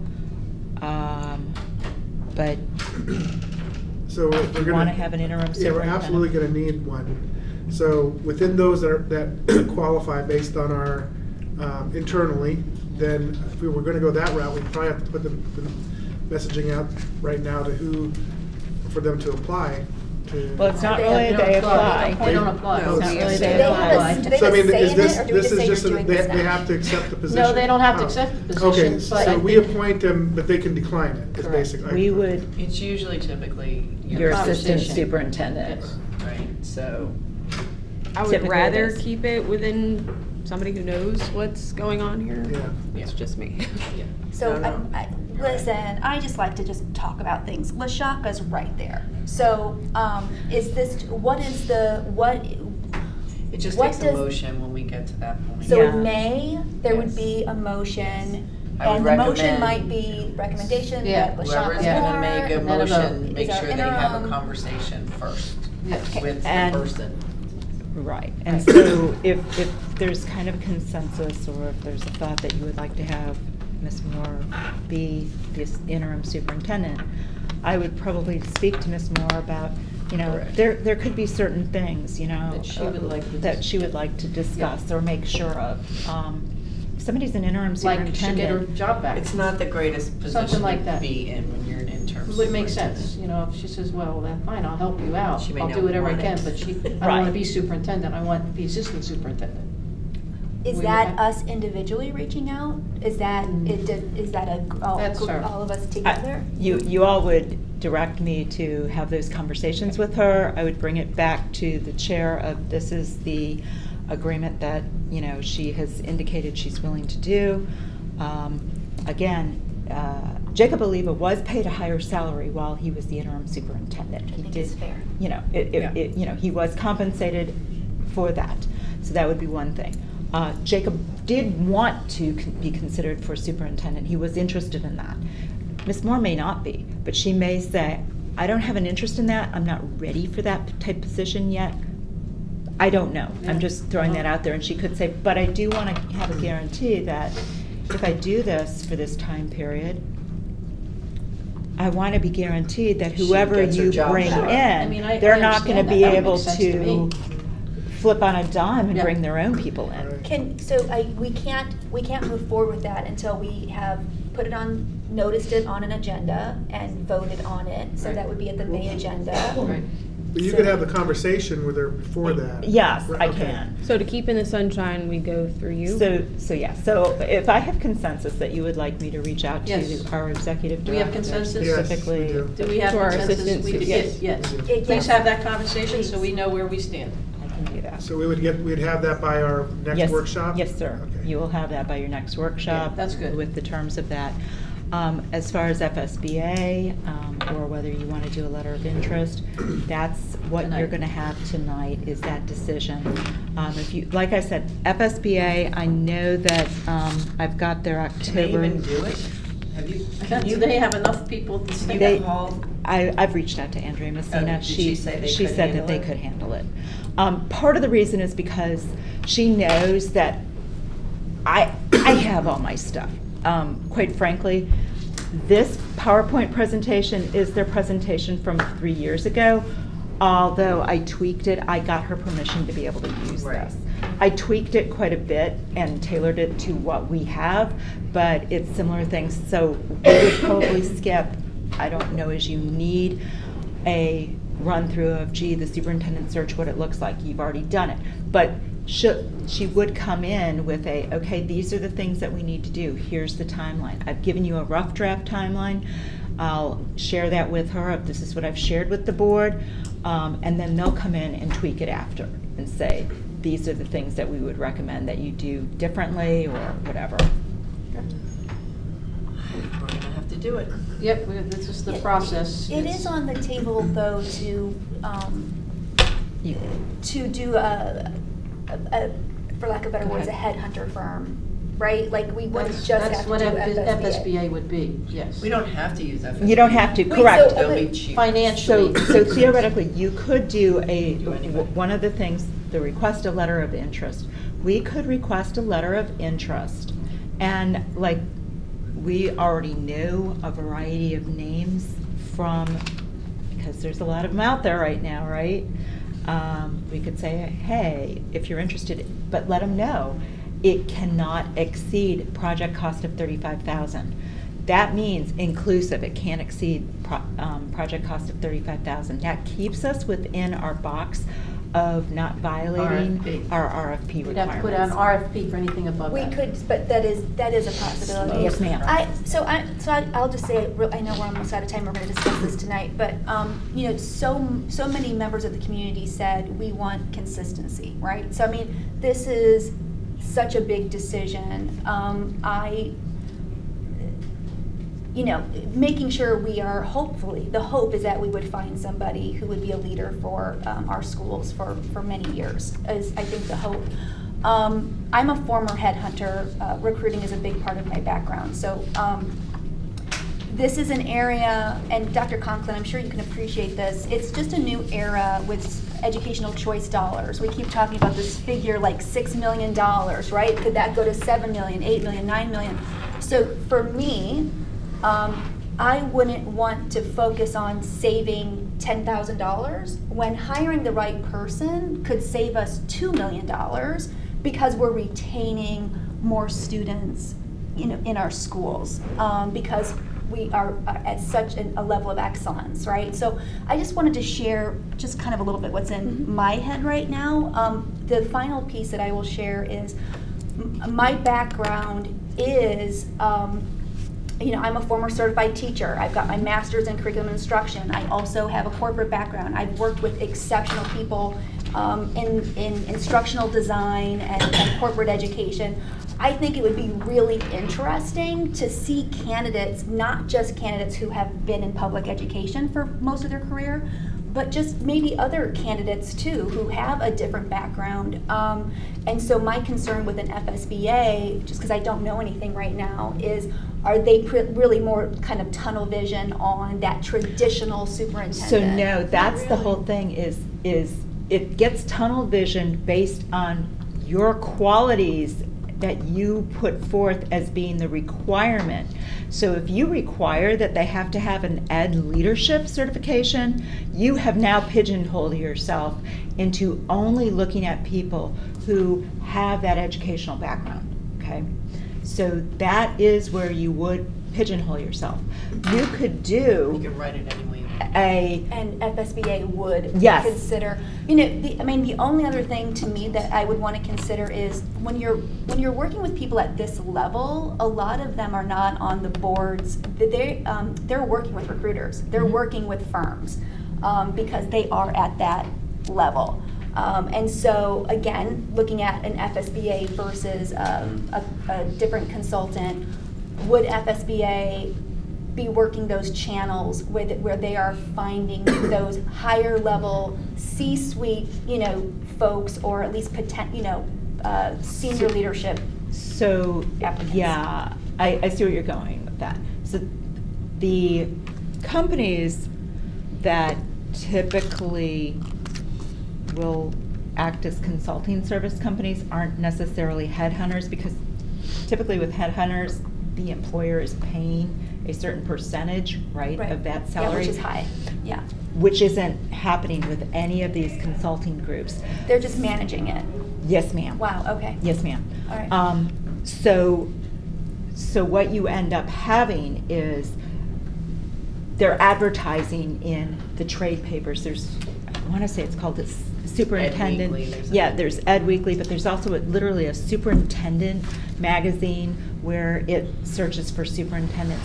But remember what I said, superintendents aren't all appointed superintendents. They don't all have that ed leadership background. Some of them are elected superintendents. So that's where you sometimes get those business people who maybe have a doctorate in some other area, but they're not ed leadership. So we would just be making a decision that FSBA would essentially be doing the if nothing else, the management of That's this. correct. Correct. Still Okay. get- Listen, I appreciate it. Thank you. Is there anybody else? Because we really have to wrap this up. We've got a 6 o'clock meeting. So just to clarify, so tonight regarding the superintendent, we have to decide tonight whether we're going to do it internally or we're going to hire a firm, and then we have to choose if we're going to go for proposal or pick FSBA at this point, because they would be those are the two things we have to address tonight. Correct. That's Yes. what I understand. Yes, yes, sir. Okay. All right. Any other questions?